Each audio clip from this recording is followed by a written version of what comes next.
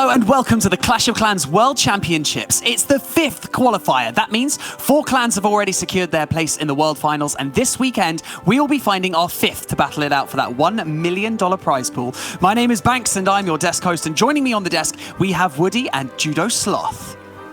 That's right, Banks! The final month is here! We've only got 2 more golden tickets to hand out, and today promises to be some amazing matches. We've got grudge showdowns between clans that have faced off against each other in the past, but only one team moves on this month, Judo.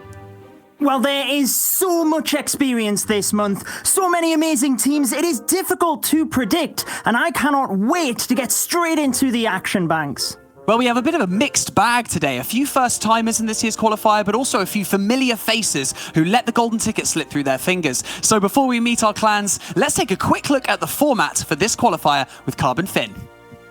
Welcome to the Clash of Clans World Championship. We have the top 8 teams from around the world ready to compete for their chance at the golden ticket to compete in the World Championship. During the first day, we had divided the clans into 2 groups, A and B, 2 from the in-game Clan War League and 2 from the ESL play. On day 1 and 2, we are going to be playing the double elimination group stage.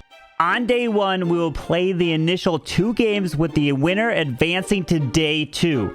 But the losing clans will face each other in a second chance match for elimination.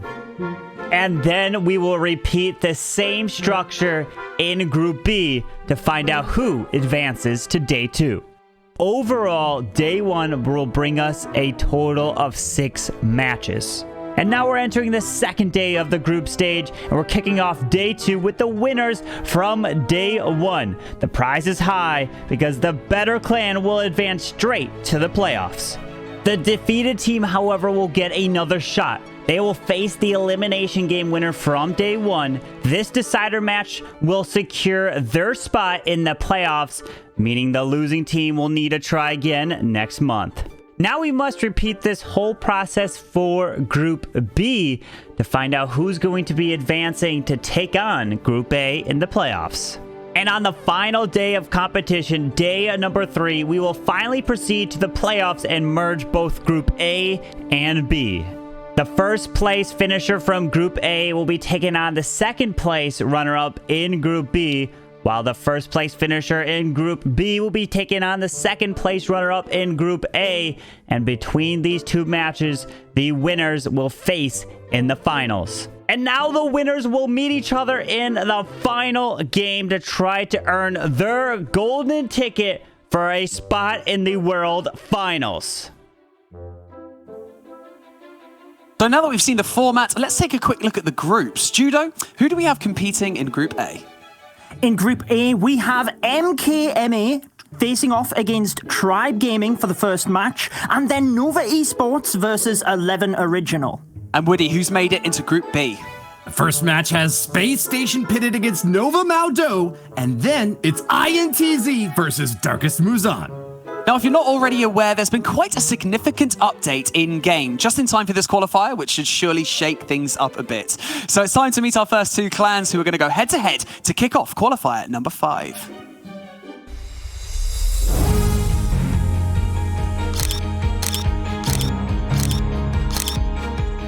Welcome to the Clash of Clans World Championships qualifier number 5. Could you please introduce yourself and your team? 大家好，我是杨娃娃，我来自 M.K.M.A 中国队，非常荣幸能参加这次的约赛资格赛。So how do you decide which base will be attacked by each of your teammates? Does it depend on your players' abilities, or is it just more about the order, you know, who goes first and who goes last?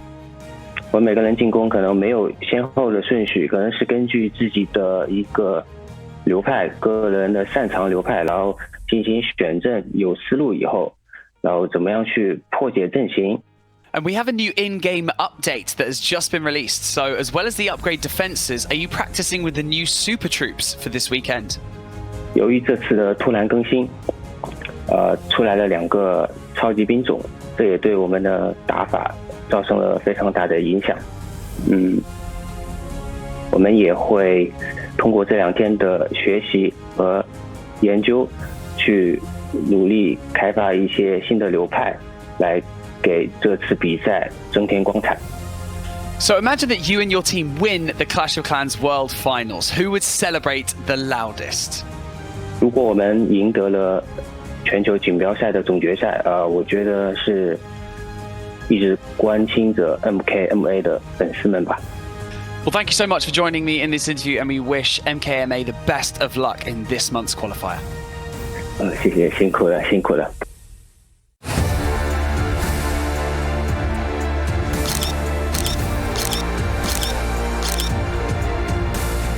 Welcome to the Clash of Clans World Championships 5th qualifier. So can you please introduce yourself and your team?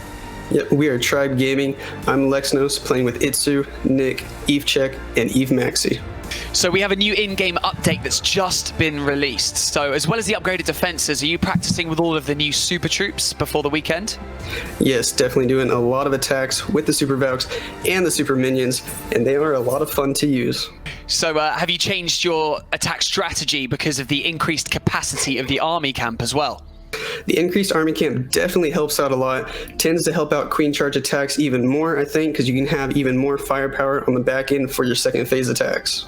So what's your biggest accomplishment so far as a Clash of Clans player? Biggest accomplishment so far as a Clash of Clans player is getting the opportunity to play at the professional level with all my friends, with all the support from them, and just being able to have a lot of fun while doing it. So yeah, like you've already mentioned, you've been in the semi-finals twice so far in these qualifiers this year. So what aspect of the team's gameplay have you been working on to make sure that you can punch the golden ticket this time? We've been really working on our defense in order to hopefully get through the semifinals, where that happens to be just our bad luck round for some reason. And I think this time we're finally going to make it through. Well, we're really looking forward to seeing you and Tribe Gaming in the qualifiers this weekend, so good luck. Thank you. So what we've seen in the previous qualifiers so far that's benefited the clans significantly is momentum. Either flying out of the gates or that riskier journey from the lower bracket, but that can give you an extra push towards the finals. So Judo, what's your prediction for this war? Well, I would like to think that Tribe Gaming, having the experience of 2 qualifiers this year, would get the victory, but M.K.M.A have got a stacked roster and bags of experience themselves. And Woody, we have 3 clans from China, the top 2 German clans, a forever qualifying Nova Esports team. The list goes on. Is this our most stacked qualifying lineup so far? It certainly is, but when you stack it this high, something's going to tumble off the top banks. Tribe Gaming has been in this position many times before. They're a bit of a wild card, sometimes putting up huge 13, 14-star performances and kind of sometimes disappointing with only 11. It's going to be up to them this time to keep consistent against an M.K.M.A army that, as Judo just said, has got a lot of really skilled attackers, notably XC, one of the world champions from last year, is here to defend his title. First up attacking, though, is going to be Nick from Tribe Gaming. Judo? Nick will be using the lightning spells into Lava Loon. He has already taken out one of the Expos and the scatter shot. Now remember, we do have an extra 20 troop capacity due to the most recent update. And I, for one, Woody, am very intrigued whether we will just see the same attacks we have seen in previous qualifiers, but with more troops, or whether we will see exciting new strategies. I'm sure we are set to see both of them, in fact.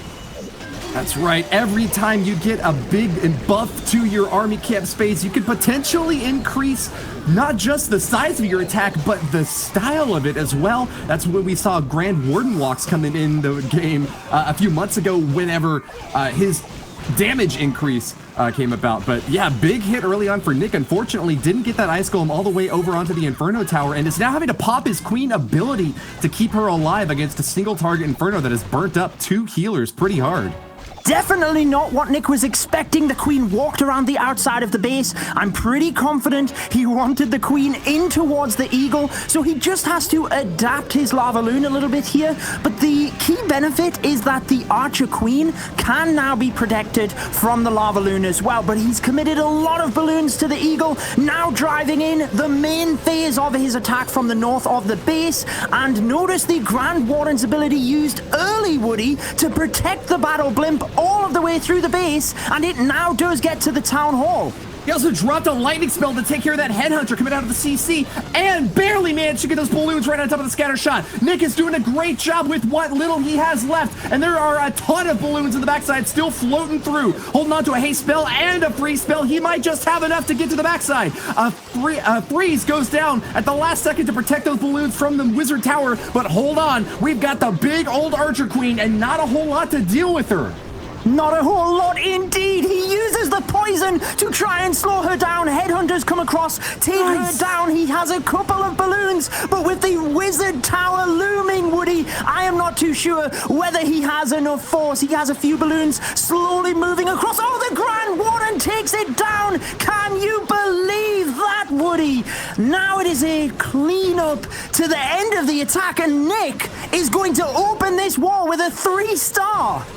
Awesome job for Nick. I was a bit worried about that Lava Hound distracting his forces. The pups are still slowing things down a bit, but he's got 13 seconds left and quite a few balloons, pups, and minions all around the map. A single Seeking Air Mine is not enough to deny the triple, and Nick from Tribe Gaming puts the first 3-star on the board. Wow, it got very close down towards the end, but that is the benefit of having just a couple of balloons able to really do high damage onto the big HP buildings, such as the Clan Castle. Now, a key part was getting the battle blimp to the town hall, as you see, taking that down early and ensuring that the balloons were able to just finish off. The perfect start, Woody, for Tribe Gaming. And you see how few hit points remain on those balloons that pathed over the scatter shot in the center of the base. Protecting them with a life over aura from that Grand Ward might have just made the difference between a 3-star and a 2-star fail. Getting that scatter shot down was so crucially important and really puts KLY's feet to the fire. The next attacker from M.K.M.A. moving on in with another lava loon hit. Seems to be one of the favorites from the pros now that they've got a little bit more space in their army camps. Haven't seen the 2 new troops yet, though, the Super Minion and the Super Valkyrie. We got a little bit of a sneak peek at what the pros might be doing with those in the warm-up matches yesterday, but not yet deployed in this round, Judo. Yes, I'm pretty confident we will see them at some stage, but I am intrigued that we have seen Lava Loon attacks to kick this one off. Now, the Barbarian King, Woody, just took out the single target Inferno, which was perfect. Now we have the Royal Champion taking out another one of the Infernos, and this is more of your hero dive opening. So just using the heroes to get value, create pathing, and can he get the scatter shot here as well? I'm not too sure. The Queen could step up. If she takes the scatter shot, then that could be huge. It's not going to happen. Lures the CC, though, which was not intended, and now has to adapt. Keep an eye on the headhunters. They could move across to the Grand Warden once deployed. And you're seeing the power of those super minions on the backside, paired up with those headhunters and a Seeking Air Mine. They have popped down the Stone Slammer far on the exterior of the base. They'll be able to take down a scatter shot with that, but KLY has lost a lot of his forces early on. These balloons, though, are getting a lot of warden protection. One Lava Hound out in front to soak for them. The others have popped over on the right side corner. Eagle Artillery is pounding away at these forces, but KLY is not giving up. Pops the Grand Warden Eternal Tomen without any air sweepers to worry about. He is on track to victory. Has still got a skeleton spell to use on the backside, maybe for this Grand Champion. But yeah, there pops it right now. Royal Champion going down, and the last line of defenses are being burnt up, but less than a minute for cleanup, Judo. The skeleton spell was perfectly placed, but with a lot of balloons, he just has to close out the wizard tower, Woody. It is doing a lot of work. Maybe we will see a red air bomb here. Not quite on defense. The wizard tower will go down, but the balloons are so little in health that the archer tower and the Tesla can take them down very quickly here. There's still a dragon at the north of the base. The Archer Queen altar is the main thing that could cause the time fail here. Balloons will get the Tesla. They move on across, and can he do it? It's looking promising. It might be the responding 3-star, but it is all about time. He's got to get the Archer Queen altar, Woody. That defensive Barbarian King is a brick wall, defending and stalling out the last remaining attackers. KLY has got a long way to go. That Archer Queen Blitz standing, 3 seconds left. The minions make it, fire away, and without any time to spare, KLY ties it back up 3-3, Banks. And that is how you open up the 5th qualifier of the World Championships. What an incredible first 2 attacks. Nick just managing to, both of them just managing to clutch up that 100% 3 stars, which is exactly how both teams wanted to kick off today, Woody. Wow, what a showing. And take a look at this replay. The early entry into the base went a little bit dicey, but hey, just like horseshoes and hand grenades, close enough is good enough in this early hit from KLY. The cleanup at the end coming in overwhelming. Even those upgraded Archer Towers and Teslas were not enough to stop this air raid. And finally, we're going to get a chance to go down to the ground, Judo. We're moving back in with Yetis and Bowlers. INTZ stepping up, starting out with the Queen Walk, pulls a couple of the Clan Castle troops. You might have noticed in the previous attack, these super minions on defense can be very good against the Queen Walk, and here they come, Woody, alongside the Headhunters. That is going to force a couple of spells. There is the Poison spell, needs to use a freeze spell onto the super minions as well. That is the key benefit to using these super minions on defense, is that you have to ensure to use a spell to get through them, so it forces 2 spells from the opponent. Headhunters and super minions really dangerous for a Queen Walk, and that's gonna slow INTZ down a bit early on. Took him 45 seconds to deal with that top corner, but he's getting a lot of value from this Queen Walk. Doesn't get her to go inside the compartment just yet, but that's exactly what he needs.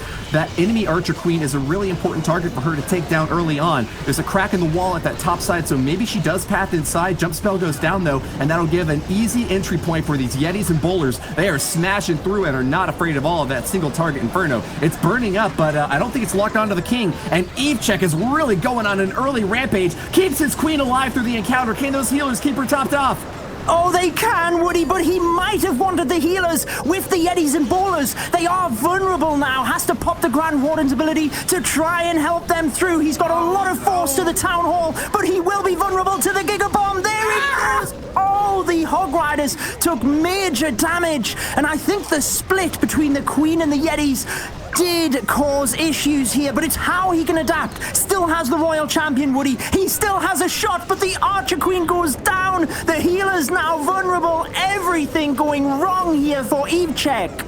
Bacon should be fried, not flash frozen. That huge Giga Bomb going off from the Town Hall slowed down the main force of the attack, and without the Archer Queen to back it up, INTZ is running into a lot of difficulty on the other side of the base.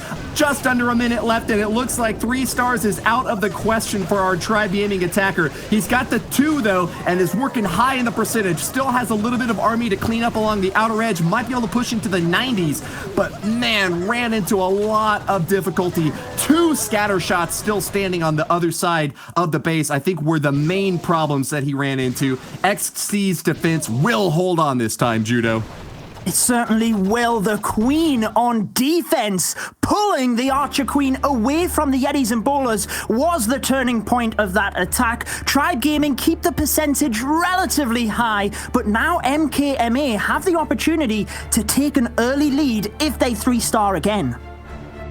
Not an easy ask, especially when they barely pulled it off in their first attack, but hey, we have seen some really incredible hits from these players before, and next up is someone you will remember. Touhou has been #1 in the Legendary Cup tournament twice, picking up 6,463 and then later 6,672 trophies. This guy has got so much competitive experience. It's impossible to overstate his effectiveness, but will he be able to get that triple when it matters most? It's all fair in love and war, and any given Sunday can see a big swing in performance one side or the other. He's bringing the super minions this time, and we might finally get a chance to watch a triple in action with these new troops, Judo.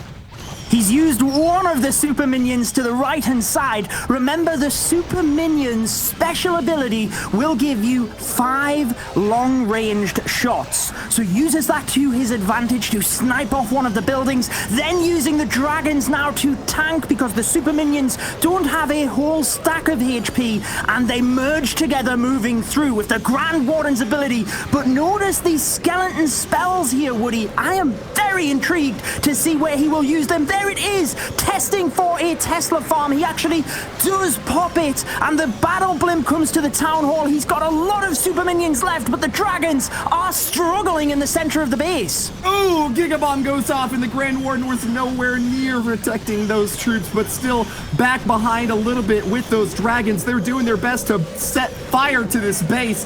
Touhou is going all the way to the top corner now, but a single target Inferno and an air defense still stands tall, trying their best to defend against a force that is just furiously fighting to the last. The blast free spell goes off, and that's going to be their final opportunity to take it down. 2 hero abilities left. The King and the Queen are ready to pop them off, but they need to finish off this single target Inferno right now, Judo. Oh, they do! You can see the strength of this attack, and he still has the King and Queen abilities, which could be the savior, trying to use the skeleton spells to distract the single target Inferno and the air defense. It worked, but they took down the dragons and minions. The King and Queen will celebrate, take down the final buildings, Woody, and it will be the 3-star for M.K.M.A. Banks. Yes, M.K.M.A. pull ahead of Tribe Gaming in the opening war of the day. An incredible performance there from Touhou, managing to drive his way through that entire base. An unfortunate turn of events there for Eve Check when he was doing his attack.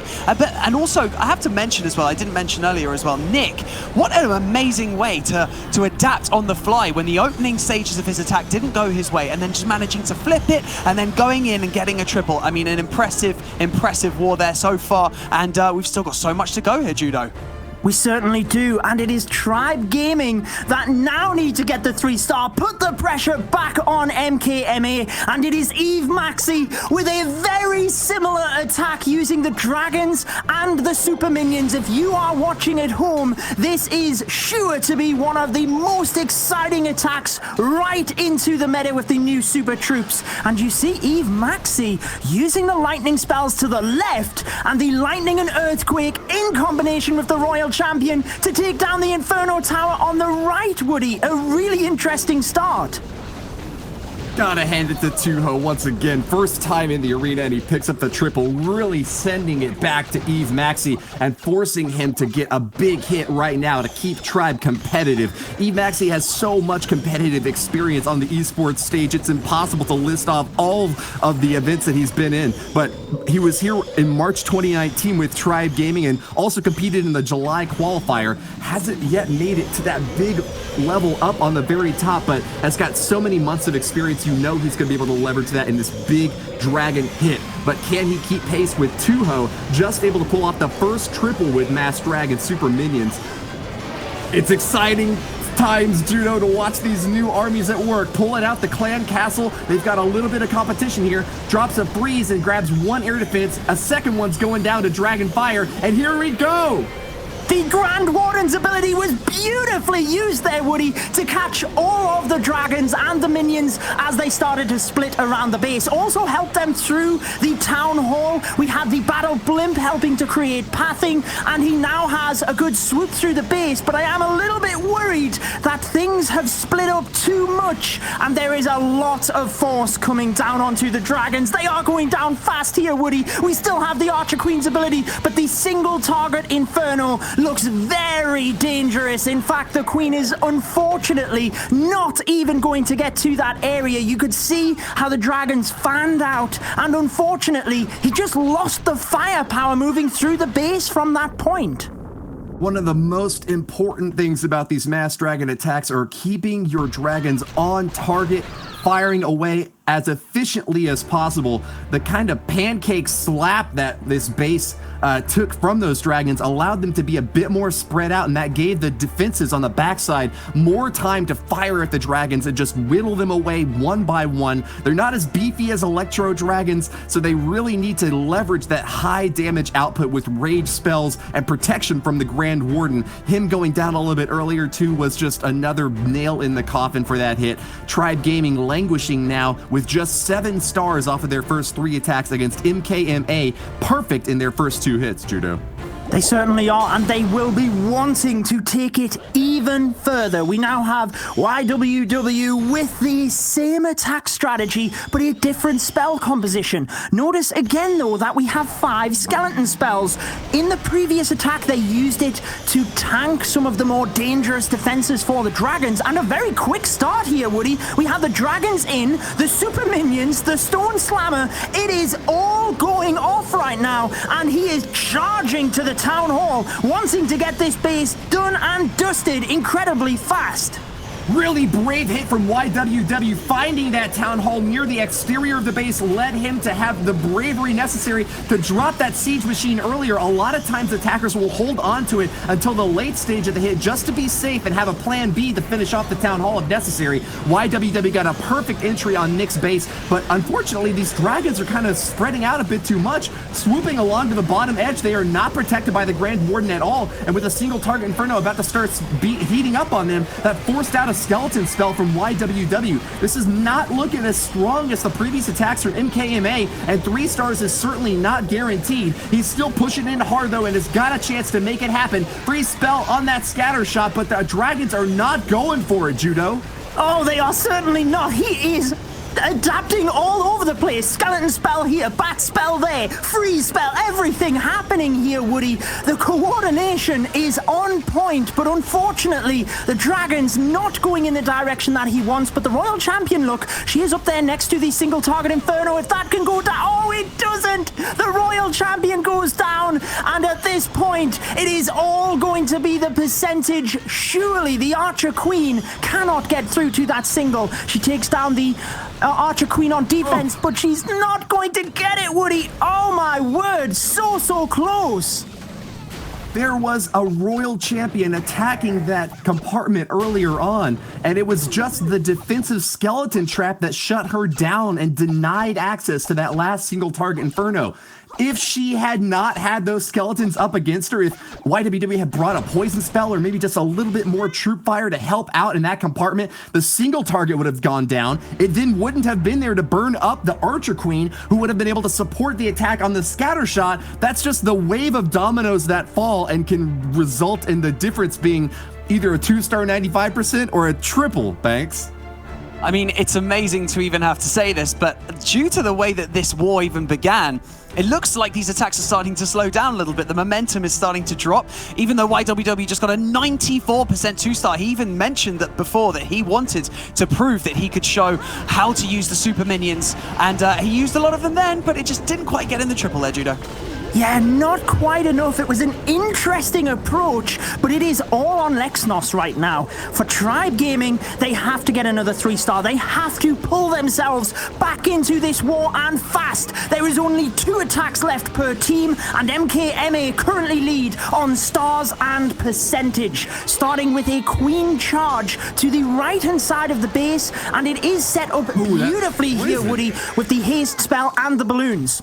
Poison misses the CC troops, though, having to drop it onto the super minion. It's not going to be able to clip onto the headhunters out front, and that Archer Queen's taken a ton of punishment, forcing out a second free spell now to try to deal with these troops. She's firing away on skeleton traps in the front end, but the headhunters are still locking her down, and that is a third free spell on the CC troops. Lexnos has dropped all of his freezes just to deal with the CC defenses for YWW, holding up strong and firm in the first stage of this hit, Judo.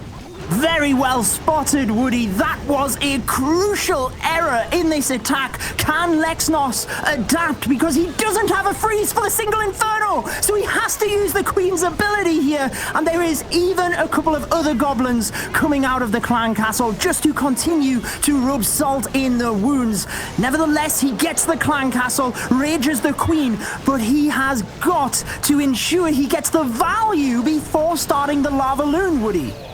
He's got a lot heading up against him. He spent so many spells early on, but hey, he's got the job done. It was a Pyrrhic victory, but the forces from the right end have knocked apart that entire corner.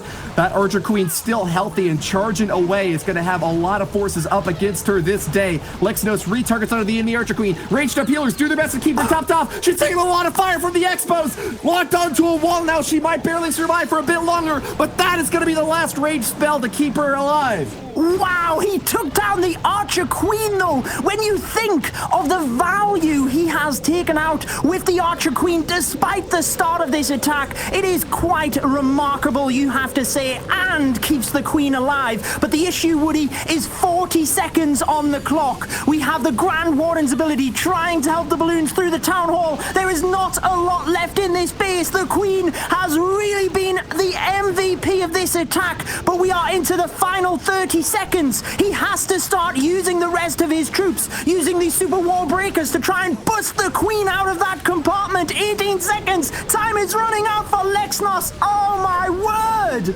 This is a disaster for Queen Walk attacks. Lexnos used so much to keep his Bay alive, but Archer Queen was too slow in the end, running out of time now with plenty of troops on the board, but not enough to get the cleanup finished off. 88% for Lexnos is going to be a tearjerker for fans of Tribe Gaming, as their fourth hit leaves them with just 9 stars, Judo. It does, and it really leaves the door open for M.K.M.A. now. If they were to get a 3-star, it is very much their war to lose. But Lexnos, give him his credit. He kept the Queen alive in the most difficult of situations. But the defense of M.K.M.A. proving costly again for Tribe Gaming. You can see the super minions on defense were indeed very powerful as well. Next attack, as we are not holding back. M.K.M.A. from M.K.M.A. might be the attacker to save the day for his squad. Just a triple here will put them so far ahead that it will be almost impossible for Tribe to come back at that point. He's brought another aerial assault strat using those mass drags, but has eschewed the super minions, instead going for super goblins to help funneling on the early stage of this hit. He's pulled out the CC troops, 3 super minions coming on in, and that Barbarian King is going to be left in a lurch, unable to hit those guys up top. It's just going to be the poison spell to tick away at them, Judo.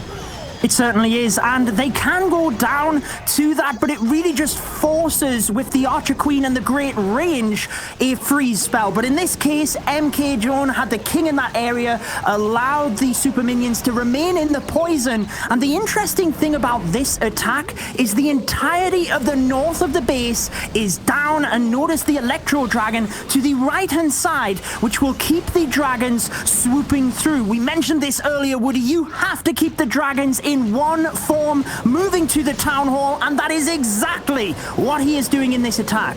That is perfectly analyzed, Judo. That Electro Dragon hopefully is hanging on to the outer edge. Will keep those dragons in the interior, but no! He has not done his job. A bit too slow and shutting down those defenses a bit too late. M.K.M.A. has instead had his dragons move all the way to the outer edge. They'll lock on now to the town hall, popping it down for the 2-star, but it is going to be a long haul, making it back to the interior. Defensive Archer Queen about to lock onto these dragons as soon as they wander a little bit closer into range, and there they go. Freeze spell is down to shut her out of contention, but this Grand Warden has already used his ability. We only have the Royal Champion and Archer Queen on the back end for the remaining cleanup attempt, and there's a lot left to be done in only 1 minute, Judo.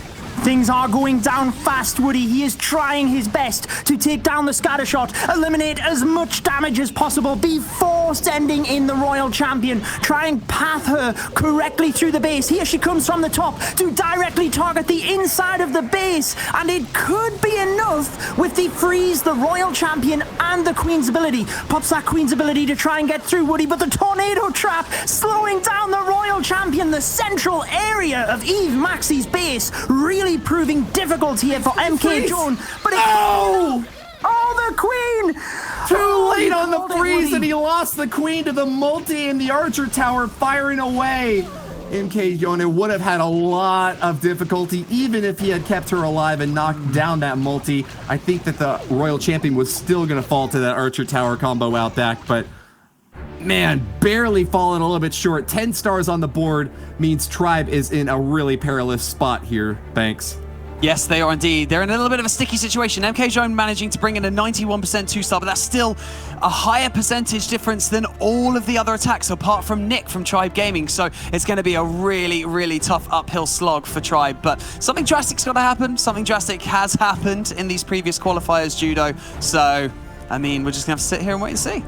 Yes, it is certainly an uphill battle for Tribe Gaming. They have to get a 3-star on the board, and then they have to hope for a very low percentage 2-star from M.K.M.A. But all they can do is concentrate on their attacks. So it is I2ZU with the lightning spell and the earthquake alongside the royal champion to take the single down incredibly fast, Woody. And we do have the dragons and the super minions for this attack.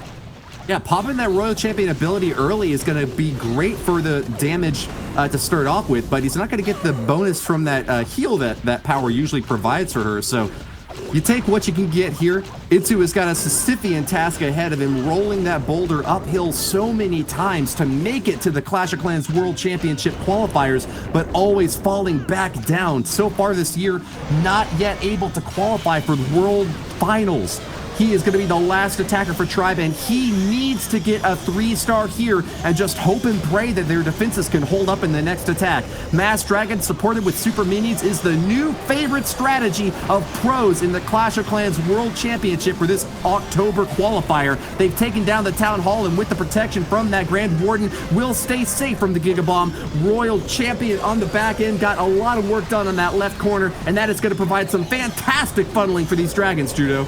It certainly is, and the Grand Warden's ability kept all of them alive through the Town Hall. The heal spell is a very good choice because it means that the dragons and the super minions can benefit from that. And through the center of the base, the dragons now start to fan out. This is where it gets a little bit difficult, but most of the dangerous defenses are down, Woody. He still has a lot of dragons, a lot of super minions. It could happen here for I2ZU, but I think it is going to be a close one.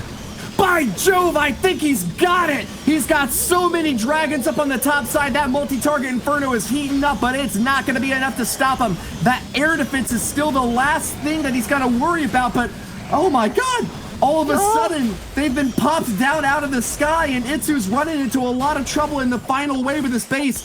A flying Grand Warden is no match for the air defense, and with one last little bit of he's pushing as hard as he can into the last bit of base. But I2ZU, with 90% on the board, has not got much of a hope with just a dragon left.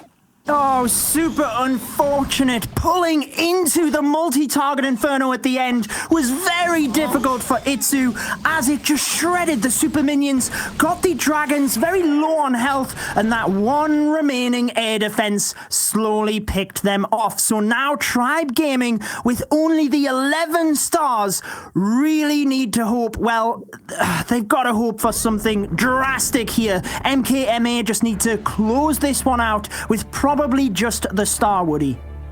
Do you figure he was hoping to use the free spell on the air defense, Archer Tower, and multi-inferno and missed it? Or are they too far apart in that little bottom compartment? I'm not sure if you remember or if they'll show us on the replay, but it was a really tricky spot at the last few moments, and it seemed like it might be just barely possible to clutch a triple, but I don't know. Was he dead in the water, Judo? Yeah, I think he probably just wanted to get as many dragons to that area and surround it, because if you can be super efficient at the start, then you can often just overpower the end of the base, and I think that's what I2ZU was planning for. But who else for M.K.M.A than XC? He took part last year in the World Championship final and won the entire thing with Nova, so if anybody can really set this one home, get the victory, surely it is XC, Woody. XC only needs a 2-star to triumph over Tribe. A big old Tesla farm out the bottom corner is going to prevent him from getting that early entry that he was hoping for, but it's probably good news for him. Knocking down those Teslas will mean that he doesn't have to worry about them on the backside, especially since he's using Hog Riders, doesn't want them distracted and fanning out differently from what he had intended. So early stab in here. I guess that those Teslas were meant to try to block a Queen charge at the bottom. What do you think?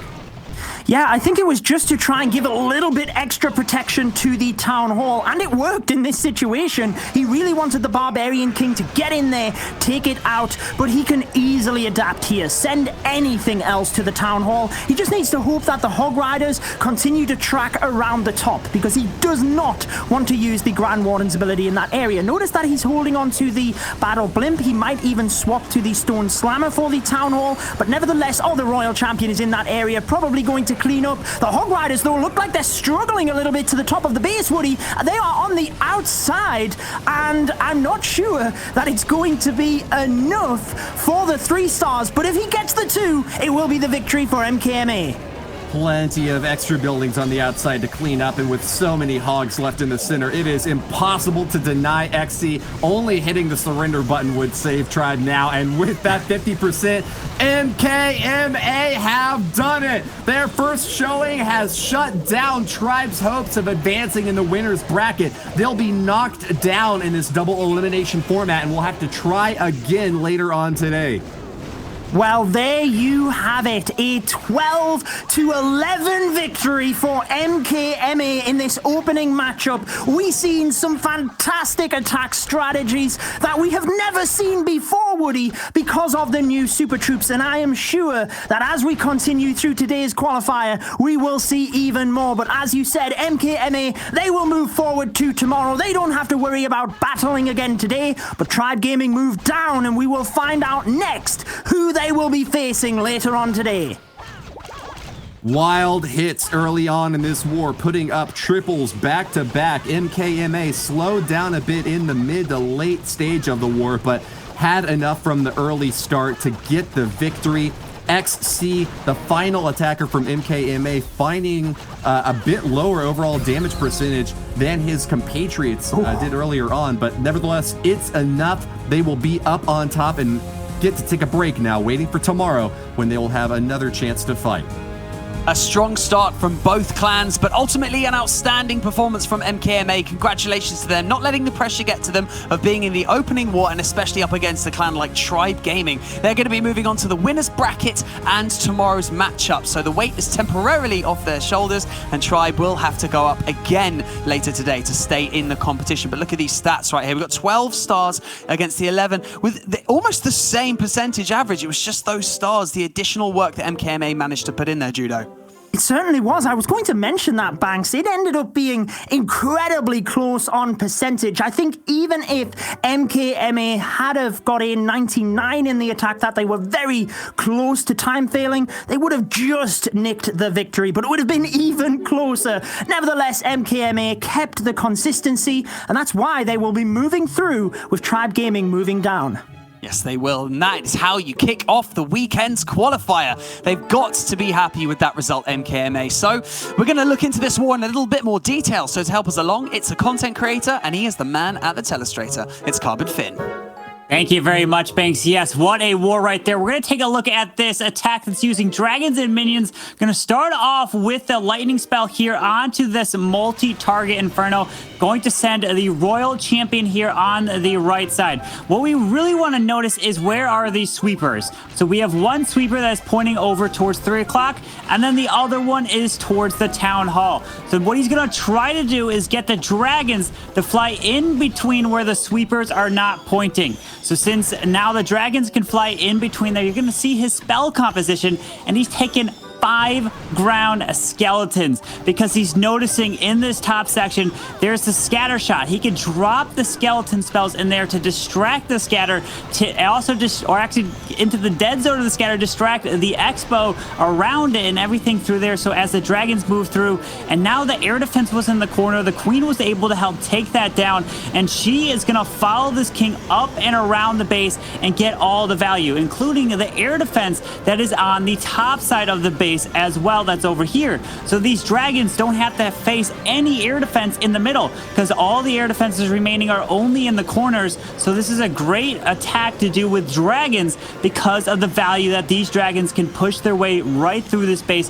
And now he's just using the skeleton spells, and the rest of these spells kind of distract the defenses as he's pushing his way through. Has another free spell to use, which he's going to end up using it at the very top side onto that single target inferno. But look at these super minions. They're following behind these dragons. I guess, what are we kind of calling this attack strategy? Like the air hybrid? It's not like the ground hybrid, which has hogs and miners in it, but this has dragons and these super minions. And this beautiful thing about the friendly challenge, or the friendly wars, you can use these super troops. You don't have to have them unlocked there. And so here's the king and queen ability towards the very end, and very nice. The dragons were able to overwhelm this one right here. And M.K.M.A. going to be advancing here to the next day, and Tribe is going to be playing on later today to try to stay alive here in the 5th qualifiers. Now we're going to be getting ready for the next war here today.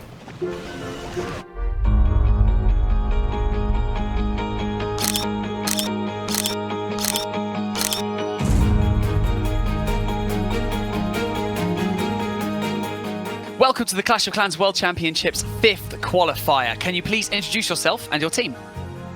Hi, my name is Tomás. My team is Nova Esports, and we are fighting for the golden ticket. So how do you decide which base will be attacked by each of your teammates? Does it depend on abilities, or do you just have a specific order? So this person starts and this person goes last. Definitely, it depends on the abilities of each one, but we know that React, for example, will attack last. So we have a new in-game update that's just been released. So as well as the upgraded defenses, are you practicing quite a lot with the new super troops?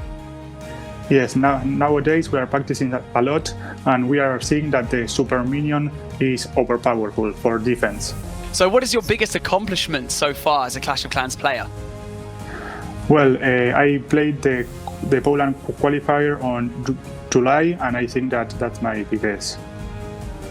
So who do you think is the favourites to win the tournament this weekend?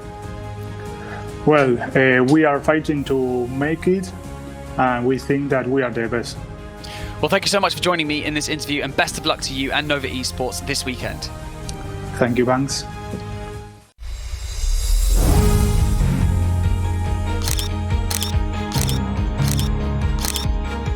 Welcome to the Clash of Clans World Championships qualifier number 5. Can you please introduce yourself and your team? Hello, my name is M.K.M.A from 11 Original. Together with Knowledge, Pasi, Yves Kartoffel and Yves Mark, we are representing 11 Original in this qualifier. So who do you think is the favourite to win the tournament this weekend? Oh, this is hard to say. I think this qualifier is the most stacked one. Every team can win this cup and or this qualifier. I don't know if I have a favorite. All teams are great. Yeah, but I hope that we can compete with everyone there. Well, we've had an opportunity to already see you guys in the qualifiers this year so far, but obviously the golden ticket is just out of grasp those times. So what have you mainly been focusing on to improve for this qualifier? In the first 2 qualifiers we were in this year, we had a great performance in the group stage. Unfortunately, we got taken out in the semi-finals both times. Yeah, so in this format, 5v5, 1 hour war, it's highly recommended to put everything in this 1 hour. So yeah, if you make 1 or 2 mistakes at least, you can lose everything. And yeah, the last 2 times we lost it in the semi-finals. We hoped that we can do better this time. Well, thank you so much for joining me in this interview, and we wish you and 11 Original the best of luck in this month's qualifier. Thanks a lot, and yeah, let's go, Eve. Thank you so much, Carbon, for breaking down that opening war. Now, before we continue, we have 2 casters now joining us at the desk. He's a Mohawk wearing, a base tearing, Clash bashing, and she's just the jinx that keeps on jinxing. Lady B and Bash, welcome to the desk. B, I'm going to start with you. Who do you think we should look out for in this next war? I think this is going to be a tough one, and really it's going to be anyone's wars. We have seasoned veterans from both teams here. Nova Esports having played 4 matches and in the qualifiers, and this is Eve's 3rd match. But the one thing I'm curious to see is the addition of Tomás. He came from Nova Imperium, and he could eventually be leading the team to victory. Well, it's time to jump into our second match of the day, and it's 11 Original versus Nova Esports. Let's go, Bash.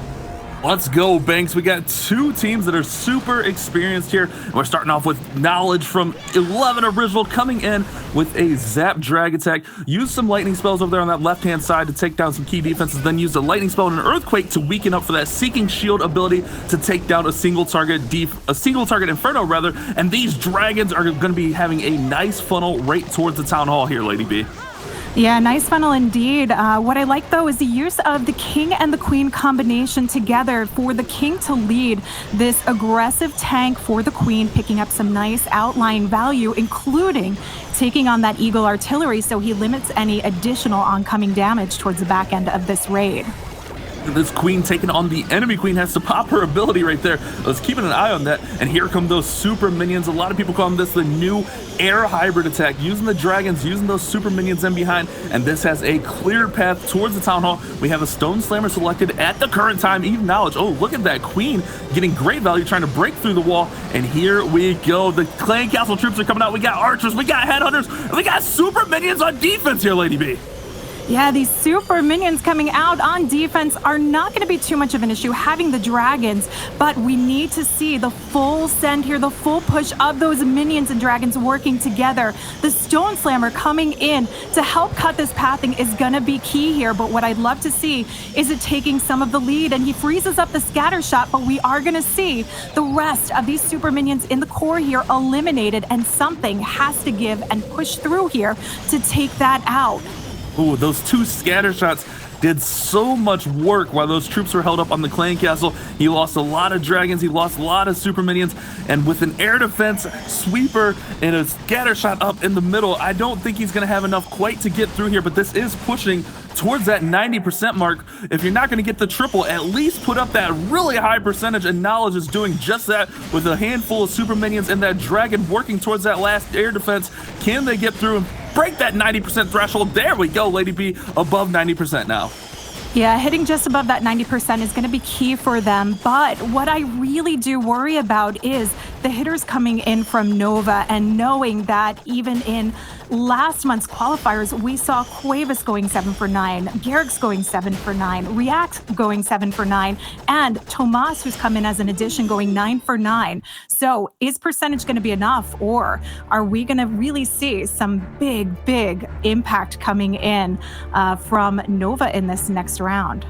And as we kind of spoke to earlier, these two teams are very experienced in these qualifiers. Nova playing in so many with multiple teams. We got two Nova teams in this qualifier alone. So Nova very experienced, and they're going to look to bring the pressure as Garrix is going to come in with a dragon attack of his own right here. It looks like we got mass dragons with some super minions there. So another what we're calling air hybrid dragons and minions. Going to use that quake and lightning spell to weaken up that single target inferno, and the Royal Champion should be able to come in here and take it down with her ability.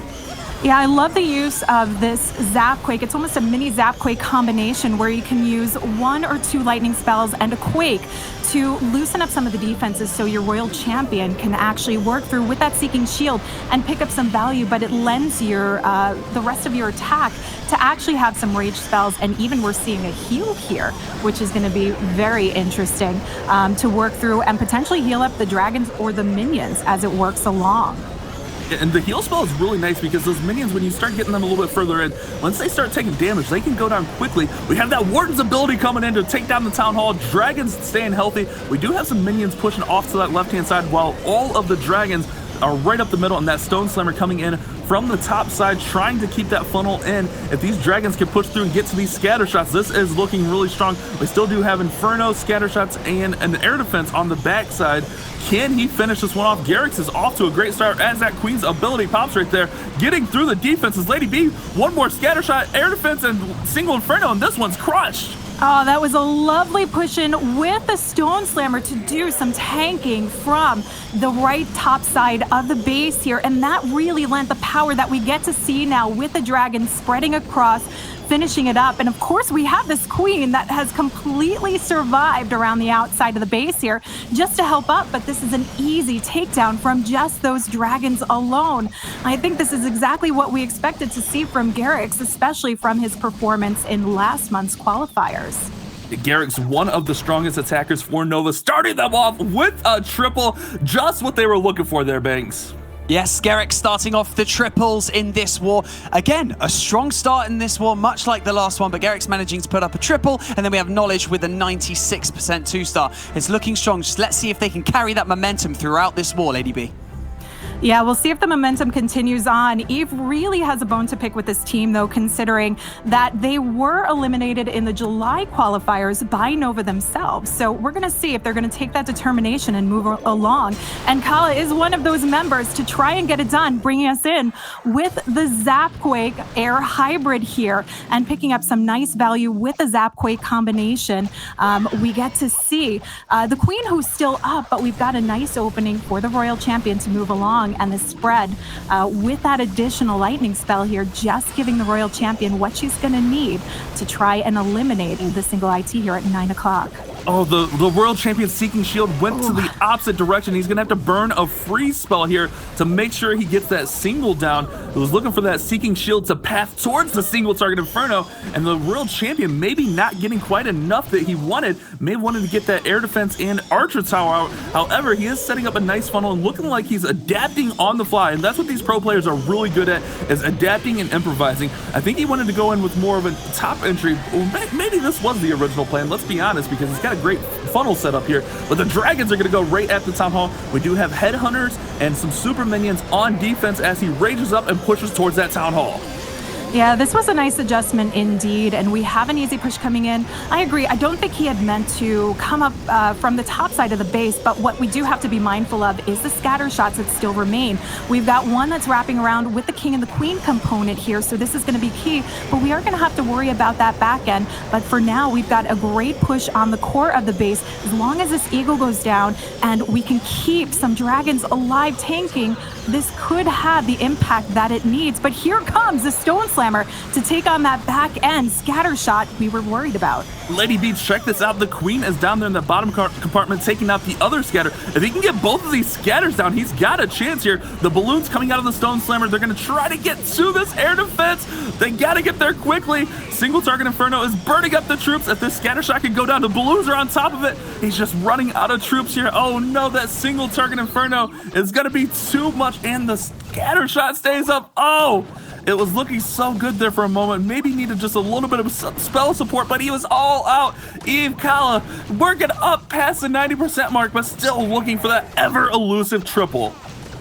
Yeah, that ever-elusive triple seems to be what it is so far with these two attacks coming in, but will 11 Original be able to hold some defense? I think that's what they're going to have to hope for at this point and turn around with the rest of the team coming through, but we still have a few key players that they've talked about as teammates that they're expected to see come in as their clutch hitters, including Pazzi, who's newer to the team here, and we're going to have to see if that's going to pay off for them with some of the team adjustments that they brought in this month. 93% two-star, still very respectable, but with Nova out to that hot start with a 3-star to start off the war, if Nova could put up another 3-star here, this is going to look really, really tough for 11 Original. This was a really interesting attack here from Eve-Kala. I thought that the World Champion Seeking Shield was going to go the way he wanted, but man, he had to adjust and use a freeze spell. If he maybe had that freeze on the back end, it could have been enough to help him get through the base, but having to use that freeze spell to help the World Champion get the value he was looking for may have cost him the 3-star there. But we're going to have React coming in from Nova Esports, and it's looking like we're going with some Zap Lalo, although I do not see any earthquakes in here. This is going to be pretty interesting. What do you think he's going to zap out here, Lady B?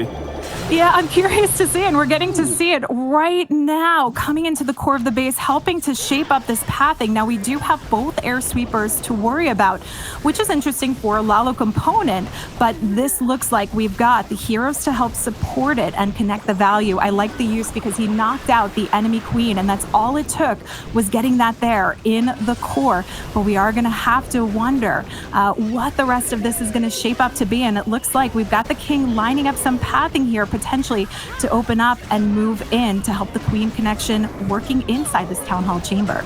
that brand new exclusive Champion King skin. I love the animation on that. Look at that flaming sword. And if you notice, when he uses his ability, the barbarians that he spawned actually have a similar sword. It's actually really wild to watch. Like, we see these defensive minions out of the clan castle, the super minions on defense being a problem as the king cannot reach them, and the queen is going to have to work in pretty far. That poison does have them down. It actually may have worked to his advantage as it pulled the queen into that compartment rather than risking her going outside, and she's going to be able to pop her ability and get the town hall down. This is setting up really nicely for the Lalo through on the back end of this base. Yeah, I always like to say that King works as a great meat shield, and this is a case as we're seeing going up against some of these super minions as well. Did a great job to lend for the Queen taking that on. And we have great pathing moving along, though we do need to see a little bit of a split here going to the Wizard Tower. That splash damage could cost him a couple of loons, except the Warden ability. Key coming in, not only keeping them safe against that, but the impact of the scatter shot. But it's the Stone Slammer here that's going to have to help lead the way. It looks like he's got plenty of loons to get this job done here. It's looking like a balloon parade, Lady B. These troops are flying through. Only thing that can stop them now is the Wizard Tower.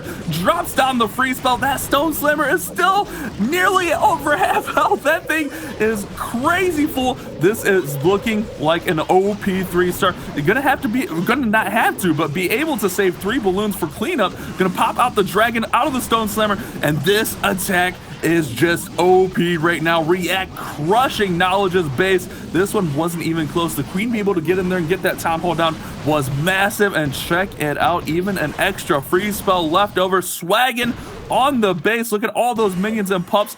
That's the 3-star that Nova Esports was looking for. They pull ahead even further now, Banks. Wow, what an attack.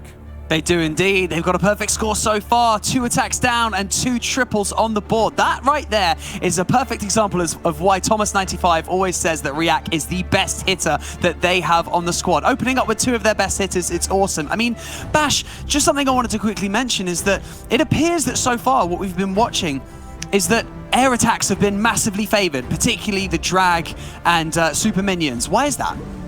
Honestly, I'm a little bit surprised we haven't seen more of a traditional hybrid with the hogs and miners. We did get that extra 20 camp space, but perhaps these pro players are favoring the air. It always seemed like pro players tend to favor air attacks anyways, but the hybrid I felt got a little bit stronger getting that extra 20 camp space, but we haven't seen that at all yet. We'll have to see if that comes in a little bit later, but we got Eve Mark coming in here with another air attack with a Queen Charge Lalo rather, Lady B. Yeah, this Queen Charge Lalo is something that we've seen Eve Mark do phenomenal work with, and if he ever needed to come around for his team, it would be right now, though they still need to hold on to some defense. At this point, it's a tough run for them, but it does start with pulling in that 3-star. Now we have, unfortunately, the Queen that dies out. This does not go the way that he had been hoping to, and he's going to have to adjust on the fly, but when you invest that much into a Queen Charge and you lose your Queen so early on without getting the invested value, this is going to be a tough turnaround to recover.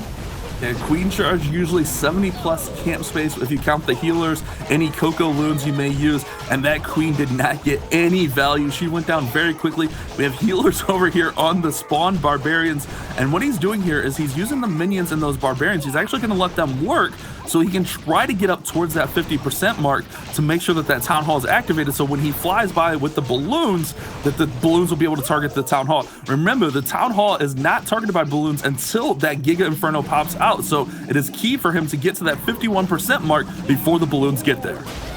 Yeah, he would also do good if he was able to get a little bit of splash drop on the damage in the surrounding outside. He does have a Stone Slammer to come in, but I like the adjustment moving along as well, especially because he's coming in from the backside of these sweepers. This was a lot of adjustment moving along, and he is going for this long haul, not only to ensure that 2-star, but to see if he can possibly pick up the 3-star along the way. But with the Warden ability already has been used here, and we're not getting any of that benefit for the loons. Ooh, this one is going to completely fizzle out here.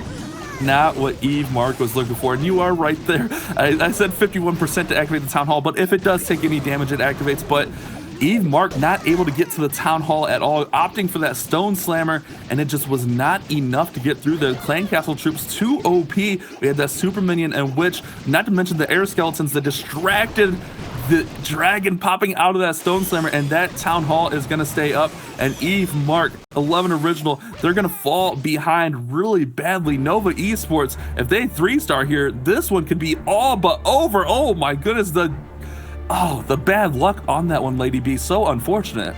Yeah, I think this is a matter of perhaps the rivalry getting to their heads at this point, and maybe just really they need to work out these nerves coming into this first match. But we'll have to see. Looking already at this point like we're going to see them moving into the lower bracket here, which is going to be an interesting component if that happens, because they'll be going up against other former teammates and this weekend's rivals, Tribe Gaming.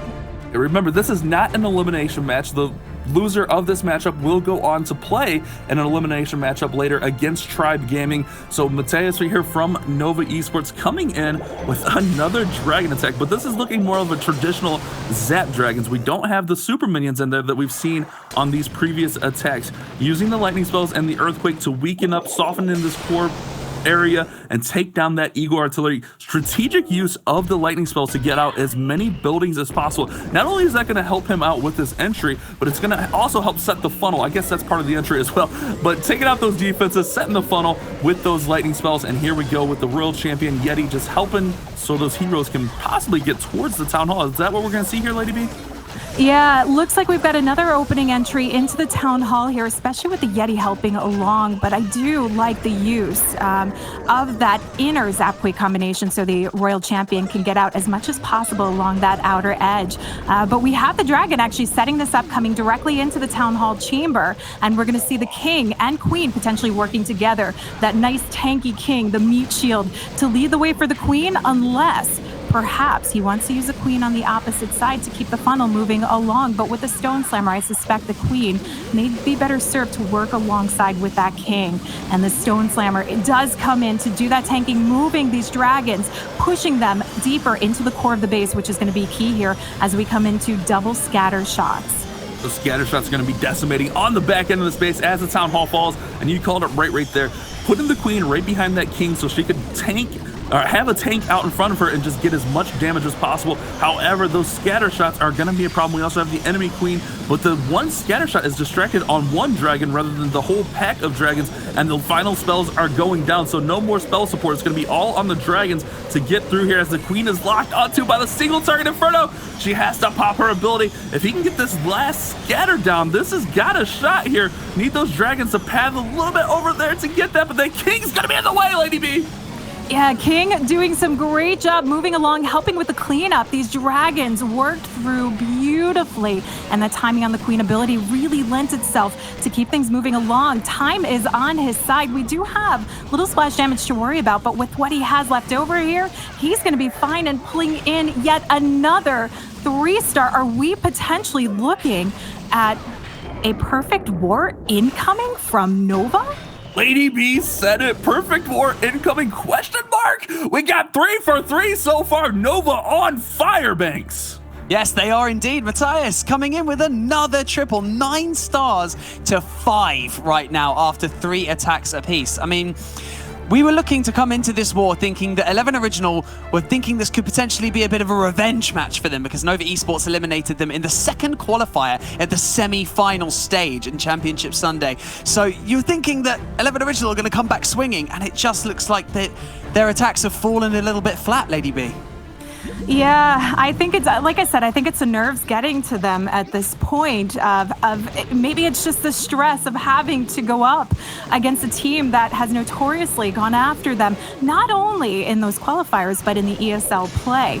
So once they shake this, maybe we could see a turnaround. But for now, we've got Kartoffee, Eve Kartoffee. This is Georg. He's been part of the 11 Original team since the start of it. He's been there for quite some time, though we haven't seen him on the World Championship front. We're going to see if this is a turnaround for their team in strength and victory, but at this point we know it's not enough for the win here, but perhaps in the lower bracket. So Kartoffee bringing us in with Bash, what you were looking to see, what you were hoping to see, and that's the actual hybrid.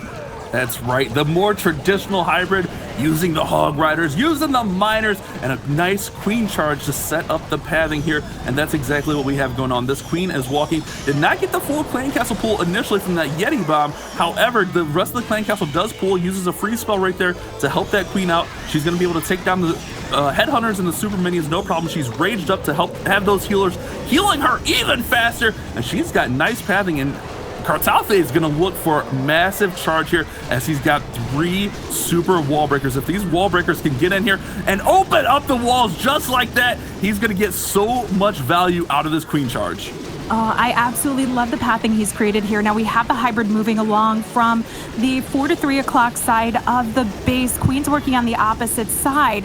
And what we saw with the blimp coming in actually sectioned off the base beautifully. So the Queen's going to keep this connection moving along, taking on the impact of the town hall. So the Warden ability can be used with a push coming in for the Eagle artillery, and it helps lead them in so the heal can be saved coming up a little bit deeper through the scatter shot, but we do have the freeze to hold it off as well. Beautifully coordinated so far, but is time going to be our biggest factor with 56 seconds left remaining on the clock and still a core to worry about? There is a lot of base remaining, under a minute and 30% of the base remaining, but these Hogs and Miners are going to work. The main issue right now is that scatter shot is not being targeted by anything except for the one Hog Rider, and the Miner comes over to help out. Can he get it down? Oh, not quite. But the World Champion still has her Seeking Shield, throws it right there. Final defense goes down, and it's all going to come down to cleanup. We got a Miner in the core working on those storages. We do have a gold storage right next to it. I don't think it's been damaged. However, the World Champion's going to come over, help out, clutch that up, and this is going to be a 3-star for 11 original. Exactly what they needed to build their spirits moving forward and keeping them on the board here against this Nova squad that's looked so strong in their first 3 attacks. Yeah, this was a phenomenal hit that we expected to see from 11 Original. I think these nerfs finally working out, and perhaps we're right. Maybe this is because we've seen Eve Kartaffe not have to go up against Nova, so he's fine going in and throwing down that 3-star. So once they shake these nerves, maybe in the next match we'll see something a little different. But for now, we've got Tomas95 coming in, and he, as I said earlier today, went 9 for 9 in last month's qualifier. I think he's a smart addition to the Nova team here based on those stats, and we're going to see if this is going to push along for what I maybe or may not have jinxed was the perfect war here. We'll have to see how that plays out. But Tomas coming in with the drag loon here. We got 11 dragons, 8 balloons, and it looks like we got, is there a clone in there? I didn't see, no clone. Just a little bit of a blimp right here with the dragons and balloons, and using that Royal Champion to support. And we'll have to see how he's setting up. This is actually setting up a pretty nice funnel. He can run those heroes or even the sneaky goblins down there on the bottom side of the base and just run the dragons right at the town hall, which we've seen on a lot of these dragon attacks. Basically just clear out 1/4 of the base and full send those dragons and balloons right at the town hall, and Nova has had great success with it, and here come those heroes to help the pathing. Yeah, we're seeing a lot more of this strategy, and I think this base is a really good example of it, though we'll see if there's any tricks up Kala sleeves to try and throw it off. But like you said, we have that nice quad set up here, and it's very easily seen in the style of this base. The Queen's working in a perfect formation along the outer edge to keep those dragons moving along into the core, and with this type of attack, the spell placement is going to be key, where you're using them, what you're holding off, raging up these dragons to push through the Queen, and that freeze towards the back end, taking on the single and the wizard tower, so the drags have this easy push moving along.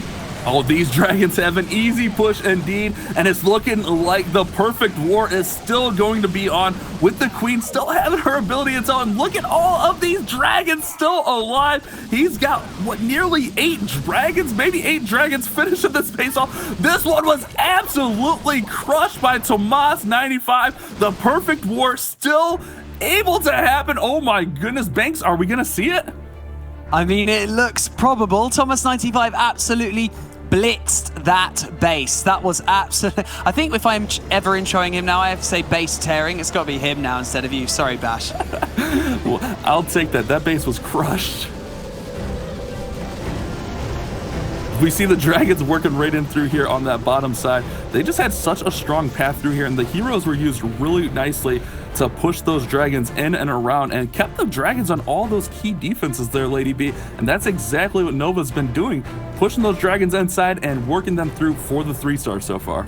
Yeah, and I think that was great base identification from Tomas there, just keeping that momentum moving along with what's becoming a very key strategy, and that's the dragon attack. But for now, we've got Pazzi coming along, another newcomer for the 11 Original World Championship team, but he is one of 11 Original's clutch hitters that most of them have actually indicated, and we'll see if he's going to be another one to try and at least bring the star count up in the end, and we'll see how he does in the next match to come. But he's bringing us along with the Zapquake Lalo, and we've got the 5-1 combination, so we know that we're not looking to take out the Eagle or the Clan Castle, since those require 7 lightning spells in them. And the Queen's working along, doing some backup work as the King tanks for her. This wall break opens up the Town Hall chamber, which I always like because it means that you can use your Warden ability later in a different part of the raid when these Eagles and Scatters are spread out. We saw those lightning spells come in as those heroes are working on the Town Hall. The lightning spells were down at the bottom of the base. Town Hall is going to fall here, and the Queen's still going to have her ability, so she's going to look to snatch up a few more defenses, and I believe he zapped out one of the scatter shots. I couldn't quite see what was down there. It was a little bit out of frame, but here we go in with the Lalo. Lava Hound and Balloons working through, starting here at that 10 o'clock position, followed up by the Grand Warden. Queen still has her ability, and we still have the Royal Champion as well. This is going to look like a strong Lalo push here from Passe from 11 Original. Here we go. The Balloons working through the middle. Can they push through and get that Eagle down and towards that Queen, Lady B? Yeah, what I like about the split up of where he placed that lightning spell, and yes, it did take down a scatter shot, is it forces the push of the Lalo into the core of the base, and he can use the Royal Champion on the outer edge, but she misses the Archer Tower. We still have the Loon Pathing. He is going to have to adjust for this, but we have the reinforcement of the Stone Slammer coming through to do the tanking, ideally for that scatter shot, but the freeze misses the scatter shot here. At very least, we see the Stone Slammer taking the lead, but the question is there going to be enough tank moving along to the back end of this base? Ooh, with that Queen and Royal Champion still up, this one is going to be tough. He did have Headhunters, but did not use them until like just now, which was a little bit unfortunate because that Royal Champion did a ton of work, and now we're going to have 2 air defenses just shooting that dragon down, and anything that's going to come in their range is going to get obliterated. Not quite a 3-star here as he works through, but unfortunately for 11 Original, they couldn't get it if they even tripled this base because Nova has been so on fire. But you want to build up that momentum. You want to try to go in to that second matchup a little bit later today with as much momentum as possible. 11 Original looking to finish here with the 10-star war as these minions are starting to clean up the last few buildings here, Lady B. Yeah, and a 10-star war, definitely respectable after that 1-star, that dreaded 1-star that happened. So nice to see their star count moving up, but they are going to have a little bit of work ahead of them. The question still remains, what are we going to see coming in from Nova now? I'm waiting to potentially see if we could get a perfect war in this. And historically, we've had 2 other teams this year pulling in the perfect war, INTZ, who we will see later today, and Alternate Attacks, the first winner to enter into the World Championship Finals, winning that golden ticket. Those were both in the very first qualifier, if I remember right, those perfect wars. So we haven't had one since. Can Nova do it? Can they make this happen? And we have a Lalo coming in here from Cuevas from Nova Esports, using some Yetis here to set the funnel. And we'll see if he just tries to just work in towards that Town Hall. Does have a jump spell, so maybe just going to try to work these heroes in and get nice value out of the Sui hero dive towards the Town Hall. There we go. King's going outside, but that's okay. He doesn't need to go inside. The Queen's got her ability. She'll be fine. She's going to have to deal with the Clan Castle troops. If he can get this Town Hall down, this is going to be a great opener, Lady B. Yeah, I like the safe use of the jump to ensure that the Queen goes in, takes on the Town Hall. Unfortunate with the King working along the outer edge, but he's going to help clear up some of the garbage structures. And the Queen, honestly, I think she's got it covered for the most part, though we don't see all of those minions quite at the start in the poison spell. Is it going to be enough to take them down, especially without the King to tank? Looks like it is indeed. And the Royal Champion now comes in to help cut a little bit more of this pathing here for the Lalo portion, which means we're going to see some nice, close and narrowed out path to get great maximum value out of these spells. That queen is a strong, independent woman, taking down the town hall, taking down the clan castle, and here we go with the Lalo working in from the top side of the base. This one does not have a lot up, still does have to deal with that enemy queen and the Eagle artillery, along with those 2 scatter shots. Here we go with that Grand Warden's Eternal Tome. If we can get through here, Headhunters are going to take down the queen, and this is looking really good. We might see a Lady B, we might see a perfect war. Queen is working through with the Lalo. Oh, I love this freeze, hanging on to that queen, holding her up. Are we going to see a dragon coming out of the clan castle? Yes, we are. Stone Slammer unleashes, dragon comes out, queen goes down, loons swarming all over the place. Look at the amount of cleanup we have to go and the time factor. This has been an utter knockout from Nova Esports. What a beautiful way to start their war for this month. They are clearly hungry for the victory after 3 previous attempts to get this golden ticket.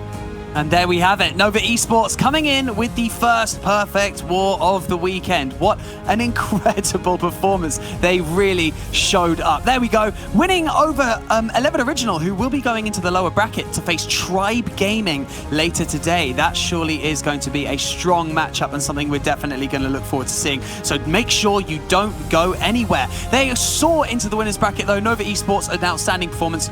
Great time to pull it out of the bag. All the previous wars, all the hard work that's gone into getting you to this stage, it means nothing if you can't show up in the live qualifier, and they definitely did. So Bash, look at that. 15 stars to 11 Originals 10. The perfect war, Banks. I wasn't sure if we would see it, but with that new camp space, Nova came to play, and there you see it. 3 stars for everyone, 100%. 11 Original is going to have to pick up moving into that second matchup a little bit later today. It looked like they struggled against those Nova bases. So Nova's going to move on to play M.K.M.A later on tomorrow, and Tribe will play 11 Original later on today. Exactly, a little bit of weight taken off their shoulders. They don't need to worry about doing any more attacks until later on, until tomorrow, in fact, sorry. Well, Nova Esports have definitely made their mark and will continue their journey tomorrow. And to see again how they did it, I'm going to hand you over to our expert, Carbon Finn, at the Telestrator.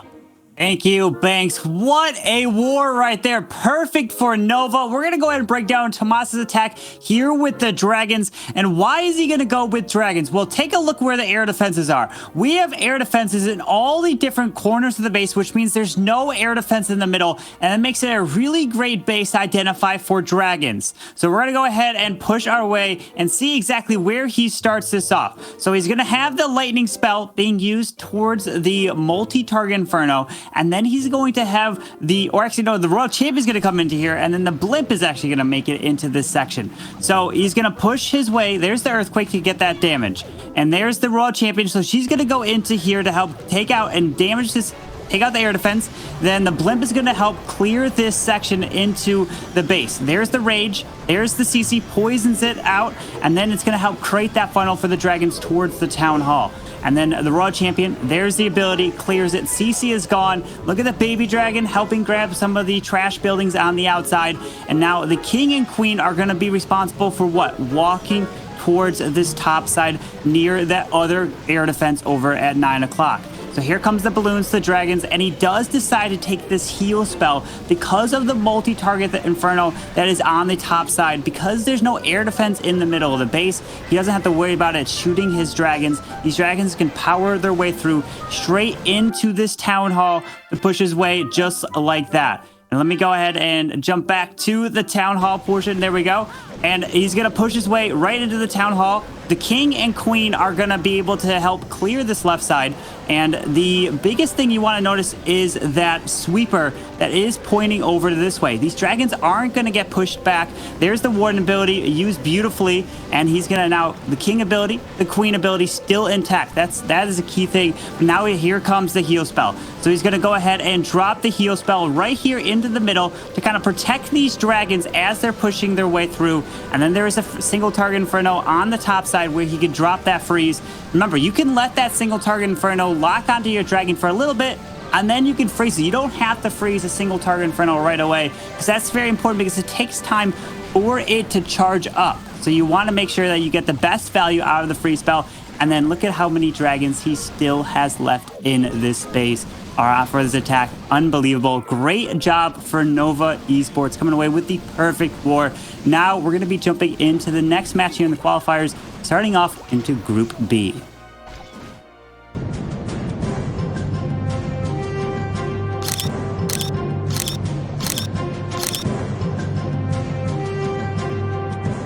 Welcome to the Clash of Clans World Championships qualifier number 5. Could you please introduce yourself and your team? My name is Jethro, and I'm from SpaceStation Gaming, and my teammates are Agent 33, JD9, Kronos, and Graticus. Well, what is your biggest accomplishment as a Clash of Clans player so far? So far, my team did win the US Mobile Open this past summer, and that's probably one of the biggest accomplishments we've had. So SpaceStation Gaming, it's your first time competing in the monthly qualifiers for this year's World Championships. So several other teams have already been here and it's kind of their second or third go at it. Do you feel like you have a chance to surprise them when they least expected it going into this qualifier? Absolutely. Like, the team chemistry on my team is out of this world, and we're definitely confident in ourselves, 100%. I feel like my team has done the most base prepping out of all of the teams that qualified. And like, offensively and defensively, I feel like we're definitely ready to go. So how do you decide which base will be attacked by each teammate? So does it depend on the player's abilities, or do you just focus on a specific order, like this person starts and this person goes last? So we usually do, we kind of help the first person go. So whoever's ready to go, whoever sees a plan first, whoever is kind of ready for that pressure moment to kind of go in first and get one for the team. So yeah, we kind of choose whoever's ready. Well, thank you so much for joining me in this interview, and we wish you and SpaceStation Gaming the best of luck in this qualifier. Thanks for having me.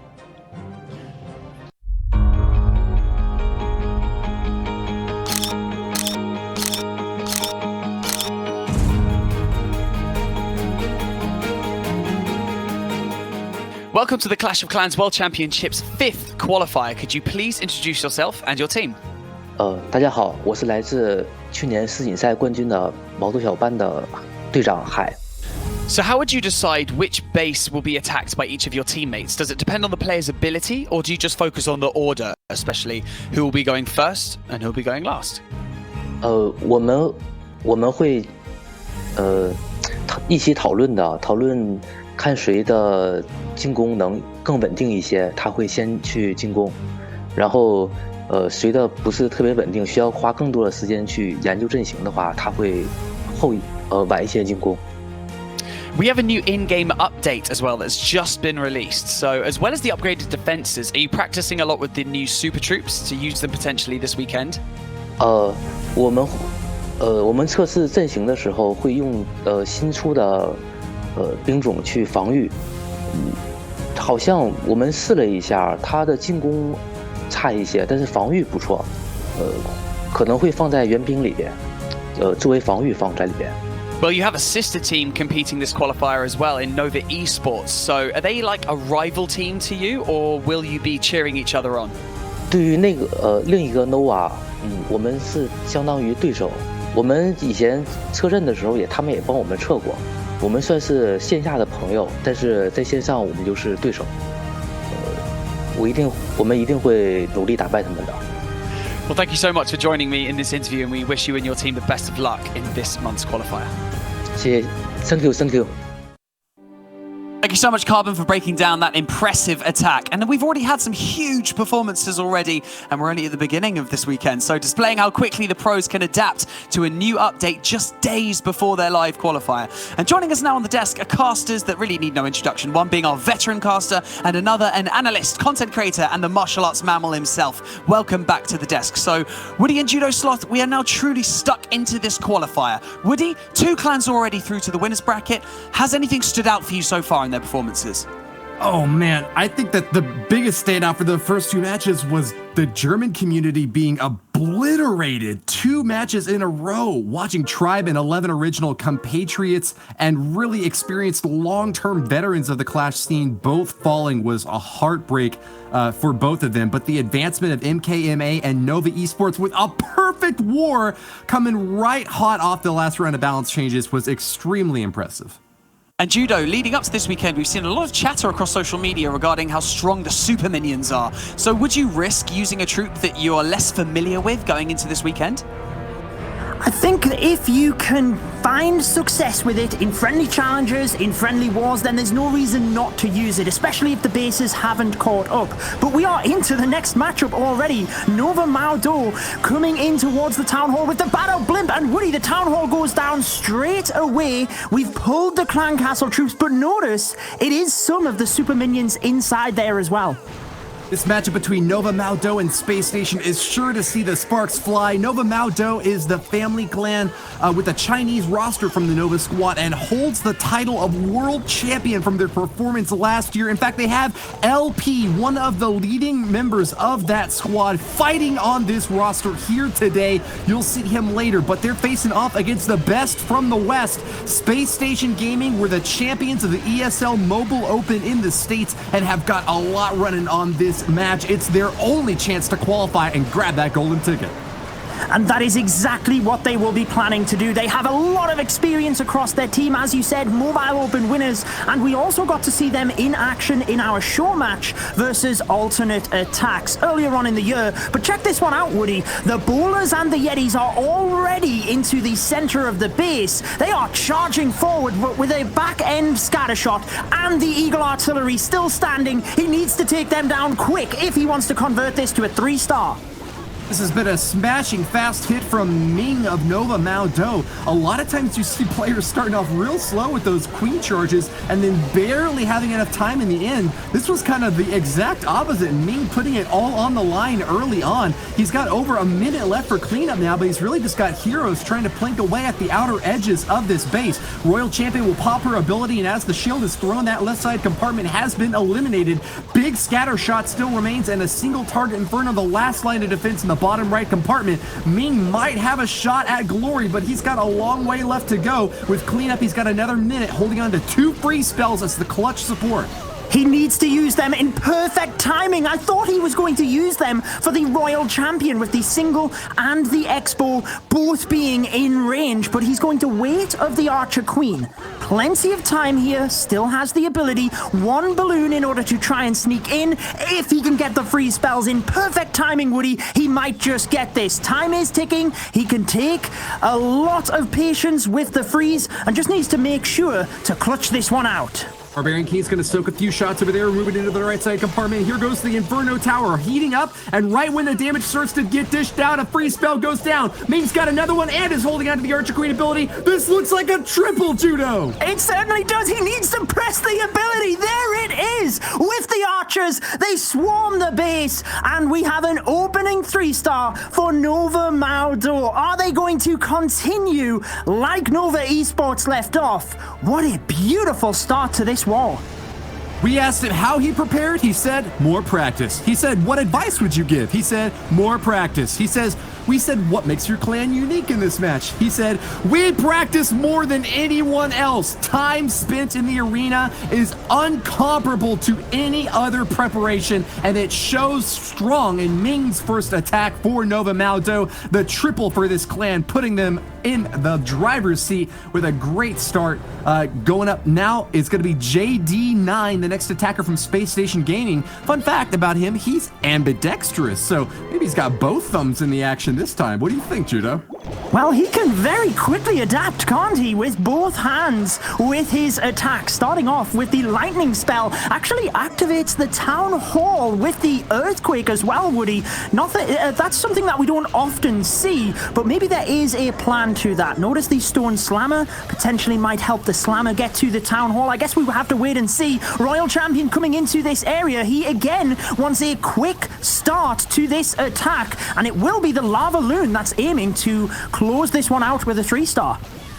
Oh, with the last spear thrown, the Royal Champion takes down the Town Hall, and it's a good start for JD9. Big expenditure using that hero early on, but the dive will continue with the King and Queen now moving into the top left compartment. They've got a few easy targets and not many defenses firing on them just yet. Skeleton Trap will slow them down, but there's not a whole lot to worry about. Uh-oh, hold on, I spoke too soon. A single target Inferno heated up is now within range of the Archer Queen attacking. She's popped her ability and will get a little bit of insulation here, but can she take it down before it heats her up? I think she might just get it, Woody. As Carbon said, it has that little bit of time before it gets to the major damage. And the entirety of the left-hand side of the base taken out. I hadn't even realized the risk he took with the Royal Champion, but it paid off big style for the Town Hall. And check it out, as the balloons now fly in, he just needs to make sure to get the spell and Grand Warden Tome ability on point. The scatter shot initially on the left-hand side frozen. A haste spell pushing things forward with an early Grand Warden's ability, Woody, but everything is pathing around the scatter shot. JD9 freezes the Inferno Tower and the Air Sweeper, but will have a bit more damage soaked on in. The Inferno Tower unfrozen, and some shots from that Archer Queen before she went down really did a number on this raid. Air Sweeper pushing these balloons back, and a huge shot from the scatter is going to end JD9's hopes at the triple. A big push early on, failing on the back end as this big aerial assault has just withered away. Yeah, the right-hand side of the base just did not go down quick enough, and with the Air Sweeper pushing the balloons to that side, he didn't get any momentum into the center of the base, and you can see, in combination with the Multi-Inferno, the scatter shot really did a number on the balloons. Not SpaceStation's day in terms of the opening attack, but with 4 attacks left per team, they still have a lot to play for here, and JD9 did say that as a team, they have fantastic chemistry, and they are confident that as a team they can get it done. Well, teamwork is gonna be their saving grace if they can come back at the end. JD9 not grabbing that victory early on, Banks. Yes, a painful opening for SpaceStation Gaming. JD9 only managing to bring in an 81% 2-star in their answer to a triple off the bat from Nova Maodou. Exactly, Nova carrying on that momentum from Nova Esports as well. An unfortunate start for SpaceStation, still a lot more attacks to go, so they are by no means call them out of this one. But again, you've got to start as you mean to go on in these wars. You need to carry some momentum, Woody. You certainly do. We've got LP moving in next. I hyped him up before this war even began. Such a learned and experienced player for Nova Maodou, putting triples up on the board back to back to back in the World Finals last year. Really have a lot of expectations riding on this next hit. Nova Maodou could pull far and ahead early on in this war if they get those back-to-back triples just like their friends did on the other side of the bracket. Yes, and a beautiful start with multiple earthquake spells in combination with the lightning to take down the clan castle, Woody. And what it means by taking more earthquakes and less lightning is you have a bigger radius. He's able to hit more defenses, and the Royal Champion steps up for a scatter shot. Now we have ideal pathing for the King and the Queen to just tuck in towards the Town Hall. Again, the Champion King on display. Bash mentioned it earlier. Beautiful animations with the flames, which is exclusive in the game right now. And check it out, Woody, as the War Wrecker pops, Ice Golems to protect the Queen. LP on point for this attack. Really atypical pick, going with the Wall Wrecker as the siege machine for this attack. A lot of times these aerial strikes will see a Stone Slammer or even a Battle Blimp moving in, but he needed that last little bit of oomph to get those heroes into the Town Hall and secure the 2-star early on. Now all LP has got to worry about is the last remaining defensive cleanup, and he is spreading those balloons thick and heavy on this base. He's got a big chunk left to go through in the center though. A multi-target Inferno, Royal Champion, and Eagle Artillery pounded away at those balloons. Can they survive? Warden's Eternal Tome protects them, and they're floating on to victory! They are surrounding the defenses from each and every angle. The balloons to the left-hand side tracked the main portion through the middle, and he even has a couple to celebrate. Take out the buildings on the outside. A minute left. LP showing why he is a world champion player, and Nova Maodou continue with the perfect streak, Woody. He made that look easy, Judo Sloth. So many balloons left at the end. He could have held a birthday party afterwards and still had leftovers. What an awesome show for Maodou to get that triple. 2 2 times in a row. SpaceStation Gaming spent a long time practicing and preparing, but is it going to be enough against a world champion squad? Doesn't seem likely, but if anyone can turn it around, it's going to be Goreticus. He's got a beat humming in his soul, plays various musical instruments, says that his favorite is the piano, but also loves bass guitar. Can that rhythm section keep him alive against Hai, the defender from Nova Maodou, trying to shut down this lava loon push?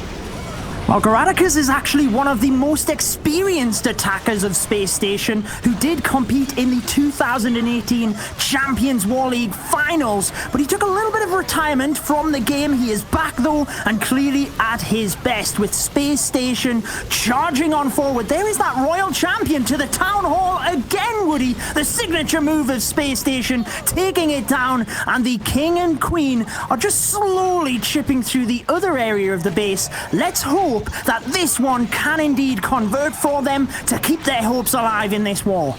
It's a trip down memory lane for me to remember Goreticus, the attacker, in that CWL Season 2 finals, the first Clash of Clans event I casted, now coming back for SpaceStation and doing his best to get this clan into the World Finals. As we've said before, this is their only online qualified chance to get the golden ticket.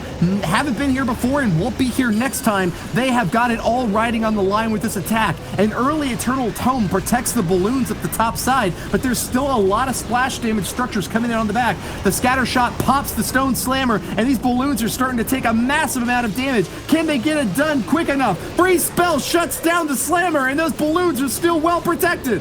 Oh, he just needs the haste spells to get to the wizard towers. Notice he still has 4 balloons undeployed. Here they come from the top of the base, trying to force the balloons to the wizard tower. There is the haste spell. 1 goes down. He needs to get the second wizard tower if he is going to get this. Balloons still have a lot of health here, Woody, but they're going down fast. It is going to be incredibly close. Oh, the wizard tower will not fall. The balloons are down, and with the dragon, it's not going to be enough. So close. He had so many minions and lava pups in the middle, but they all got caught in the tornado trap and also went down to the red bomb. Heartbreak for SpaceStation Gaming. Don't count them out, Judo. I don't want to jinx these defenses, but look, that Grand Warden has only got to deal with a Tesla and a cannon on backside. He's got 2 minions to support, and he's not taking any damage yet. 24 seconds left for Goreticus to do the unthinkable and pull victory out of the jaws of defeat. 98%. The Grand Warden soaks the shots. Minions fire it off, and he's done it after all. A 3-star for Goreticus. They will live to fight another day.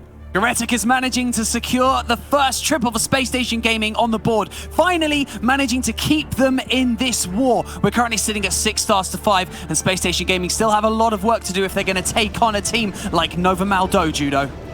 Well, talk about jinxing. That was the positive jinx, making sure that they did get the 3-star, and if they do want to take down this team, they have to keep the momentum going now, and they have to make it a little bit more confident in the attack. Think about how swarming the attack by LP was. That one was incredibly close, but Woody, you spied it towards the end. They got it done, which at the end of the day is all they need. 3 stars are 3 stars.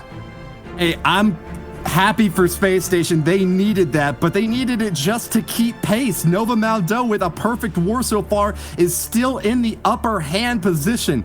ND, the next attacker, moving in hot, has got a lot riding on this. He says that every single member of his clan has prepared their own defenses. They're all experts in constructing and deconstructing, preparing for many months. They got a little surprised by the recent list of balance changes, but they have been able to adapt and move on strong. Sneaky Goblins moving in on the top side, going to provide a little bit of funneling here for ND, who's coming in with the hybrid army, one of the few that we've seen so far today, Judo. It certainly is, but the difficulty here, the wall wrecker does get through the wall. He really needed the wall wrecker to get through for the Queen to get to the town hall, because the Teslas really did cause a little bit of an issue. Remember, we did get an added level to the Tesla as well, but he will get the town hall down here. However, he's committed a few extra spells than needed because the entire clan castle was not pulled out in the first instance. But here comes the Hog Riders and the Miners, your traditional hybrid from the bottom of the base. Let's find out if the ground hybrid can still get the job done, Woody. They've got a lot riding on this war. A big Barbarian King ability will swarm the left side, and that Grand Warden protecting so many troops with his life aura will now pop the Eternal Tome. It's a big smashing success for ND as he moves to the bottom of the base, ignoring these scatter shots as they fall apart, cracked and crumbled under the might of this strong strike.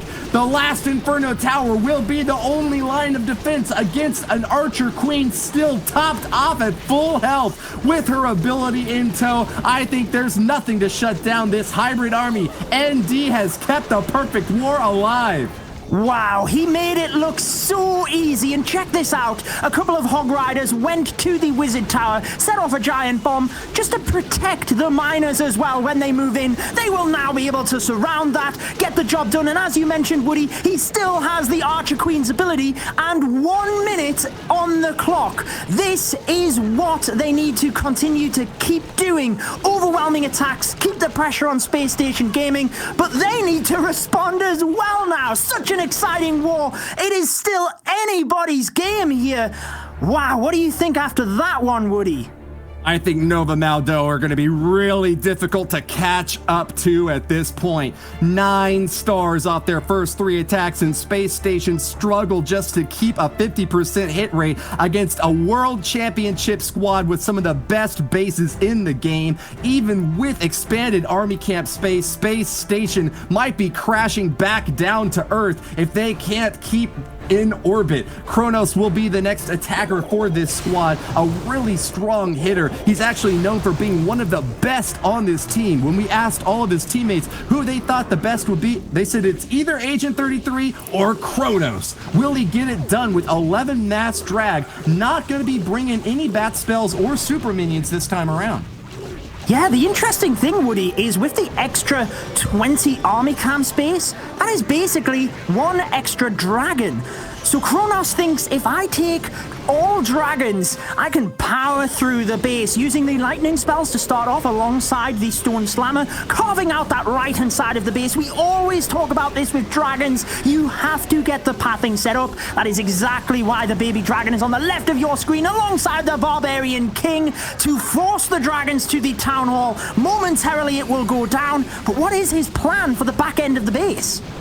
Great Eternal Tome will protect from the Giga Bomb. It goes off, and even with the multi-target Inferno, it's not getting any damage against those protected dragons and balloons all clumped up in the center. But as you mentioned there, Judo, there's a lot of defenses standing on the backside. Air targeting Expos will be firing away along with those ground ones that are starting to engage the heroes. These dragons are clumping up a little bit awkwardly here, but 2 free spells and a rage still on the back end to finish things off. He's dropping them all furiously fast. Kronos encounters a sinking air mine, and lots more defenses are starting to fall. The Eagle Artillery finally engaged will be burnt to a crisp, and the last free spell is out. Can he get the job done, Judo? The Royal Champion's ability took down the air defense. Perfect timing on that one. This almost reminds me of Itsu's attack earlier on in the live stream, but in this case, Kronos used all of his spells early, protected all of the dragons, and they can power through the end of the base. The Queen's ability still intact. This is what SpaceStation need to do. Have an overwhelming attack. Keep the pressure onto Nova Maodou. Is it too little too late? Time will tell. This is incredible. Only 1 attack has not been a 3-star in this entire war, Banks.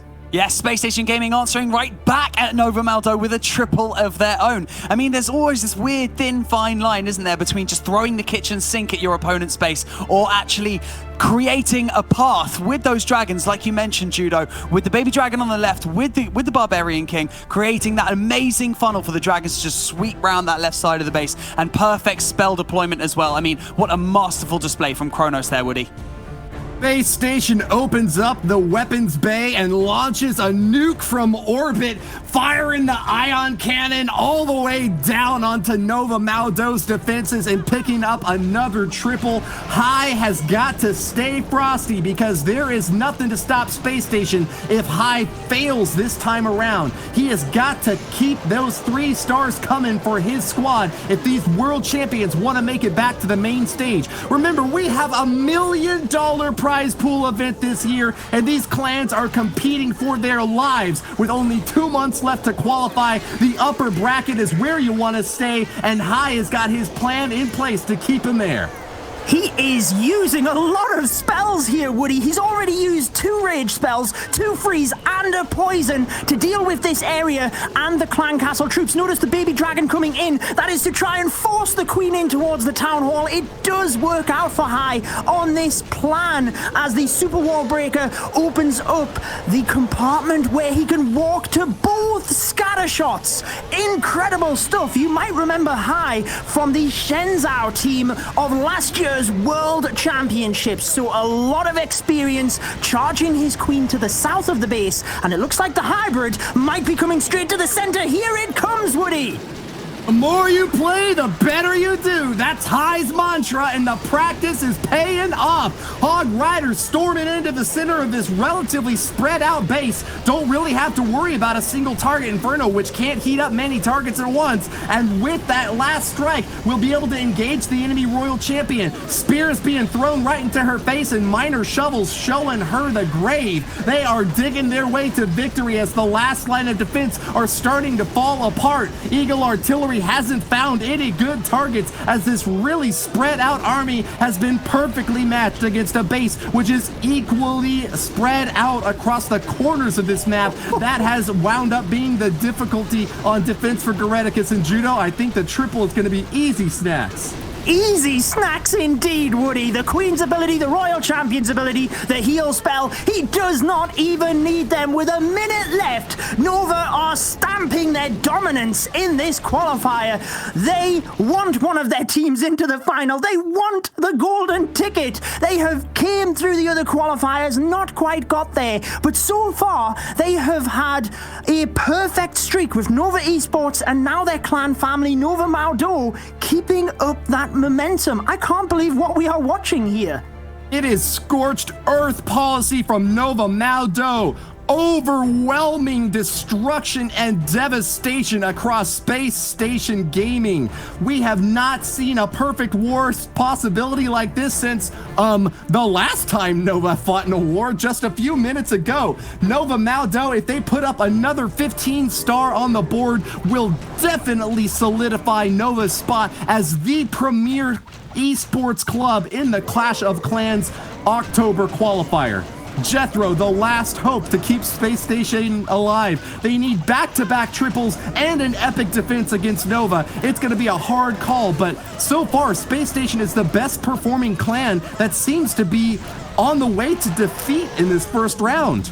It's hard to think, isn't it? They have had 2 3-stars out of 3 attacks, and they have kept their percentage incredibly high, but they are really behind in this war. As you said, Jethro has to get a 3-star. Let's concentrate on one attack at a time. Jethro is charging in towards the enemy Archer Queen, which goes down, and notice the super minions on defense. But interestingly, with the Ice Golem in this case, the poison perfectly placed to get the super minions. The Queen will now move on, and he's just taking his time. Presumably, the hybrid will be coming in towards the town hall. There we see the Barbarian King to set up the funnel, just taking his time to ensure that he has that ever-important pathing, Woody.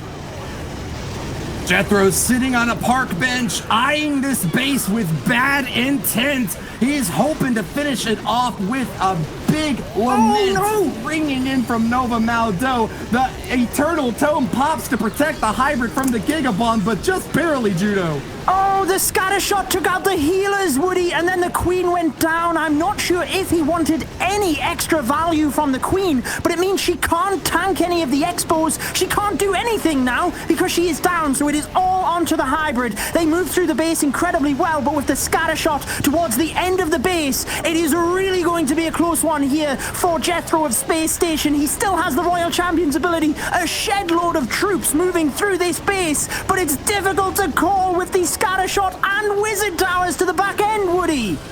Jethro mulls his options, but this rock star has found a ferocious defense up against him. Can he schlep on through to the last stage of this base, or will this scatter shot and single target inferno rock him down and burn him up? Heavy metal defenses from Ming of Nova Maodou might just be the clincher in this war.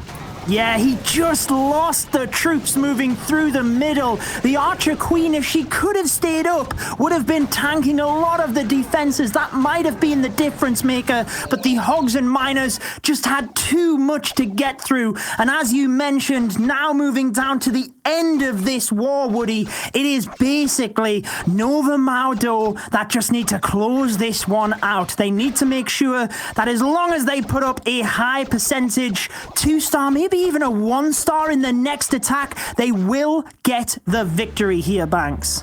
Yes, a disastrous outcome for SpaceStation Gaming. They were keeping up with Nova Maodou the whole way through, and just like that, Nova Maodou looking to put the nail in the coffin with their next attack. Yes, like you said, Judo, unless something extremely drastic happens. But we still have a lot to go with today's wars, because even if they do lose this one out, then they will be going to compete again later on today, Woody. 92.8% is the maximum possible score for SpaceStation Gaming. So even, just like you said, Judo, a 1-star hit with an impressive percentage along with it would be enough to give Nova Maodou the victory, but they are not going to be satisfied with just that. They are hoping for another perfect war, and all they need is their final triple from Shu, the last attacker moving in. This well-read player says he likes thumbing through novels and also playing sports on the side, but Clash of Clans has got to be his primary focus right now, finishing off this hit to keep Nova up on top, and paired equally with the 15-star performance from their sister squad, they're hoping to finish it out in style. They certainly are, and as you mentioned, Woody, they will be wanting the perfect to scare the rest of the teams in tomorrow's matchup. If you can get a perfect war, that has to be difficult for your opponent. And with so many amazing teams, so many amazing matches that we are in for across today, tomorrow, and Sunday, you have to try and get everything in place to give yourself the advantage. Now, in this attack, we have had the Clan Castle go down, beautiful pathing, and notice the new super minions from the top of the base. Remember, their first 5 attacks with this super troop will be from a distance, so you can use them to snipe buildings and create the funnel and behind the dragons, which looks like we might see as they come in from the north of the base here, Woody. Sweet victory in the sights for Shu of Nova Maodou. The 2-star going to be an easy strike as these dragons have little resistance, pushing through the last line of defenses. Eternal Tome sure to protect them as soon as they get over this town hall, and that's going to be all there is to say. Shu's grabbed the 1-star, and with the balloons making a beeline, the destruction has done it. Grabbing the victory for Nova Maodou, Shu has got just what he came for. The pressure is off, but Woody, he still has a Rage and Freeze spell. Uses the Rage in the center here. I'm not sure he has enough for that perfect war. The dragon's going down quick now. The scatter shot really doing a lot of damage, and he uses the Freeze perfectly to get all of the defenses, but there's just too much left, I think. I don't know. I gave a positive jinx on SpaceStation earlier, but surely it's too much on this one, Woody. If the Grand Warden can take down this air defense, those 2 dragons on the back end have got a lot of possibilities still ahead of them. I'm not sure how many hit points they have, but they only have to face off against a Tesla and an Archer Tower. However, 20 seconds left. I think you're right to call it. It's not too early at this point. There's just not enough damage output left from Shu's hit. But wow, what a performance from Nova Maodou. 14 stars and just a sliver off of grabbing a perfect war in their fight against SpaceStation. They have knocked them out of the sky and will hold supremacy in this match. Yes, incredible performance. They have to be moving on to tomorrow with a lot of confidence. SpaceStation just need to keep their pressure going here because they have already put up a fantastic performance. They could get a potential of 13 stars, and when we see them later on today, that is definitely going to help them. Remember, we will be seeing Tribe Gaming versus 11 Original, and we will be seeing SpaceStation take on the loser of the next match. So if they can get a good 3-star here, Woody, it just means they have a little bit more confidence for later today. Certainly right about that, and I gotta say it once again, SpaceStation has got the highest scoring line of any team that will lose in the early round here. Really impressive showing from them, especially if Agent 33 can clutch this final triple, as I'm sure many of us expect to see him do. Deploys the Barbarian King out the left side and will catch a Tesla there that drops down to a balloon and a wizard. Nice early funnel here for this Lava Loon push, going in Sui style with these heroes, not seeking to back them up with any healers at all. That's going to save even more space for, I think he brought over 30 balloons to this attack. He's also got the recently buffed up level 10 Giants to provide a little bit of cushioning for this Archer Queen. That's going to get her in a little bit deeper and hopefully able to take out that Eagle Artillery. Yes, the extra army camp space that we did get from the new update means you can be a little bit adaptive with your attack. You can take more loons, you can take more giants, but the Archer Queen, Woody, she's walking around the outside. Is the Royal Champion going to have enough in the center of the base? It looks like the super minions will go down. 2 poison spells used there, but to great success because he has taken out the entire left-hand side alongside the center with the lightning spells, and now the Queen has her eyes set on the north of the base. So much damage from the opening phases of this attack. That's a lot of damage. Agent 33 will pop down another air defense, and this is looking very likely to be another triple for SpaceStation. What a finish. If they do manage to get 13 stars and are still knocked down, I think that we are very likely to see them make their way back to the top into the playoffs. So if you're a fan of SpaceStation, don't start crying just yet. No tears right now, just silence. Respect the effort and the art from Agent 33, knocking down the Town Hall, and on the last legs of this base, a single target Inferno on defense is not going to work at all against such a massive swarm of balloons, and I think he's got it done, Judo. Oh, what a brilliant placement of the freeze spell to get the scatter shot and the wizard tower in combination with the haste spell. The balloons move across, take them down, and as you mentioned, Agent 33 can leave this one with his head held high. SpaceStation Gaming put up a fantastic performance here, 13 stars, but can you believe they have lost to the almighty Nova Maodou with 14 stars? Woody, what an incredible war this one has been, and I can't wait to see SpaceStation Gaming in action later today as well. A stellar performance to both of these squads, and you gotta hand it to them. They fought as hard as they possibly could and got a huge score line here. More triples than I think we've seen from any other qualifier match. 13-14 is just an overwhelming offensive pickup. Great to see it, Banks.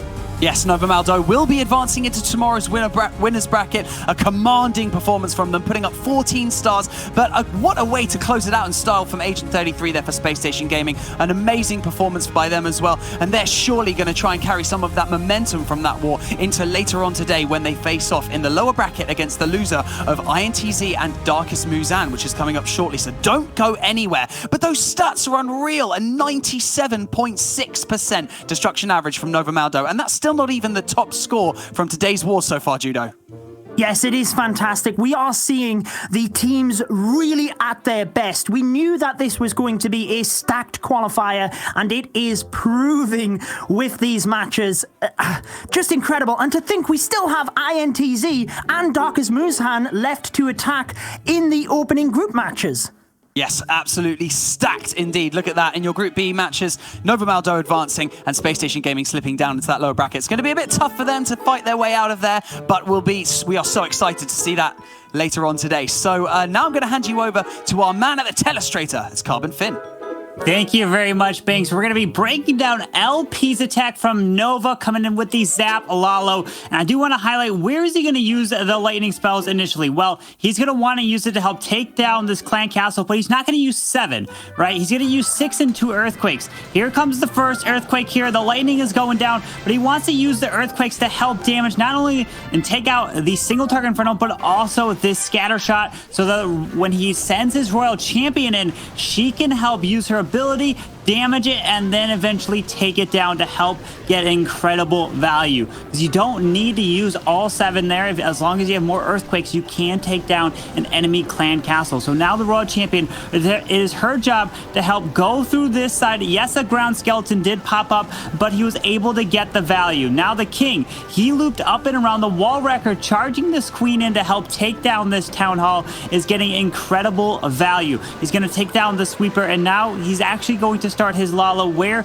up on the top side. He's going to end up actually fighting through this sweeper that is pointing over here, and it's okay since he's going to try to charge his way. He needs to take this queen down, and he sends the headhunters right up in there, and here comes the Lalo, and he's got to make his way towards this eagle artillery. The queen being protected by those ice golems. She got a ton of value, the town hall and all this, but look at how all these balloons are going to be pushing their way all the way through this base. Yes, the Tesla farm did pop up on this left side over here, but he's able to charge his way through, and look, he still has an extra 7 balloons to use inside of this attack. He pops the warden ability, and you tend to see some red air bombs near multi-target infernos inside the middle of the base to help if essentially the balloons kind of clump up to take them down. But plenty of balloons. Yes, he didn't have any headhunters or a dragon or whatnot to take down the royal champion, but since he took down all the balloons there, they ended up targeting the royal champion and took her down.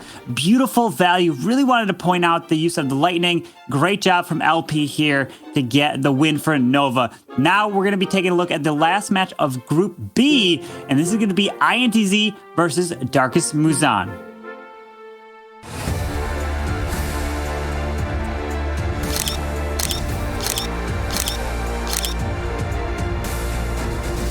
Welcome to the Clash of Clans World Championships 5th qualifier. Could you please introduce yourself and your team? Bom, eu sou o Marinal, sou líder da equipe INTZ, junto com o Bernardo, Celinho, Lupe e Renan.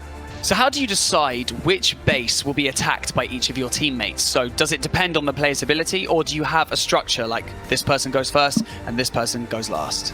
A ordem dos ataques é definida pela gente, depende muito do ataque que vai ser executado.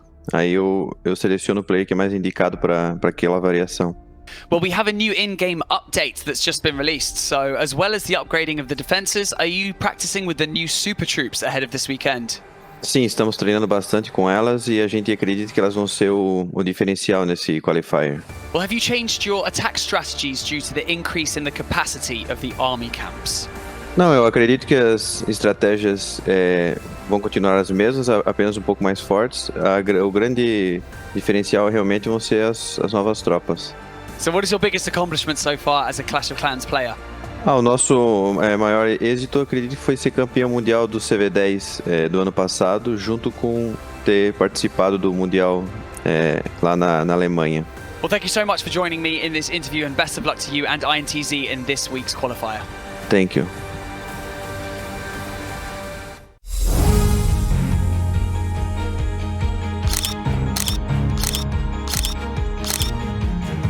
So I'm joined by the MVP of the World Finals in 2019. Can you please introduce yourself and your team? 大家好，我是来自 Darkest 站的伟。So how do you decide which base will be attacked by each of your teammates? Does it depend on your players' abilities, or do you normally just go in order, from first to last? 我们都是灵机应变的，就是根据不同的阵型和每个队员就是擅长的不同的流派来决定谁进攻这个基地。And we have a new in-game update that has just been released. As well as the upgraded defenses, are you practicing with the new super troops to be used this weekend? 我们一直都在研究新的超级部队，就是跟之前的一些老的流派怎么去融合，怎么去把新的超级部队加入进来，我们一直都有在研究。希望在比赛场上能够展示给大家看。What is your biggest accomplishment so far as a Clash of Clans player? 最大的成就是曾经2019年拿了世界锦标赛的冠军。So we've already mentioned that you were the MVP of the 2019 World Finals. So do you feel any additional pressure going into this tournament because of that? 会有压力，但是这也是我的动力。And who do you think is the favorite to win the tournament this weekend? 我比较看好 INTZ。Well, thank you so much for joining me in this interview, and best of luck to Darkest MuZhan in this weekend's qualifier. 谢谢，谢谢。Thank you so much, Carbon, for breaking down that attack. And it is now time for our last two clans to set the tone for their journey in this qualifier. The standard of the Clash competitive scene has never been higher, and we are bringing you the best of the best leading up to our grand finals. So it's time for two more casters to join the desk. With that super clean mohawk and the majestic beard, it's Lady B and Bash. So Bash, let's come to you first. We have one of the most feared clans in INTZ, and the clan with the MVP from last year's finals. How do you call it? This matchup, this could easily be our final, and I think everyone would be happy with it. These two teams were actually in the very first qualifier. Remember, INTZ had a perfect war in that qualifier. They both got knocked out in the semifinals. This is going to be a great matchup.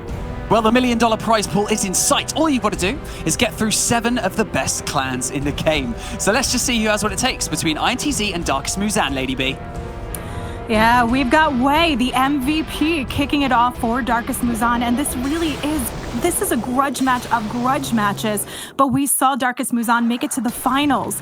Are we going to see the same fate for them again? History maybe repeating itself. But first, kicking us off with the Zap Quake Witch attack. I've seen some incredible stuff coming from witches these days, but this is one of the few that we're actually seeing for this particular war, setting up with a nice opening with that Zap Quake combination and the heroes to help with the path. The Queen's going to work along this outer edge here.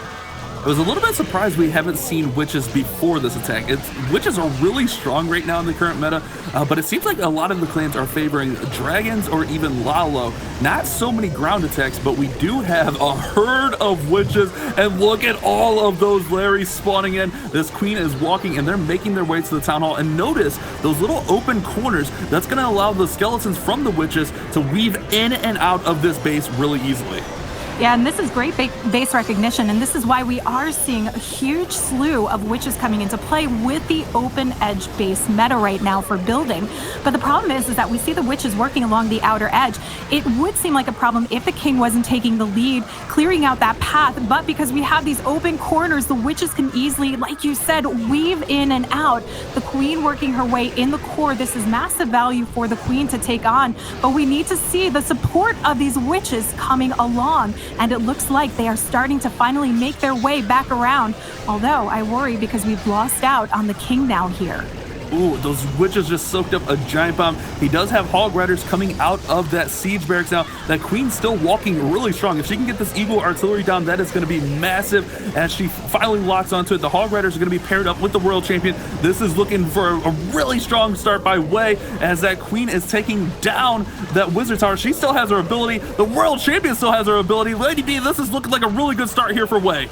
Oh, this is looking great, especially with that queen ability intact. She is going to make first contact with that scatter shot, so this ability is going to be very important. But look at that one healer hanging on to the queen's dear life here, trying to speed up some health, and the queen needing to force this ability as she comes into contact, wipes out the scatter shot. We've got the king who may eliminate her, but no, he won't. The queen beats out, and we've got a beautiful push from cleanup of these witches and skellies.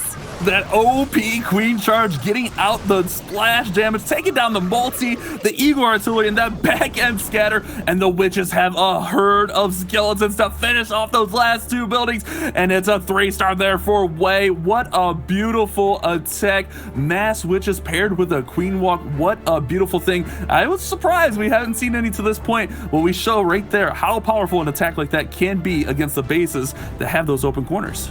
Yeah, and I love the navigation of it, using the queen to cut in with a lot of different styles of attacks. We see the queen along the outer edge, and with this component, she started there, but got pushed in from the witches, with the king being the one to take the lead. So those witches could do that nice loop around through the base, and that's this new meta that we get to see, which is really interesting. Something that Darkest MuZhan seems to have definitely taken note of and mastered. But are we going to see more of this coming through from them, or are we going to see some additional push with some of the update new troops that came, like the Super Minion and the Super Valk? Yeah, with this latest update, I feel like the meta is so open right now. We've seen so many dragon attacks. The hybrid, I feel, is still really strong. We've seen a lot of good Lalo attacks, and now we finally see witches. Don't forget about the Yeti attacks, but here we go with something. We've seen dragons, but we haven't seen drag bat. We got 13 dragons, 6 bat spells. This is going to look for a strong recovery here from Renan of INTZ, looking to bounce back and get a triple of their own, starting the king off on that left side, looking to push in and take out that air defense, and maybe if he's lucky can get that single target inferno. The king goes out, but the world champion is in there trying to get these defenses down. Free spell comes down to save her. Yeah, Raynon coming in. He's coming in from their first match that they had in the first qualifiers as their player that went perfect. So let's see how he goes for this team here. Great funnel starting from the Royal Champion. Not enough to make that connection to take out the scatter shot. But this isn't always key to eliminate those, because the Drax can take on quite a bit of a beating. But I do see that the Queen's being placed down just above the 3 o'clock side of the base here to make this connection, which does mean we have a bit of a wide spread out for the Dragons. But with the blimp sailing across to take on the Town Hall, this could potentially reroute it, redirect it, especially with the Queen moving in. The blimp paired with the Warden's Immortal Tome, gonna make sure it's gonna get the Town Hall down there. It looked like the Royal Champion did not get her Seeking Shield off, as the scatter shot took her down as she was getting ready to throw it. May have tried to get that scatter shot down on the left side. Now gonna have to use the Bat Bomb right on top of it. So here come those bats. They're gonna work through. Remember, the bat's favorite target is gonna be any defensive structure. So they're gonna go to that single target, and then they're gonna go to the Wizard Tower. But you do have to keep the scatter shot frozen, because right now it is gonna take out some bats. Yeah. Oh my goodness, Lady B, devastation. Oh, that is not what he was hoping for, especially because we didn't see that scatter shot go down. And yes, it does come back into play. Bat bombing in that safe zone, because these bats do great against defenses, except when it's splash damage. And that's where you see them completely fizzle out. This is a type of strategy when you're using bats, whether it's for a drag raid or a Yeti bow bat, or even coming along with a Lalo, you need to ensure that you have enough freezes or enough backup, like a Royal Champion or Ice Golem, to do some tanking for those splash damage features. And as we clearly see, this scatter shot really doing in those bats and eliminating any chance of Raynon coming through with the triple in this first match.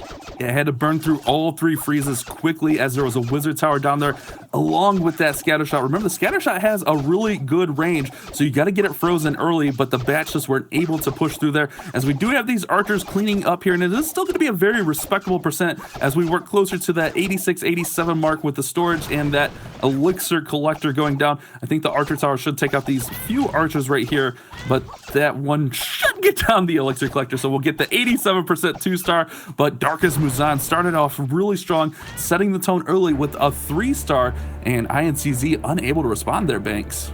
Yes, they were. Renan from INTZ only managing to bring in an 87% 2-star. And obviously, Darkest MuZhan putting their strongest foot forward, it would assume. The MVP from last year's World Finals, Wei, managing to bring in the triple. Renan did say prior to entering into this weekend that one of his best attributes is staying calm. Maybe he was a little bit too cool as a cucumber going into that attack. Maybe he needed a bit more ferocity behind that attack there, Bash. Yeah, just not quite enough. And I think that Royal Champion just kind of messed him up. She got kind of smashed in between two defenses and didn't get to throw her shield, which kind of hurt. But here we're going to have 25 plus coming in for Darkest MuZhan, and we're starting off with a blimp. And do we have Yetis in there? Yes, we do. Yetis paired with a Valkyrie. Going to look to take out that single target Inferno and pull out the Clan Castle so that this Queen can charge in here and take them down for this hybrid attack, Lady B.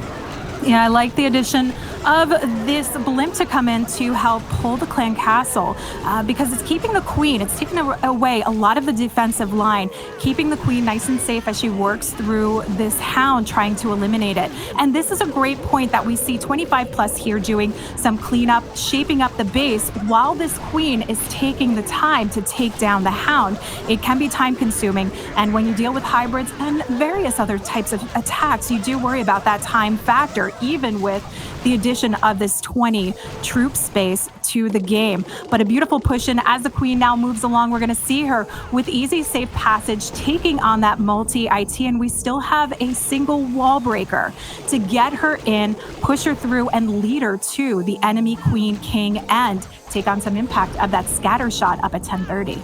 The Queen now has access to the Town Hall from that super wall breaker. The other super wall breaker popped out and just opened up that left compartment. I think he wanted it to go all the way towards the Town Hall, but throwing down the jump spell to get further into the base, looking to get down that Eagle Artillery, looking to get down those Expos, and here come the hybrid as that Town Hall falls. The Hogs, the Miners, all gonna push through and work around the outside. Meanwhile, the Queen in the core here is taking down the enemy Queen. She's gonna look to get to that Eagle Artillery as fast as possible, but she's gonna be distracted here by the defending King.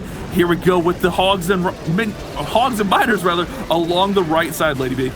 Yeah, that was a great connection to get the Queen into that core, dropping the jump, forcing it through because he didn't make the connection that he wanted. But the key thing here is getting to see the Queen potentially taking on some impact from the scatter. Though the tornado is messing about with things, we do still have the Royal Champion up, hanging on to this ability. Freeze holding off that scatter to ensure that the Royal Champion can get her ability off, get more value out of this, and a lastly placed Freeze here gives more impact to what remains. We still have a bit of time to worry about, but this is looking clean for 25 plus. He's got enough left, but does he have enough time? With 30 seconds out, I think he's going to have another triple for Darkest MuZhan. That Queen was the MVP. A very nice Queen walk right there. Queen charge into the base, and a great use to have a backup jump spell there. He was ready, just in case that super wall breaker didn't go in. He had the jump spell ready to get that Queen in there, and there we see it, the last two buildings going down, and it is another 3-star for Darkest MuZhan. Yeah, this 3-star leading them strong, and Darkest MuZhan taken out, as you mentioned before, in the very first qualifiers by INTZ. So with this grudge match that we have going on here, it seems Darkest MuZhan is not letting down, not letting this get to them, and they want to ensure that INTZ drops this time. But will they be able to keep that momentum moving along? Because it was dropping down to the bottom that maybe gave them the fight that they needed to pull to the finals, or will they move strong? But for now, we have Luke coming through for INTZ, bringing us through with more drag that action. And we do have this combination of the single lightning spell, single quake, zap quake combo to help with the Royal Champion and her seeking shield.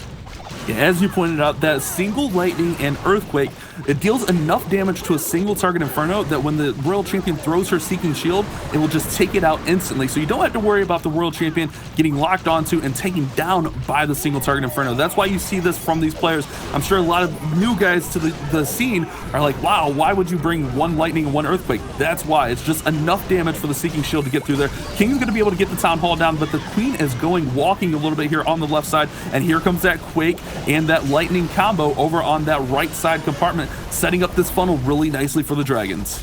Yeah, maybe not enough of what he wanted out of his Queen moving along, but still gets a lot of impact through this. We may potentially see the Queen actually serving as additional cleanup as she works behind the Dragons, providing they're the ones that take on the impact, and there aren't too many ground items that take her out, but that doesn't seem to be the case. It seems she is going to be potentially knocked out fairly quickly here, but the pathing has moved along fairly well. I do still worry about that single IT and the Expos that did not go down. We'll see if this one Dragon can create enough path. Oh, maybe not with this entire Tesla farm in the core. So it's really up to using the bats and those freezes for the back end to hang on to this one.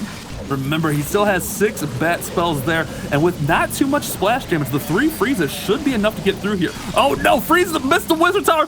Woo, quickly gets it down. Luke, don't do that. You're gonna stress me out, man. Gets the freeze down to freeze for the bats, and they're gonna have a clean path through here, and this is looking like the response from INTZ. Gonna have an extra freeze spell, not gonna need that even a little bit. Look at that herd of bats fly through. Beautiful attack here by Loop Zero, getting through with the drag bat. That's exactly what INTZ needed to stay in this match as these last few buildings are going down. That was a beautifully executed drag bat there, Banks. It was beautifully executed. A stunning attack right there from Loop Zero from INTZ, answering back against Darkest MuZhan, who are looking extremely dominant coming into this war. Previously, in the first qualifier, in the group stages, INTZ faced off against Darkest MuZhan, and they won. So Darkest MuZhan look like they're coming back strong and trying to come out of this group stage victorious and going into the winner's bracket tomorrow, their bash. Yeah, I was worried about that freeze, but he got the second freeze down quickly enough there, Lady B, to save the attack. Oh, that is so stressful, but really nice pathing on the bats there.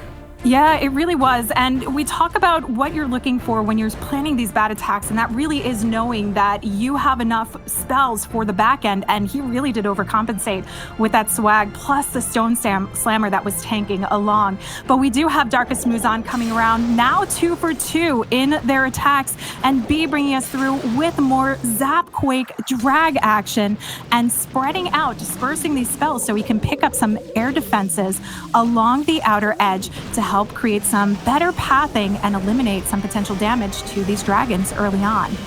You said Zapquake drags, and this gave me flashbacks of the old Town Hall 8 zaps, where you would drop down 2 lightning spells and an earthquake to take out 2 of the air defenses and fly your dragons right in at the rest of them. And that's what we saw B do here, right here. Take out 2 of the air defenses, take down an Archer Tower, and set up a great path for these dragons to push through the middle of the base. Plenty of raiders, plenty of freezes, and remember, we still have the heroes to be deployed, so they'll help keep the dragons on path here as we see the king and queen on the right side, and we'll have that royal champion coming in just a little bit later. Yeah, this delayed use and drop down to the bottom side of the base to keep them away from any potential issue with the clan castle coming in as the dragons take it on. It gives a nice push and additional value for the king and queen to work through, though we do see the dragons overlapping them here. We'll see if the Stone Slammer is going to be enough. Ideally, we wanted to see the Stone Slammer helping to take on some of the lead of the scatter shots, and unfortunately, we don't see exactly the way we had hoped for this to go, and that was that clear, straight path into the double scatter shot and Eagle Chamber. But with the queen still alive, hanging on to the ability with the royal champ and her ability, maybe, just maybe, it could try and re-navigate around. Yeah, just not quite enough. The sweepers were a problem in there, and you mentioned it, those scatter shots did so much work. Still does have a few dragons up in the royal champ. Oh, just kidding, the royal champion is taken out, has the queen's ability here, but with a single target inferno and that scatter shot well tucked away, this is going to be tough for the last 2 dragons, baby dragon and the queen, to finish this base off. So a little bit of a misstep here for B from Darkest MuZhan, leaving the door open for INTZ. If they can get a 3-star with their next attack, we're going to be back close to neck and neck on this one, Lady B. Yeah, that opening is not something that you want to give to INTZ in any way, shape, or form, considering the war that they had against Darkest MuZhan in that last matchup, and considering the fact that INTZ had picked up the very first perfect war of that particular war and of this year. So I'd be very worried at this point for Darkest MuZhan giving any sort of slack to INTZ here, but we do see some more percentage moving along. Dragon just picking up but not hitting that 85% mark, just under where we typically like to see. Yeah, it was really close there, 84%. I believe we're pretty close on percentage for both of these clans. If INTZ can get another triple, we're going to have an exciting finish to this war. But that one just quite didn't ever get going. It seemed like he wanted to push right through the middle, but those air sweepers had different ideas, pushing those dragons right away from the core, right away from the scatter shots, and that really caused the destruction of that attack. But this one, it's all going to be on Bernal from INTZ. He's going to come in with a Zap Lalo and try to put his team back in the ball game here, Lady B. Yeah, we'll see if Bernal can do it. He is probably one of INTZ's top hitters, and he is one that the entire team sees as one of their clutch hitters and most looked up to at this point. And it's because we see him doing phenomenal stuff. The Zapquake opening up a nice connection. We still have the RC moving along. We still have one remaining lightning spell that I do wonder if it's in case of a headhunter, but it can be used to help redirect single ITs and also take out anything additional, just take on some impact here to move things along. But it's up to the king and queen. We've got a nice opening here to get to the town hall. Let's see if the queen moves her way back around. Yes, she will. And that's where we get to see that lightning spell coming in and zapping out the headhunters. So the king and queen have safe passage here. He wanted to get as much value from the Sui as possible, so what he did there is drop the poison to slow those troops down so they all got in one area, and with one fell swoop of the lightning spell, taking them all down. And this is setting up a pretty nice path for the Lalo. However, I don't see him being able to get to these scatter shots, which is going to be a problem, leaving up 2 scatter shots and a multi-target. Oh, hold on, Queen's going. Go, Queen, go! Can she get it down? There she goes. Queen gets down the scatter just as I say 2 scatter shots are up. 1's down, Lady B. Yeah, that queen heard you, she said, nah, I got it covered. Comes in, and this is phenomenal with Bernal bringing in the Stone Slammer to take on the lead here. These loons get demolished very quickly by the splash damage of the scatter shot. That is why you want your Stone Slammer or Hounds leading the way, so we get that nice opening moving in. Dragon opens up. We'll see if it's going to be enough to keep working through to get their way to the Royal Champion, but we still have a Headhunter in play, and as these loons continue to swarm through, this is a good opportunity to drop it because there's no ground targeting defenses now. This is looking phenomenal.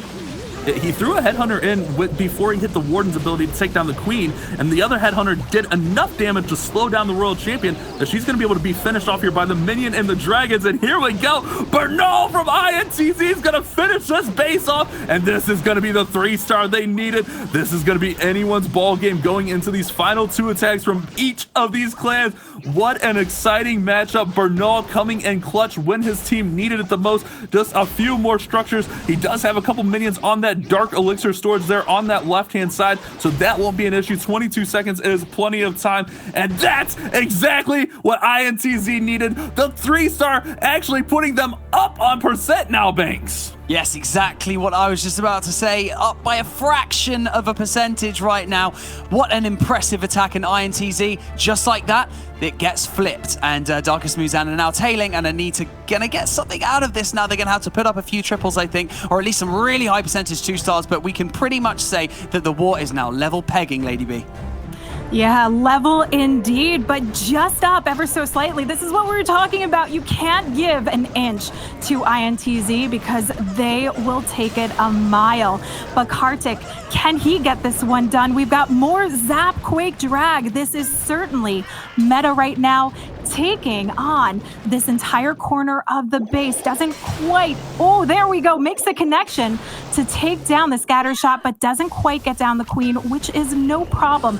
We just need to ensure there's enough value from this Royal Champ to help take this on. But this is a beautiful opener in the amount that he's taken out.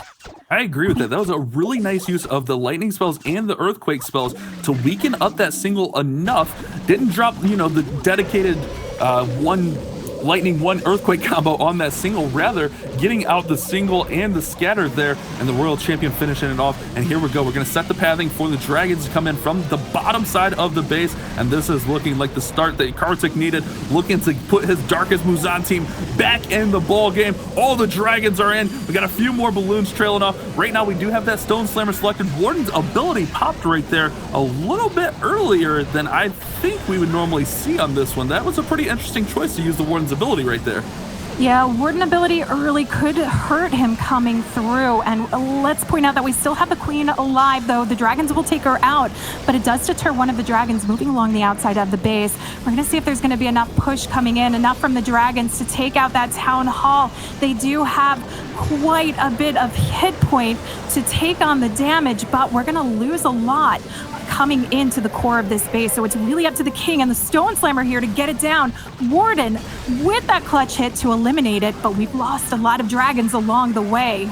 Those Dragons make me so nervous. They were spinning all around, taking down the Clan Castle troops, finally getting down the Town Hall right there with the Warden on the assist. But here comes a Lava Hound out of the Clan Castle, which is going to distract not only the Queen, but it's going to distract those last few dragons as we have air defense remaining. We got Expos pounding away. Oh no, this Lava Hound could stall out. We got a couple minions for cleanup.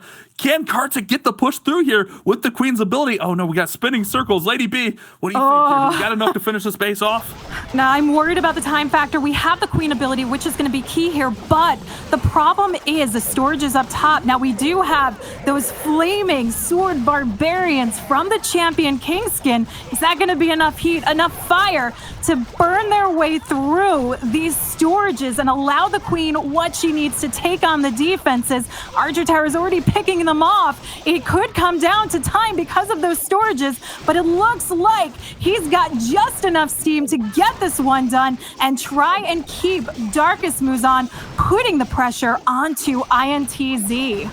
That's a nice attack there from Kartik. A little bit of luck there from the Queen getting through, finishing off those last two buildings. Oh my goodness, what an attack on that one. Yeah, it was. Kartik just managing to secure that triple just about right at the end, right at the edge, a fraction of time left at the end there, Lady B. Yeah, right at the very end.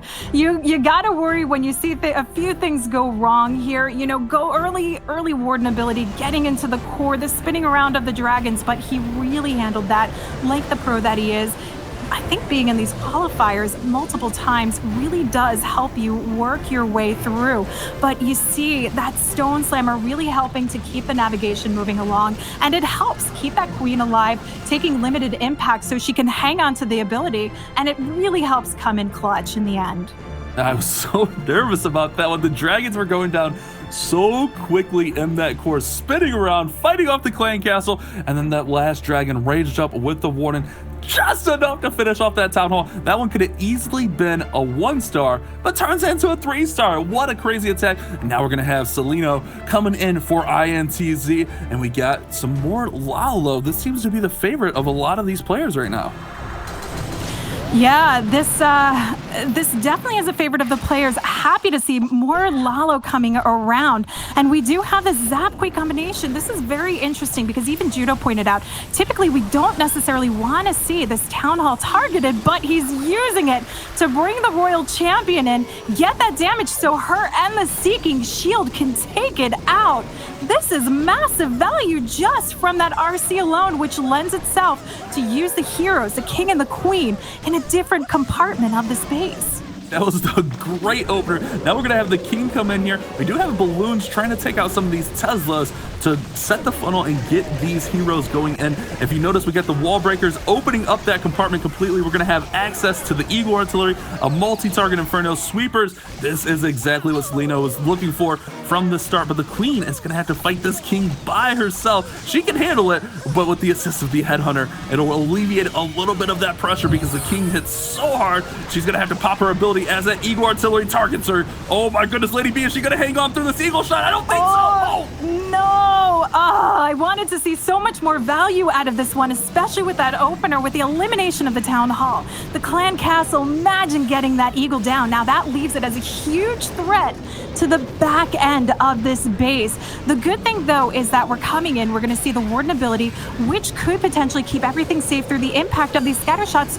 And because they're so close range together, we have one focusing on the Hound combination up at the 12 o'clock side. We get maximum value out of that, but this freeze can then potentially be used for the back-end Eagle to hold off if it poses too much of a threat of these remaining loons here.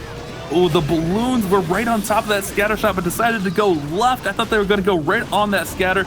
Got to get this multi down. The Eagle Artillery gets frozen here, but notice we still have a multi-target Inferno. I think he wanted to get that out with his heroes, but didn't have quite enough to get through here, and this one's going to start to fade fast, and INTZ is going to be behind after this one as there's not going to be quite enough. If he would have been able to get that multi down, I think this attack is a completely different story. May have had enough to get the 3-star, but the Eagle Artillery remaining up the whole time is always devastating here, Lady B. Absolutely. It's really unfortunate to see a plan that has so much potential from the start go just a bit wrong and fizzle out, but You gotta appreciate the effort here, and this is the type of hard-hitting action we expect to see in these qualifiers, but any slip-up at this point for this caliber of players and teams is really detrimental. Yes, Celino from INTZ unable to bring in the triple, 91% 2-star. He's the primary base builder for INTZ, but they needed to secure that triple because now if Darkest MuZhan may manage to bring in another triple, that's it. INTZ will be going into the lower bracket and they're going to have to battle it out to stay in the competition. But they have kind of saved their best for last. Darkest MuZhan opened up their attacks with Wei, and INTZ will be closing it out with Marinol, so that is still to come, Bash. Oh, baby, what a finish. But Ty for Darkest MuZhan can actually put this away right here with a 3-star. Look, they are up on percent also, so a really high percentage 2-star could be enough. Let's see what he's got as we have mass E-Drags and balloons here, Lady B. Yeah, mass E-Drags and balloons, this combination, I always say, you gotta feel pretty confident that you're gonna make the connection needed.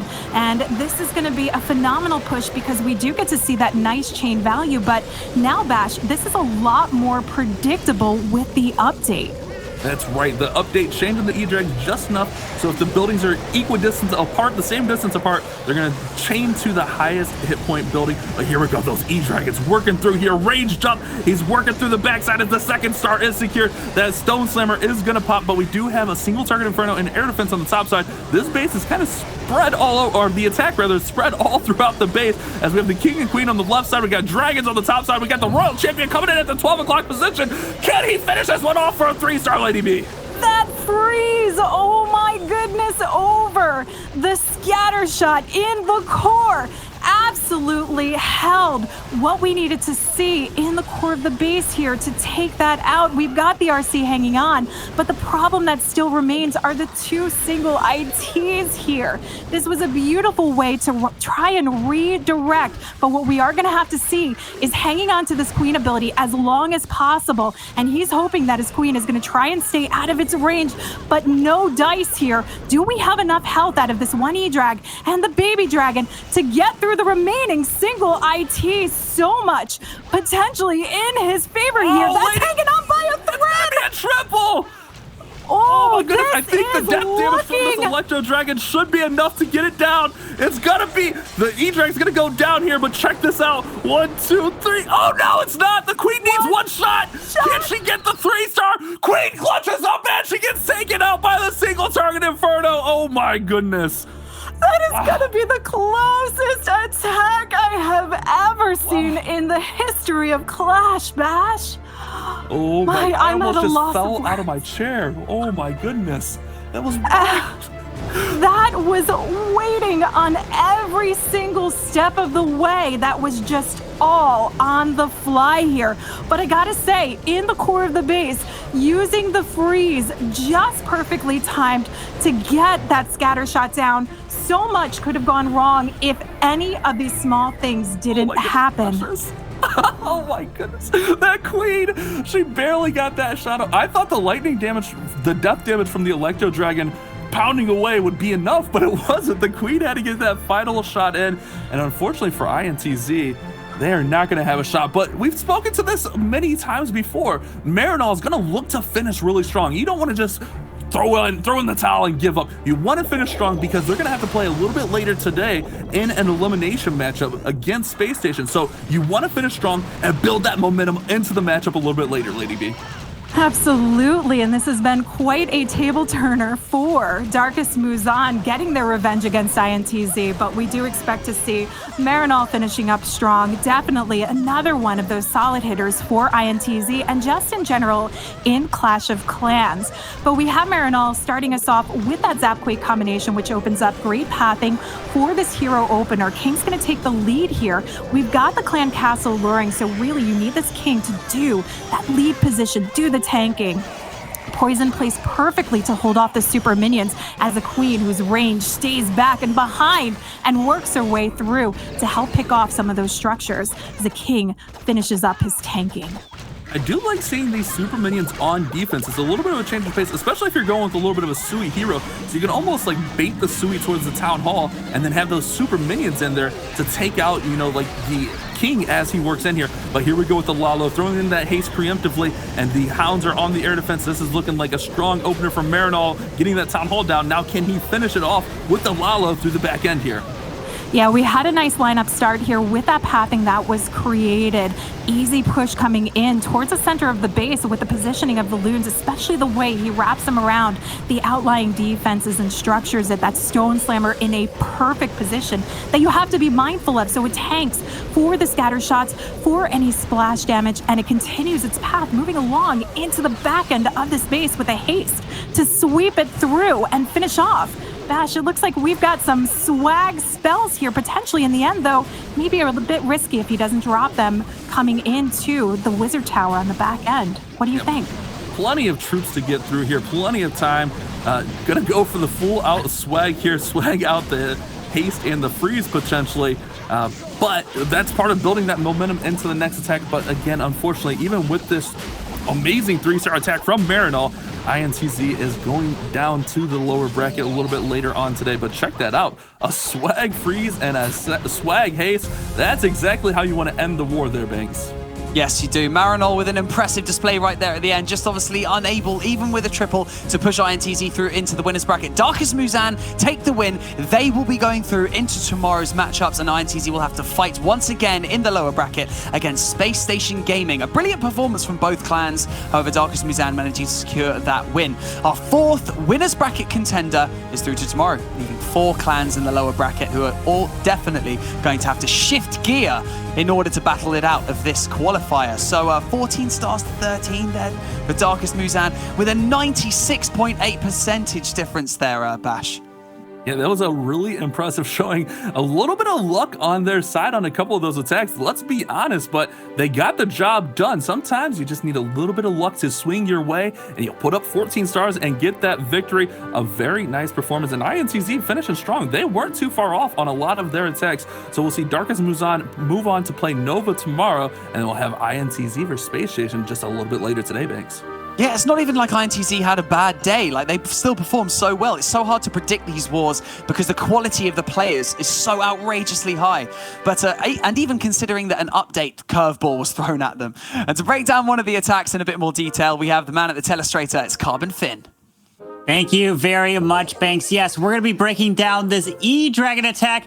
And I want to take a look at that very last moment again from that Queen. Absolutely incredible. But let's see how he's going to go ahead and start this off. So he's going to start it off with using the E-Drag over on the outside. He wants to try to grab as much chain value as possible. Why is he going with the E-Dragons here? Well, we're going to remember, we want to take a look at where the sweepers are positioned. We have one that's over pointed at 6, and the other one's pointed towards 9, which is going to open up this area right towards the Town Hall for these E-Dragons to get some great value. We tend to always see that reward ability used always really early in the E-Dragon attacks. Does find a tornado trap right behind the Town Hall, near it, takes it down.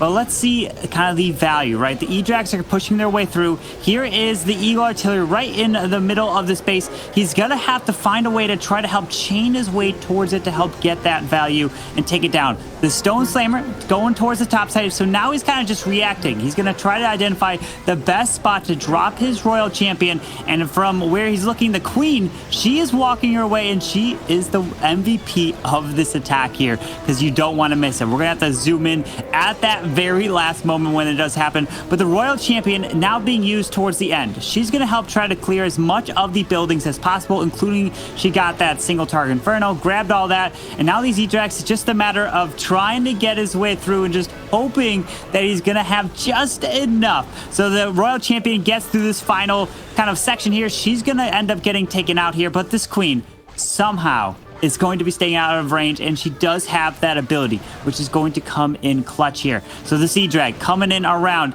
the Baby Dragon trying to help just a bit, and the single target Infernos are the final things here. Look at the Pop 6 Queen ability, and she stays out of range just long enough that she's not going to get targeted by the single target Inferno. So now she can beat through the wall, and here comes this E-Drag. The E-Dragon is not going to be able to take down that single target Inferno. It's going to die off, and then the lightning spell does not destroy that single. Look at it. Here we go. The final shots from the Queen, and bam! As the Queen gets taken out, it is a 3-star. I've never seen it before with the final shot getting the triple. Unbelievable there from Darkest MuZhan. And now we're going to be taking a look, jumping into the video for Tribe Gaming, now taking on 11 Original.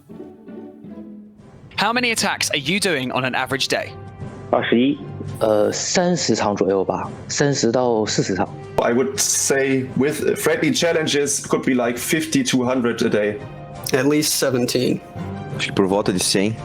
I am doing my 8 legendary attack and a bunch more attacks doing a testing basis. Probably 5 to 10. Which siege machine seems to be the strongest in the current meta? 训练营吧。训练营。我比较喜欢用训练营，我认为训练营很强，因为我用地面流。Oh, I would go with the Battle Blimp. The Siege Barracks. Eu acredito que seja a Siege Barracks.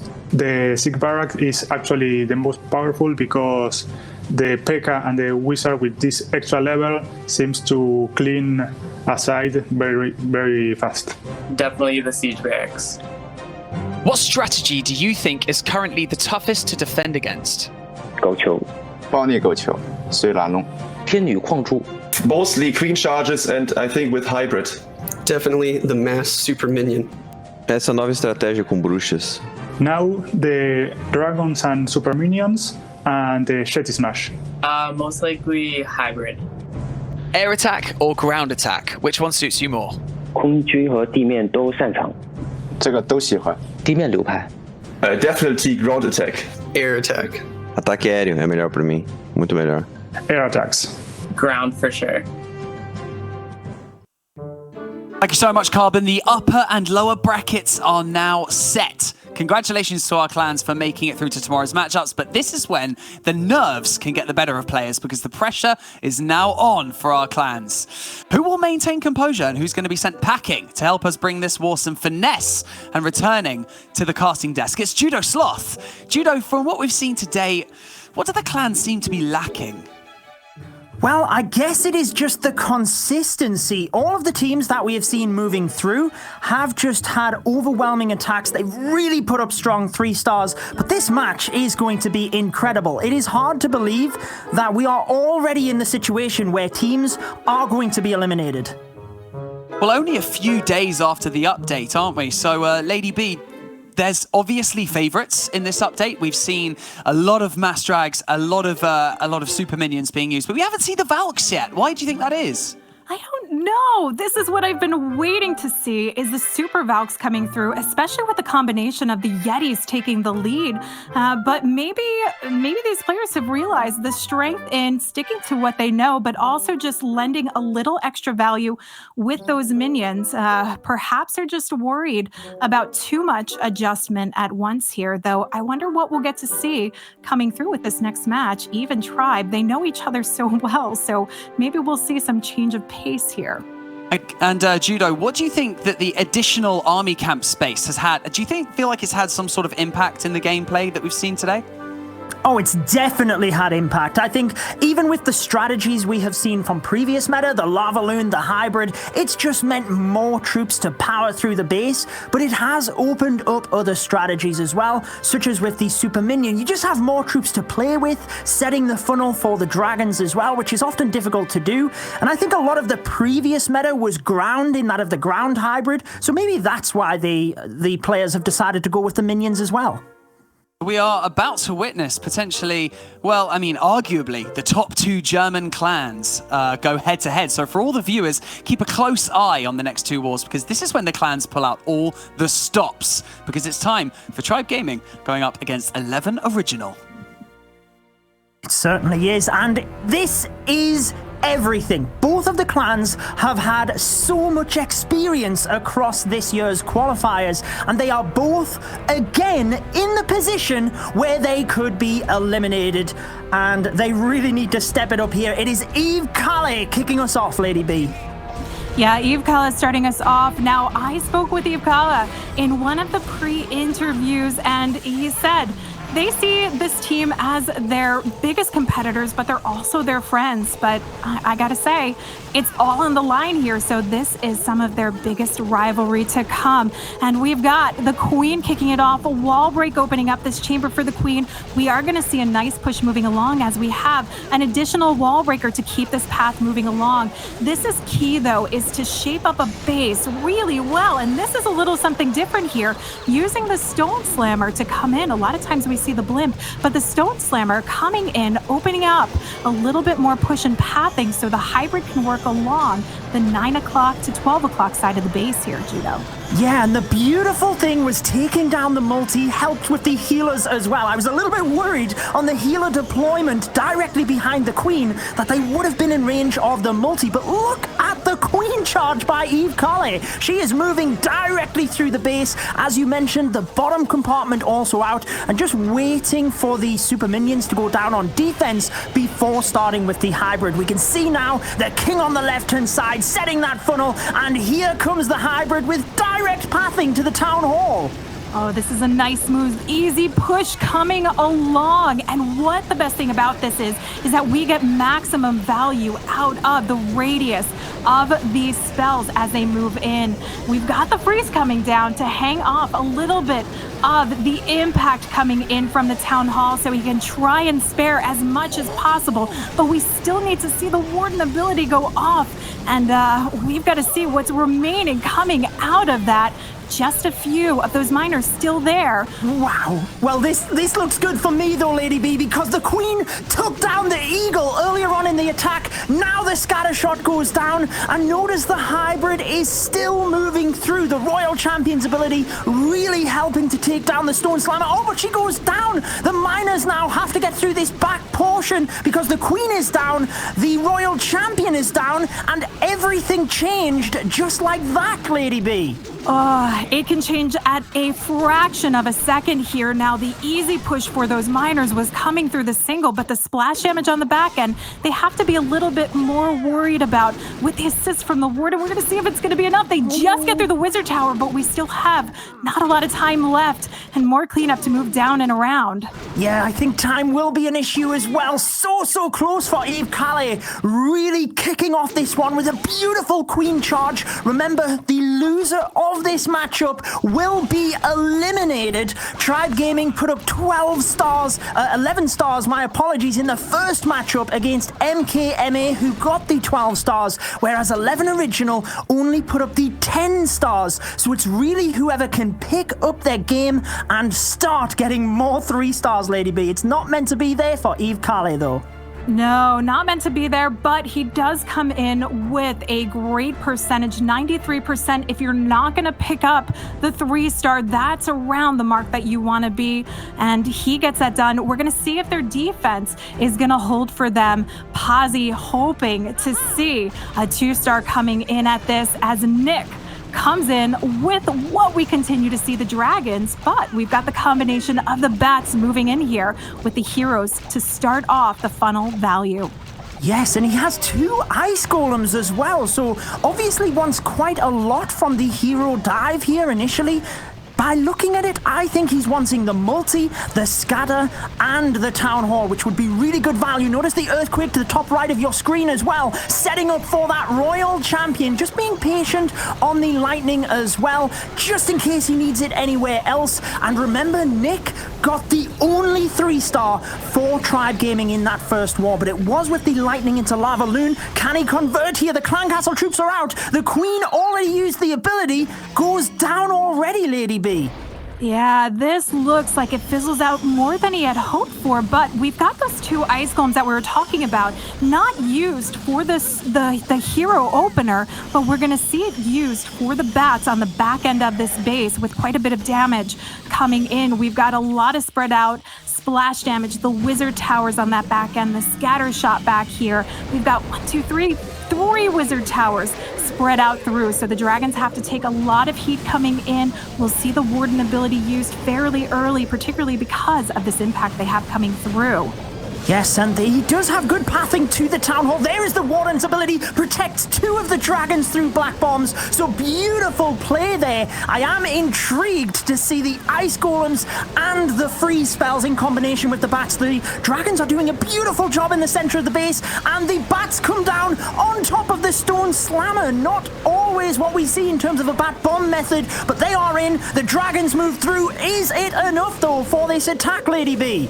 Oh, that bat bomb comes in beautifully to hold off some of the freeze spells needed for the back end. We've got that second ice golem down, which is helping to tank for the wizard tower. We've got 1 wizard tower left, 3 freezes, and we still have the scatter shot at play, but is this multi going to pose a threat? 1 more freeze to come down, tries to hold off as much as possible, and at this point, he's ditched the effort of the bats. Yeah, I think that's the best play he could have done. Who knows what is inside that stone slammer? We might not even find out. It closes into the multi. It takes the cannon with it. And there we go. It is now a matter of time. But with minions down to the bottom of the base, Nick has to hope that he can take out the buildings down to the bottom. I think he can, but it's difficult to see how many are down there. I think it's just the 3 barracks. 99, 15 seconds. The minions close in. And there we are. It is going to be Tribe Gaming with a bit of a nail biter down to the end, exactly like Nick's first attack, but they take the lead, Banks, with a 3-star. What an impressive turnaround there by Nick. Quite a dicey start, that attack, and then just managing to turn it around and then have it with 6 seconds left on the clock, closing out the first triple for Tribe Gaming in their opening attacks. Very, very important to set the pace, set the momentum for your clan going forward into this war, and 11 Original might have some work cut out for them here, Lady B. Yeah, indeed. They have quite a bit of a path set for them. I know they didn't see the performance they were hoping for. Let's see if Mark can bring us through. This time switching his strategy around from air going to ground. We've got the blimp sailing in to help open up the pathing and eliminate the clan castle early on. Those sneaky goblins doing the trick here with the assist of the dragon. This is a nice opener so far, and we have the clan castle pulled and lured so the queen can help take this out without any damage along the way to her. Beautiful stuff. And the super minions on defense, that is why they are quickly becoming a popular choice, because you have to use a poison and a freeze spell. You cannot get around it. Eve Mark recognizes that, takes down the clan castle troops and charges his queen on forward. He really needs to get a 3-star here. Make sure to put 11 Original right back in this one. They can't afford to slip up too early on in this war. I like the deployment of that headhunter in order to help with the queen, and with the pathing hopefully helping the queen into the base here. I think the super warbreaker, there it is, will allow her straight in towards the scatter shot, Lady B. Oh, this is a nice opening for the queen to work in, take on that scatter shot, pick up more shapeable value, especially with that open small chamber inside the base here. This is going to help and narrow it out, but we've got the queen on the move, not walking in. This is not what he's hoping for a hybrid. It's not. She needs to step into the base, but is she going to the left? Oh, she does! And the healers might go down to the scatter shot as well. Meanwhile, to the right-hand side of the base, the hybrid is in, but I think the scatter shot is going to be the difference maker. The hybrid will have to deal with both of them and the multi-inferno on the inside of the base. Eve Mark really has to pull this together now. He practices in Legends League and he enjoys the game. He always wants to make sure he has fun, but he has that competitive side to him as well. Oh, the queen goes down, Lady B. I'm not sure it's going to be enough. Oh, definitely not enough. That king working inside the base, not keeping the shapeable value on the outside. The queen walking around the outside. Everything working against his favor here. That last heal going down, last-ditch effort to try and help get this done. But I do like the use of the minion on the outer edge where the king didn't work to try and help this move along. But this is not standing any hope with that 11 o'clock chamber still up and raring to go. Yes, and with the skeleton trap around the single target Inferno, it is often used when the Royal Champion is in that area to slow the Royal Champion down. But in this case, it really held up the miners, and it meant that the Bomb Tower, in combination with the Wizard Tower, was able to take out the left pack. Now, if the skeleton trap wasn't there, look at the attack. I think he could have got this one. It's actually going to be a time fail, I believe, in the end. But either way, it is still going to be Tribe Gaming that are in the driving seat at this point, Lady B. Yeah, Tribe Gaming definitely knowing what types of strategies to hold off against from 11 Original, particularly because you have some of these players that have worked together, Eve Maxi, Eve Check, and even Itsu, previously a part of 11 Original. So really taking some of that to heart and making those notes. And we've got Itsu coming in. We haven't seen it yet, Judo. It's the Super Witch. Oh yes, I am ready to see what happens here. Now, we have seen the Super Witch to success in previous qualifiers from Tribe Gaming themselves, but the addition of the 20 army camp space means that the main weakness of the Super Witch being time fails might be eliminated. Can Itsu use that to his advantage? Starting off with the Grand Warden walk to the right-hand side of the base, really just carving a path to allow the Super Witches straight in. Yeah, these Super Witches will have a nice unobscured push coming in, remove some of that flankable damage, but we're going to see the scatter shots actually heading directly in on those big boys so those witches can stay right behind the move. But we need to see additional pushing here. We've got the P.E.K.K.A coming out of the siege barracks with the addition of the king to take that lead along that outer edge. So we have that nice narrow push into the center of this base once they get past the town hall here.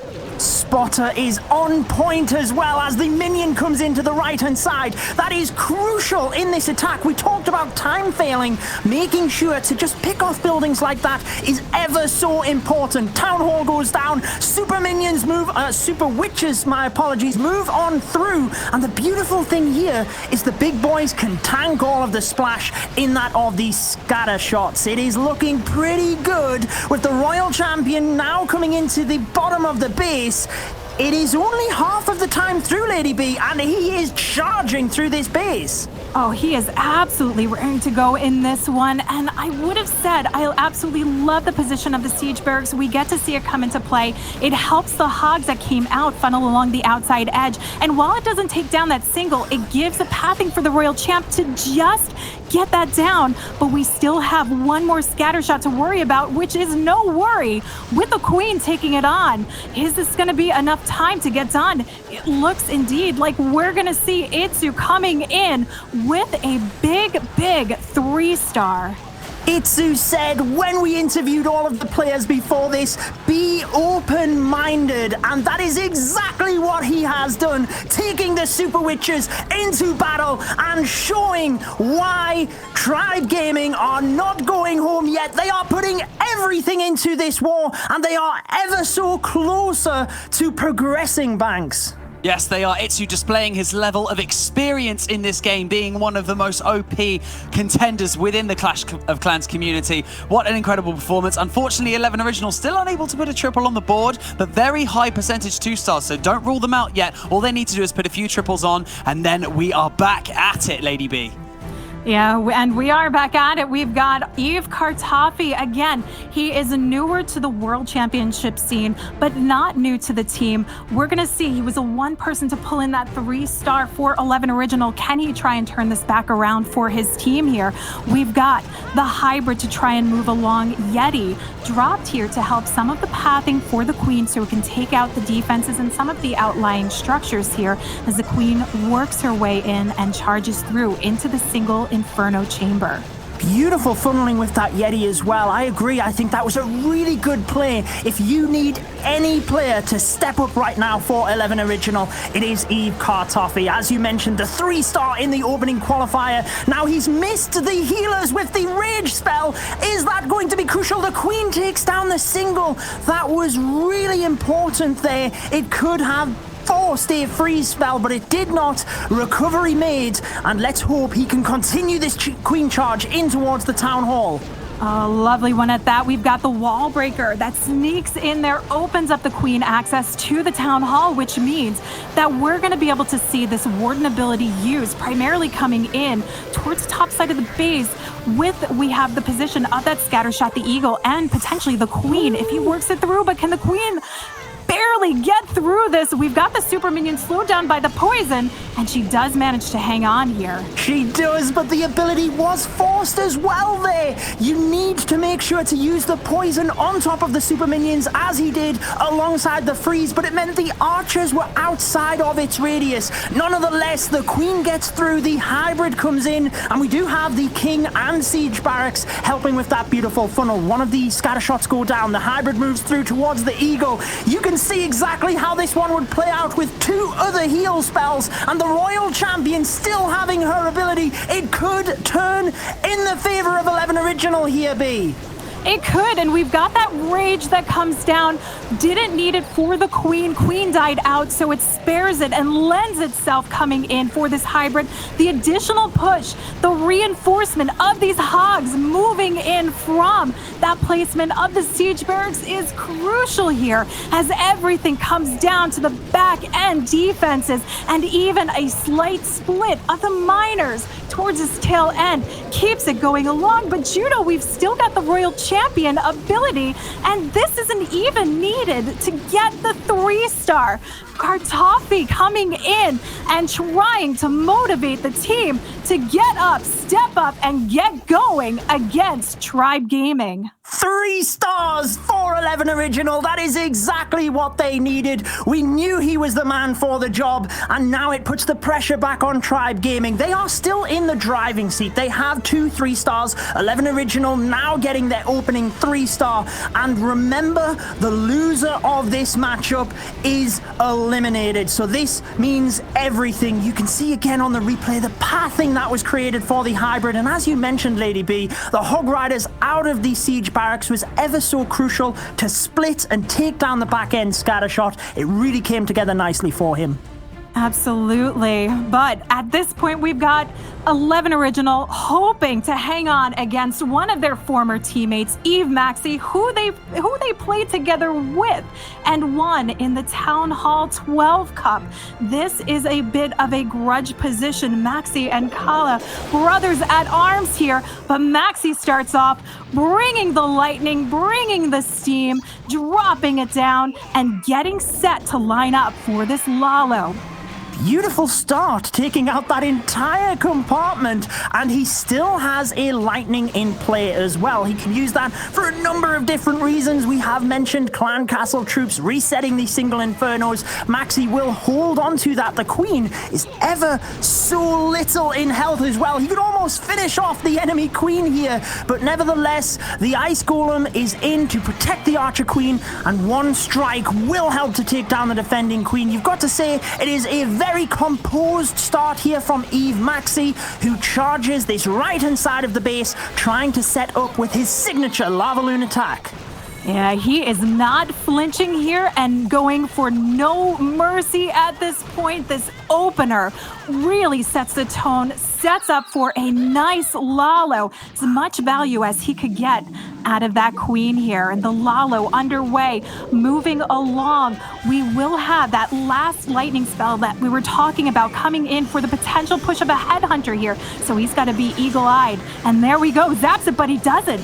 He does not get the headhunter down. Is the freeze enough to hold it off. We don't have a poison here. Yes, he's had to send the minions in ever so quickly. It's hard to tell whether it is gone. I think it's already gone down, so Eve.MK.A can breathe a sigh of relief. Obviously, the main difficulty with the defending Headhunter is it will take out your Air Grand Warden, so that is why Eve.MK.A was really putting a lot of effort into that. But the balloons now get to the town hall. Can he get through this? The Warden is struggling, leaning back. Some of the balloons are going to go down here, Lady B, but is it going to be enough moving to the back end of the base? Oh, we're gonna have to wait and see the scatter shot coming in, and this could wreck every plan he had. But the haste sweeps a good pack of them through into that sweet zone, that safe spot. But we still have back end splash damage, and no, it's not enough for the Loons. Kala maybe finding his way to turn his team back around to victory with this defense. Wow, and what a defense it is. Look at the total destruction for 11 Original as well. It is incredibly high at 95.3%. If they keep the percentage well down in this attack, they could very easily turn the tides here with a 3-star and make sure that they are progressing. And Tribe Gaming is again going home. We've seen both of these teams in previous qualifiers, and they just quite have not been able to do it. They have all got to the semi-finals, but just not being able to get any further. Eve.MK.A will be able to drive up the percentage relatively high, and check it out, 95.3% for them both now, Banks. Yes, an 86% 2-star from Eve.MK.A, and just like that, this match just got interesting. The war has been flipped on its head. All they need to do now, 11 Original, need to carry on this momentum, keep securing those triples, and then it's going to be right down to the wire, Lady B. Oh, this is exactly what I would expect to see from these guys here. Not giving up without a fight. I am excited to see the fire coming back through that Eve Kartoffee brought in, but Pazzi needs to make this connection and move it along. We've got him coming in with a Queen Charge Lalo, but I don't see any super wall breakers here. I see a regular setup Queen Charge with some sneaky goblins to potentially help with some of the pathing for this Queen. But we are delaying the healers ever so slightly as she makes her way safely through into this base. Yes, just making sure the air defense goes down and that the healers will indeed be locked onto the Archer Queen. We have talked about whether the teams would mix up the strategies or stick to their roots. Pazzi sticking to his roots for this attack. Many of his teammates thinking he is the best attacker of their team, and he is one of the youngest players to compete in this qualifier as well. As he charges on forward, it certainly doesn't look like that, as the rage spell is perfectly timed onto the Queen, and he is looking good now, moving towards the enemy Queen Bee. Oh, this is looking beautiful, and using that opening in the walls to get the Queen deeper into the base, but we still have the addition of the wall breakers to come along, which is going to put her directly in the core. Those wall breakers sneaking right in on the rage to get that full value. They just sneak by, get it open. We just need the Queen inside the core of this base, but we still have some Clan Castle troops coming out, and she's taking on a lot of heat here. Taking on a lot of heat indeed, but Pazzi showing us how to do the Queen Charge to the top level. The wall breaker actually set off the tornado trap, so he knows that that is not the case. Oh, but the Archer Queen is down, Lady B! The Eagle Artillery took it down. The Clan Castle troops remain, and everything changes in the flip of a hat. Can Pazzi rescue this attack now? Oh, this is going to be a tough one to rescue, though we do finally have those super minions come down. The blimp sailing its way, picking up the town hall. This goes down, but we need the pathing to be spot on from this Lalo, particularly because we have the Eagle that remains. Indeed, and the sweeper as well. The Archer Queen was meant to take down that sweeper. It is just pushing the balloons back again and again. Now, because he had such an incredible start to the attack, it is not over. The Grand Warden's ability now used. Rage spell through. You could still see this one getting done with a haste spell in the bag. Is it going to be enough? Balloons splitting up everywhere. I can't predict this one. Oh my word, I can't hold it together, Lady B. Oh my god, that split was everything on this one, but still not enough to get it done. He did everything possible to turn this one around. Had the Eagle gone down with that split, with the loons, with everything going in, this stood a fraction of a chance, but not anymore as it rains down on any potential possible hope unless they've got a solid defense here in the bag to come. Oh, it really just gives the advantage back to Tribe Gaming. You could see it starting to move into 11 Originals' favor if they had converted with that one. Tribe Gaming still have 2 attacks, so it is still anybody's game at this point, but you'd like to think that the experience of Tribe Gaming, they will be just trying to get the 3-star now and try and just put this one out of the way of 11 Original. Yeah, they've been really showing their own. Tribe Gaming. This, for both teams, is their 3rd time around trying to get their opportunity at the golden ticket, and we are clearly seeing that Tribe Gaming is ever so slightly inching out in some of what they've learned. But we've got Lex coming now, and we saw probably one of the most phenomenal queen charges I have seen yet, but he's switching it up and bringing us in with more super witch action, taking some direction from Itzu here. Let's see how confident Lex is on getting the 3-star with this one. Indeed, Tribe Gaming's secret weapon, these super witches. Can we see another 3-star attack here? This is incredible. We mentioned right at the start of the live stream, what will the 20 army camp space do? Will it allow different attacks in? And the super witches are surely coming into the meta. Lexnos feeling confident with this. Remember, he had that ever so impressive queen charge in the first war, just not quite able to convert to the 3-star, but if he gets it here, it looks incredibly good for Tribe Gaming. Now, the thing I like again here, Lady B, is the early deployment of the super witches, which is exactly what we've seen by Itzu as well. Yeah, this nice early deployment coming through, taking on the lead here. We've got the big boys tanking for all that damage, including the super minions coming out of the clan castle. We need those witches to stay behind. Jump connects everything. Queen staying behind so the witches can stay healed up. We need to see this queen and royal champion ability, who's not yet been dropped, towards the back end of the base, but we've got a big push coming through the core still. We do, and with the Hog Riders coming out of that siege barracks, you have seen how crucial that can be. In previous attacks, they helped these super witches in towards the center of the base, and it does look incredibly good. With 1 minute and 30 seconds still on the clock, Lexnos does hit the 50%, so he is right on time here, and he has a lot of troops moving on through. There's not a lot left now that can take down this army of big boys and super witches. Lexnos hoping to close this one out now, Lady B, for Tribe Gaming.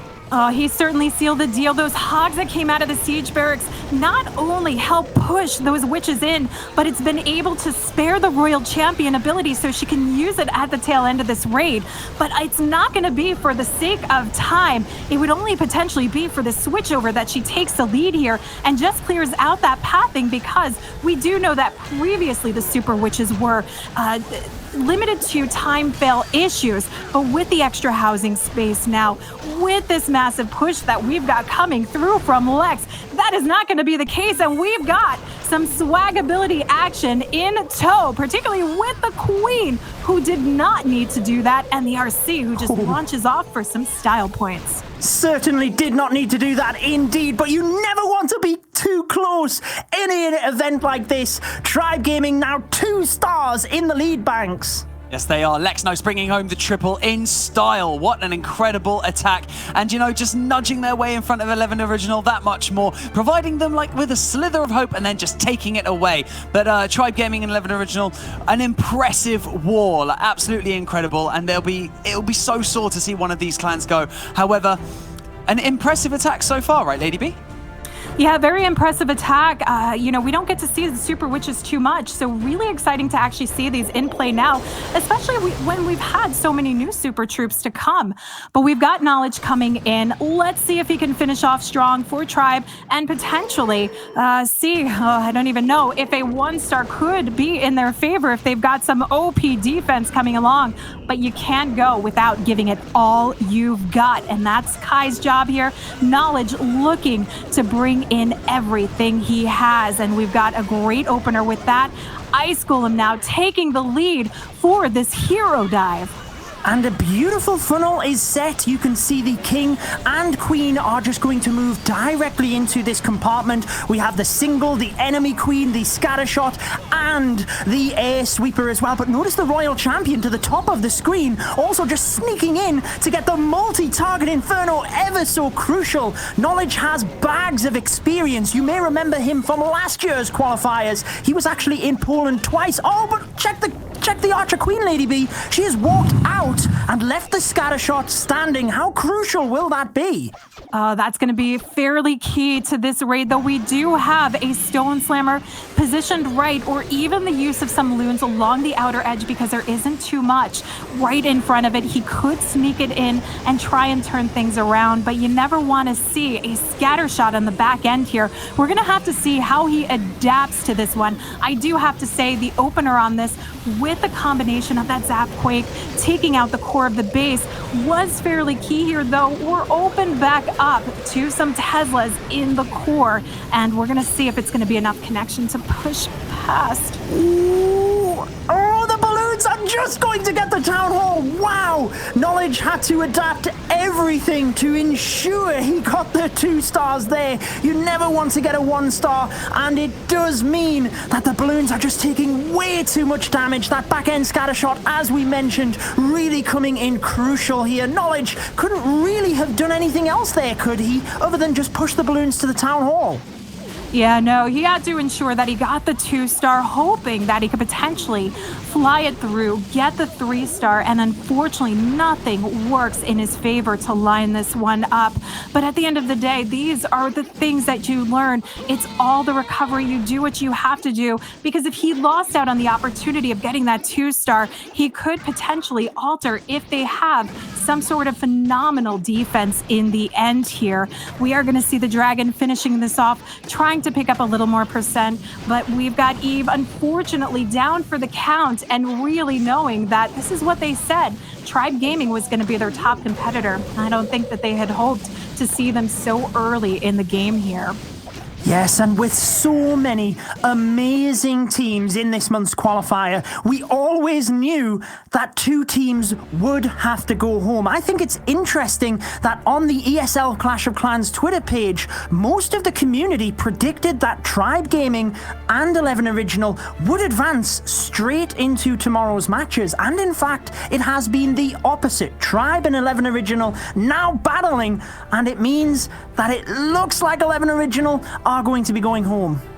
Yeah, at this rate, 11 Original really not in the position for much at this point, unless we were to see some phenomenal defense that they were prepared to go. So we'll have to see if Mark has prepared something that is anti-Tribe.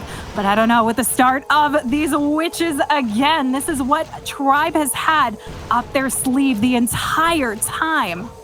I can't believe we are seeing so many Super Witches by Tribe Gaming, really pushing the boundaries in terms of meta, making sure they keep us on our toes as viewers as well, just to see what some of the best attack strategies are following the update. And again, we see the 30-second mark, the Super Witches deployed, beautiful pathing to the Town Hall. It's like clockwork at this point for Tribe Gaming, Lady B.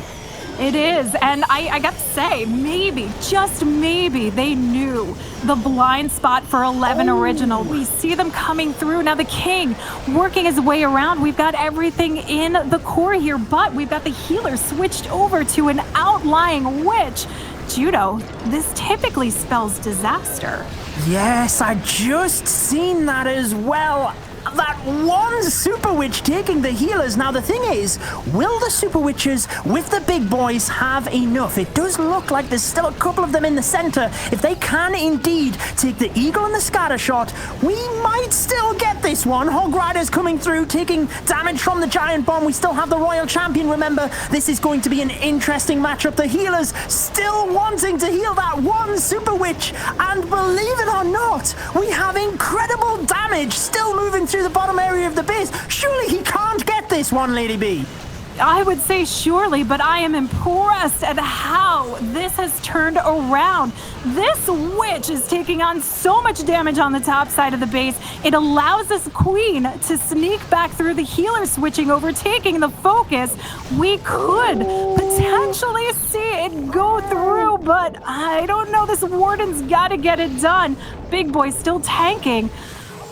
Oh, it's so close. If the healers had have healed the queen that little bit, he might have got it. But can you believe it? The P.E.K.K.A is tanking for the Wizards. They take down the air defense, and Evechek is going to swag the healers, pull in the 3 stars, and ensure that Tribe Gaming have their confidence moving into tomorrow's matches. Unfortunately, it will be 11 original going home, but Tribe Gaming with a fantastic performance there, Banks. Yes, an absolutely brilliant performance there to close it out by Evechek for Tribe Gaming. Tribe will be advancing into tomorrow's brackets, and unfortunately that means we are going to have to say goodbye to 11 original from this qualifier. Look at that balloon flying across the Tribe Gaming's banner. An impeccable performance with 4 triples on the board for Tribe Gaming in that lower bracket matchup. Congratulations once again. A commanding performance. They were just too overbearing, you know, too technical at their base building, and they just secured the victory they needed. 14 stars to 11. Absolutely outstanding. I mean, look at these stats. Still above 90%, both of them, Lady B. Yeah, above 90%. We're seeing a nice turnaround coming in from Tribe Gaming in this matchup. I can't wait to see the confidence that moves over for them tomorrow. But these Super Witches were a bit of a surprise for us. And like I said, definitely paying attention to their competitors and knowing what it was going to take to pull in that win today. Yes, indeed. That is exactly what Tribe needed to come out victorious today.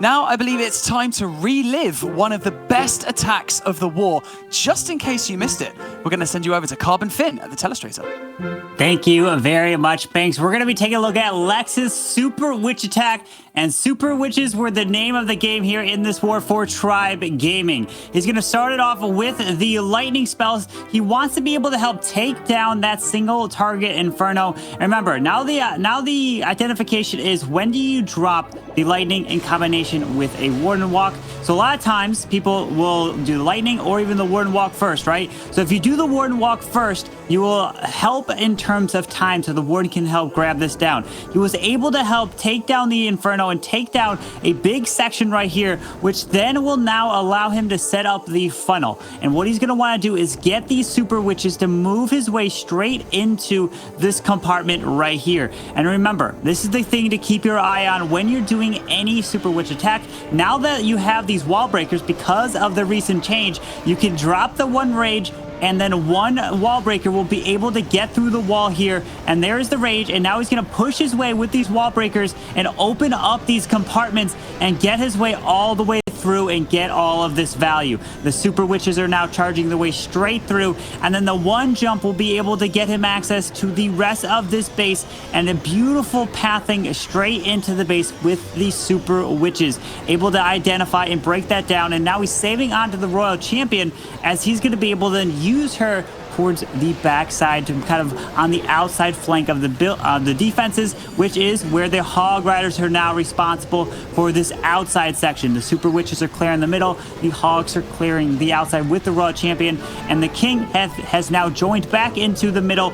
And the biggest thing you want to do and keep your eye on when you're doing any Super Witch attack or kind of any kind of Yeti smash attacks is you really want to get the healers onto the troops that are going into the middle. And since they were able to help transfer off to these Super Witches into the middle of this base to help keep them alive, healing them up, got incredible value. And then Royal Champion continuing her push around the outside of the space. So great job at identifying that he could use those wall breakers with the rage to help take down those walls instead of sending in and using another jump spell or using a quad quake or a wall wrecker. Got incredible value with those regular wall breakers, which opened the door. He didn't need to bring super wall breakers because he couldn't, since he already took super witches there. So great attack there from Lex and helping them get 14 stars here in this war for Tribe Gaming, and they will be advancing to tomorrow. But now we're going to be jumping into the next match, which is the final one here today between INTZ and SpaceStation Gaming. Which super troop is your favorite to use? 超级炸弹吧，超级炸弹。超级炸弹人，因为他容错率非常高。超级炸弹人，因为开墙比较方便，不会出现开不开墙的情况。Oh, I think it's still the super wall breaker, cause you can't mess up your wall breaks. The super wall breaker. É um super quebrador de muro, que ele é bem versátil e dá para utilizar em praticamente qualquer estratégia. The super wall breaker. The super wall breaker for sure. What is the first thing you look for when you're scouting an enemy base? 核心防御的位置吧。城堡。我首先看的是对方的大本营和部落城堡的位置。At my point, it's the town hall compartment and the Eagle Artillery. The Inferno Towers, whether they're single target or multi. Posicionamento dos heróis. I want to see if each has value with subs, with 5+1 or 7+1. Where the scatter shots are. Which of the new super troops is the most competitive? The Valkyrie or the Minion? 超级亡灵。超级亡灵。超级亡灵。I would definitely go with the Minion. Definitely the super minion is very strong. Eu acredito que seja o Minion. I think that the super minions. Definitely the Minion.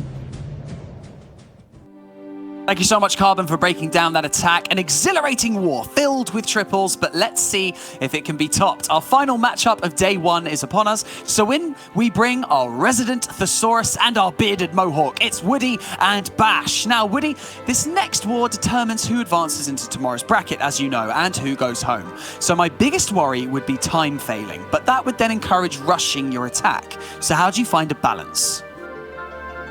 Hey, the pros know this way better than I do. The best answer I can give is to just try to get your main forces in there sooner than the 2-minute mark. You don't want to wait too long on that unless you have an extraordinary queen walk strategy prepared. And Bash, who do you think has the advantage, if any, going into this war? I think both of these teams are well played. This one is a lot on the line for SpaceStation, as this is their only chance to qualify for the World Championship. So they're going to want to leave it all on the line in this war. INTZ is qualified for next month for the final qualifier, but it's going to be a good war banks. And we're gonna hop right into and the action with SpaceStation, the best in the West. Two teams that have picked up championships, ESL Mobile Open for SpaceStation and the ESL LATAM Open Cup for INTZ, a clan that has been on the main stage many times before and has previously qualified, but not yet this month. And we got the Queen Charge Hybrid coming in here, Woody. The Queen's gonna go ahead and pull out and deal with this clan castle, as we got those super minions over there dealing damage from afar, but the Queen's gonna have no problem getting rid of them as they get taken out by that poison spell, using the balloons out in front to take out any seeking air mines, and we have a minion up top. Gonna maybe perhaps try to get this Queen into this town hall compartment, as we got a couple of super wall breakers in this army comp. Loop Zero picked up a 3-star in the opening match against Darkest MuZhan. INTZ had one of the highest scoring hits, in fact, the highest, surpassing even SpaceStation. Their 13 stars were even higher in percentage at 95.6, and so we have really got great expectations from this lower bracket match in Group B. INTZ starting off strong with the Town Hall going down, sniped by this Archer Queen who's still looking clutch with those healers to support and a rage spell to top it all off. A great use of the freeze to make sure the healers didn't take too much damage there, and also getting that hybrid in early so that the Queen may go back around and deal with that scatter shot. Definitely want to get the scatter down. The Queen is tanking it, however, and here comes the super wall breaker to try to push that Queen even further into the base, and that's going to open up and give her a nice path. But that hybrid is going around the top of the base. This is looking like the strong start from Loop Zero that he needed here. One of the highest hit rates of any army comp, the hybrid army is deadly, striking both at defenses and cleaning up heroes along the backside with those miners. Loop Zera has got a perfect plan in mind for this base with a late Eternal Tome thanks to the early snipe at the Town Hall from the Archer Queen. These hogs and miners are well protected and really only have to focus on an Inferno Tower and a scatter shot. With it going down to the Archer Queen and hogs right now, I think they might be on their path to victory, Vash. Woody, this one is looking OP crushed as the Royal Champion still has her Seeking Shield. The Archer Queen still has her Royal Cloak. This base never stood a chance. That Queen charge was OP, getting in there, taking out the Town Hall, all those Clan Castle troops. Plenty of time with 35 seconds in INTZ coming out the gate with a 3-star. That's exactly how you want to start the war in any elimination match. Oh, baby, we have a good one among us right now. Woody, this is going to be a great war. No imposters, it's straight up 3 stars across the board. Happy to see it starting off so strong for INTZ. We love that hybrid army comp, and it's so versatile on so many bases, but it really picks up amazing strength whenever the Queen is able to charge deep in and take out that Town Hall, just like you saw on that last round. Was there anything else that stood out to you, Bash? That Queen charge was just amazing. Great use of the hybrid early to cut her off and push her back towards those scatters. He did recognize that she may walk around that 3 o'clock corner, but pushed her back in with the hybrid, and she was able to get those scatter shots out. Now we got Jethro from SpaceStation coming in, and we're going to see some drag bat. We've seen a ton of drag bat this qualifier, and we'll see if Jethro can keep up the momentum here with dragons of his own as the King and Queen start to set the pathing on this left-hand side of the base.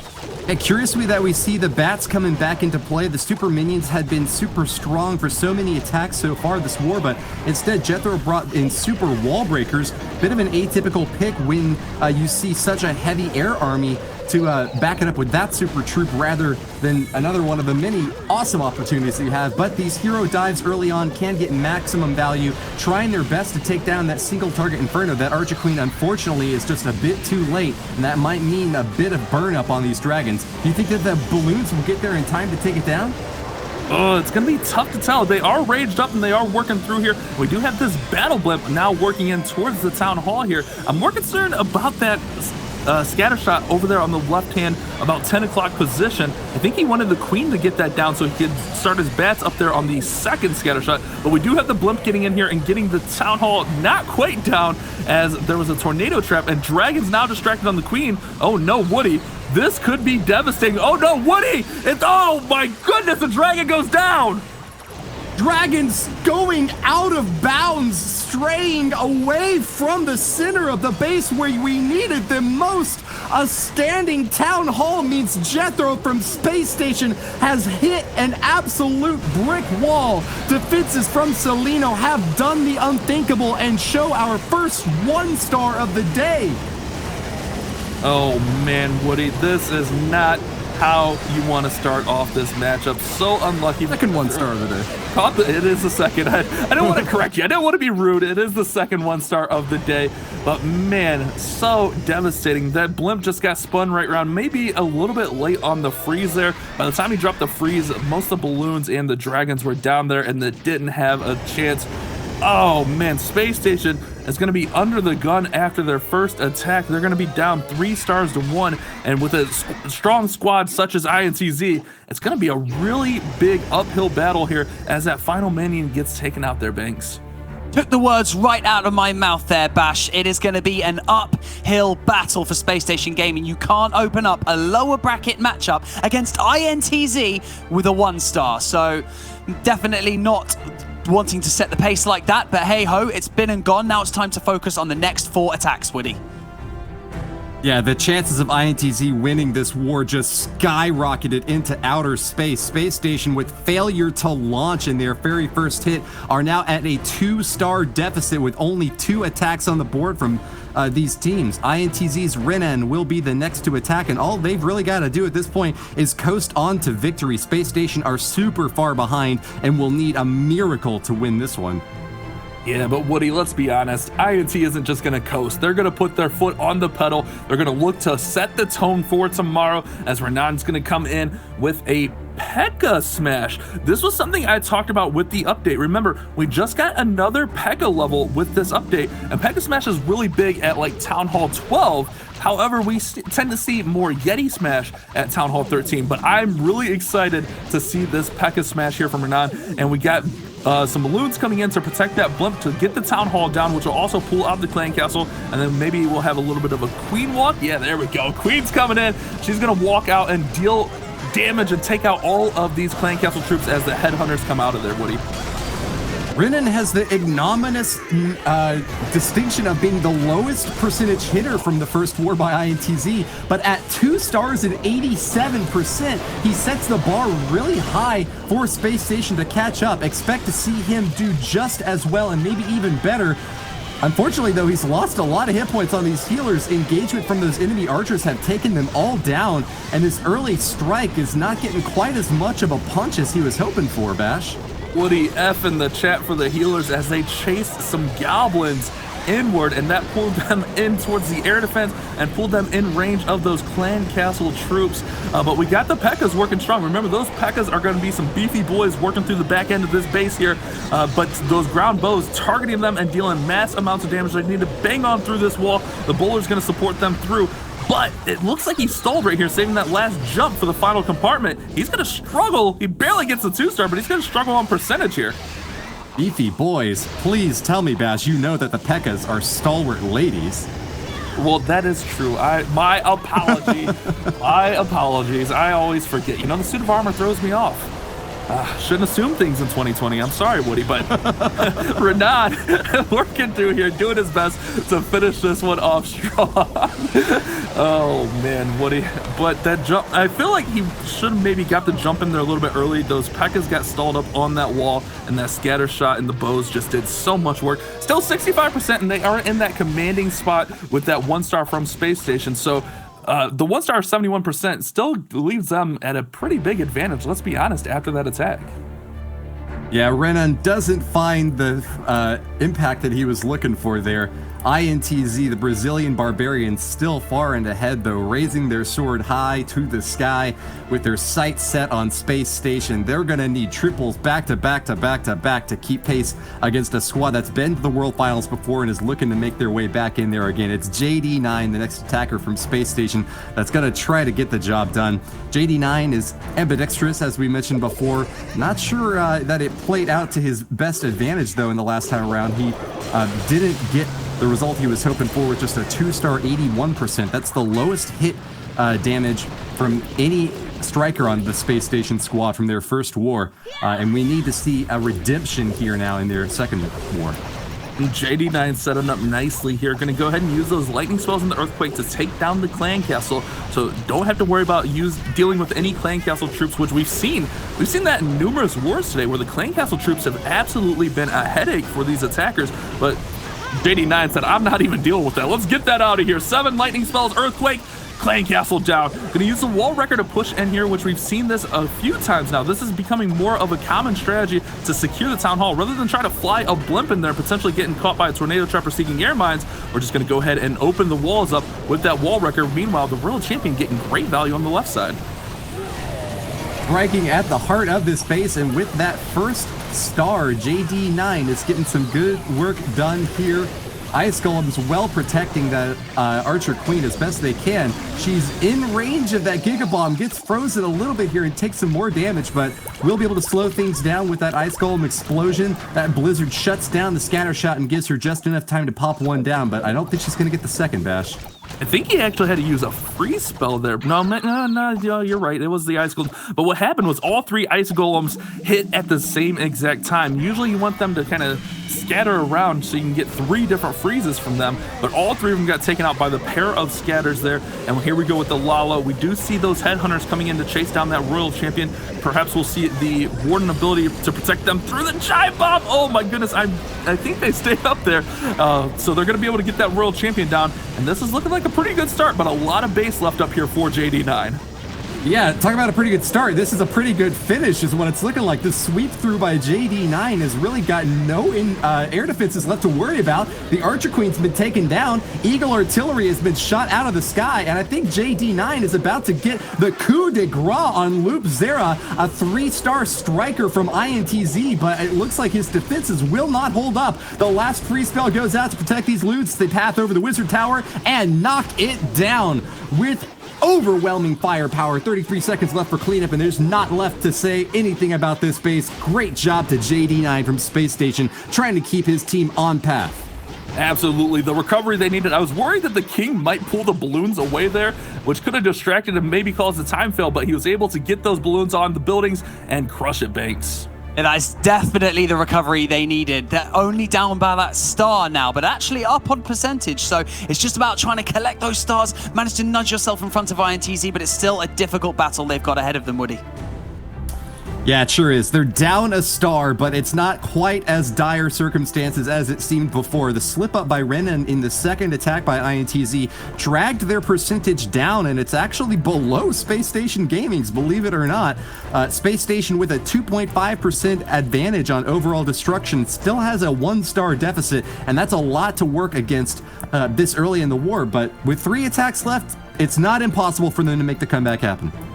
Yeah, that's very accurate. SpaceStation did a great job there putting themselves back in the war.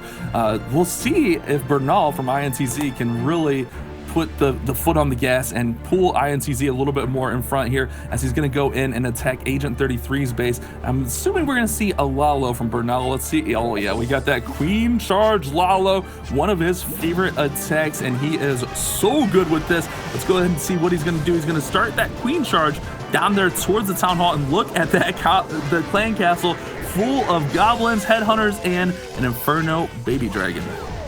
Bernal is a very unpredictable attacker, one of the most skilled in this INTZ squad. Clearly the top Brazilian players in the world all joined together here to try to take on the North American champions in SpaceStation Gaming. Their lead of just 1 star could be cemented if Bernal pulls off a victory here with a Lalo army that's brought 14 minions. Pretty heavy support crew to back up these 2 Lava Hounds relative to how many balloons we usually see. Only 17 for the main phase of the attack after these Archer Queen and Barbarian King get the job done. I'm assuming he's going to go for a really epic Queen Charge here, and those minions are there to just ensure that we don't have any time fail.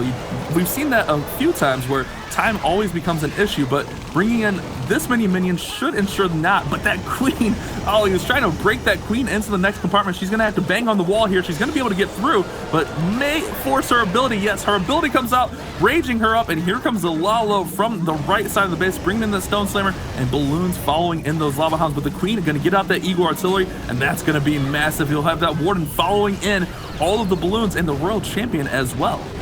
Taking down the Eagle Artillery is a good pickup here, but a little bit of an awkward Eternal Tome from this Grand Warden. Only catches a few of the balloons going out on the left side. Instead, the bulk of these forces are still being hammered away by a scatter shot, and soon enough, they're going to be forcing their way into a second scatter shot compartment there. Really great Royal Champion shield, though, does knock that scatter shot down a bit, and as these balloons clump up, they've really got to try to get the damage in there super fast. Not a single another shot from the scatter shot, please!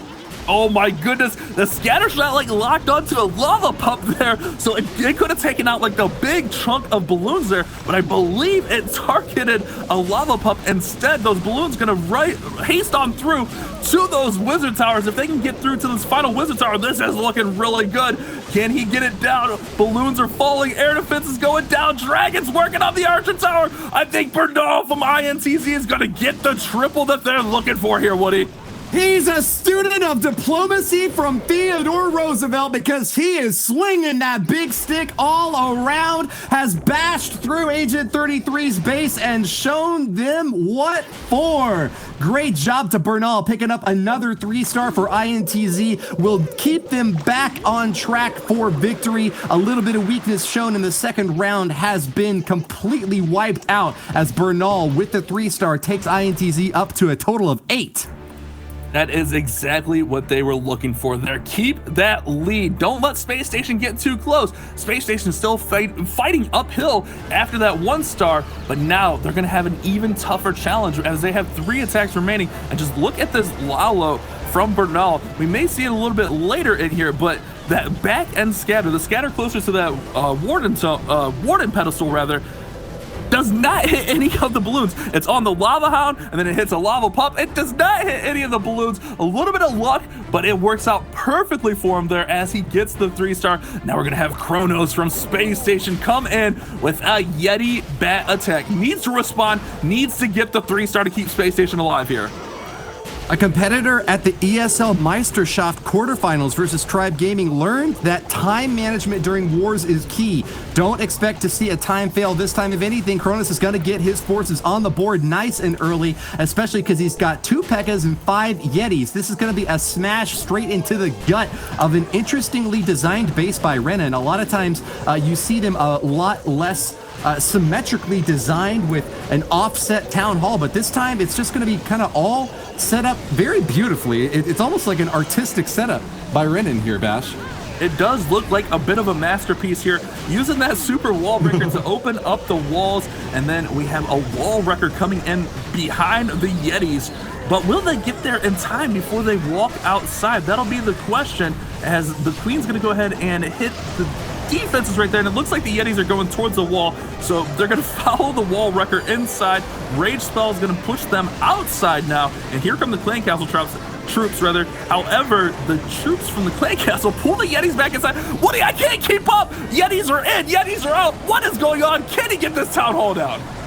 This base is a thing of beauty, but all artists need to know when to quit. I don't know if Renan's going to be able to justify this layout. Kronos doing a fantastic job picking it apart, and with bat spells now to take down the single target Inferno, he's making his way to the backside. A little bit of split up though, as a one single lone P.E.K.K.A. gets drilled down by a single target Inferno. Kronos adds on a Royal Champion with a free spell to try to shut down that right side corner, and I think he's got just enough oomph in there. There's still a lot of armies left in the army space left in the camp. With 2 more hero abilities, just drops his last freeze. He might still have this. The cleanup is going to be tricky along the outer edges, but he's got some more wizards and headhunters that he could drop to try to finish things off. Royal Champion going for her last stab at the top corner of the base. Looks like 3-star is still quite possible, Bash.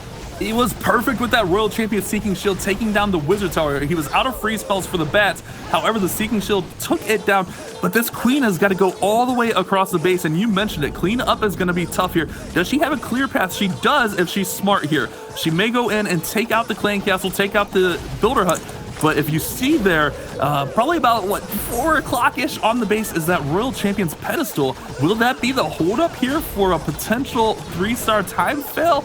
Or a 2-star time fail, rather? The Queen's going to go up top. Oh, man. Even with all those storages, that pedestal, oh, man. The troops completely missed it. If he had popped the Archer Queen ability, do you think archers would have gone over there to the right side? Or...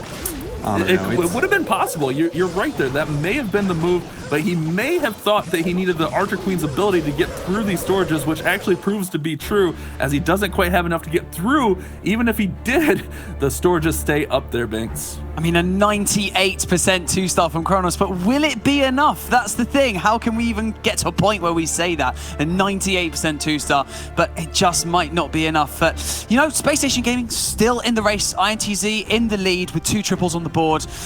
Still could be tight here, Woody. Yeah, unfortunate there for SpaceStation, finding a chance to creep back into the action, but INTZ just slaps him back down. Know your place, Trash, is all they have to say as they make their next attack happen. Here we go with Celine Ho. INTZ attacking now with 44 Hog Riders. 44 Hogs. This is crazy. Going to use the 7 Lightnings and Earthquake combination. We'll usually see that on a Clan Castle, but that can also take out an Eagle Artillery. And yeah, we're going to see that right on the Clan Castle here, taking out a bow as well and getting a little bit of damage on the other Expo. Going to use mass Hog Riders. This will be interesting to see if he can get the Town Hall down here, maybe with a little bit of his heroes working in here, as we get a couple balloons starting us off. I'm waiting for this to develop. Nice use of the super wall breaker, so I think we'll see the King and Queen work in towards that Town Hall, and then we'll have the Hog Riders just come on through and try to get this base down. It was an imaginary speech of what INTZ was saying. It's definitely not my opinion. You know I'm going with here, Bash. I got you, Woody. I got you. I'm just imagining what's going through their minds, but surely they're much more respectful than that in real life. You know, I've hung out with INTZ guys quite a few times. They're good people. They're good people. You know. But attack from the bottom right side is going to go in hard and fast. Archqueen locks the Town Hall and will pop it down with that Royal Cloak ability. Early star claimed by Ho is going to be a really great start to this Hog Rider raid. And here they come! Sound the horns, because they are charging into combat. Backed up with a Grand Warden. That is a fearsome porcine army. Hog Riders! They're running on through here, Woody. Warden ability protecting through those scatter shots. Heal spells going down. This is looking like the start that Seleno needed from the Hog Rider portion. Couple Inferno Towers on the back end. We got a multi, we got a single, but we also have to deal with that Royal Champion. Another heal spell goes down to keep those hogs moving. This is looking so nice. I love seeing a mass hog army crush a base right here. Seleno looking to put this away for INTZ. Just a massive hawk of ham dropped down in Kronos' face. Seleno has demolished this place. A massive wave of hogs and Wizards still left on the top side. Tosses another freeze out there almost just for fun, putting a little frosty finish on Kronos' setup. Seleno from INTZ has all but closed out. Victory for INTZ. Looking for another chance to move on. I think they found it. Barring a catastrophe, INTZ will move on to tomorrow. SpaceStation needs a triple here, still give themselves a shot just in case something happens. We've seen it. We've seen some wild things happen in these qualifiers, so don't ever give up. But SpaceStation, oh man, that 1 star on the first attack was so devastating. You know, they've been here, they've been in this position before in these big events, but the pressure, man, the pressure can be so immense, Woody.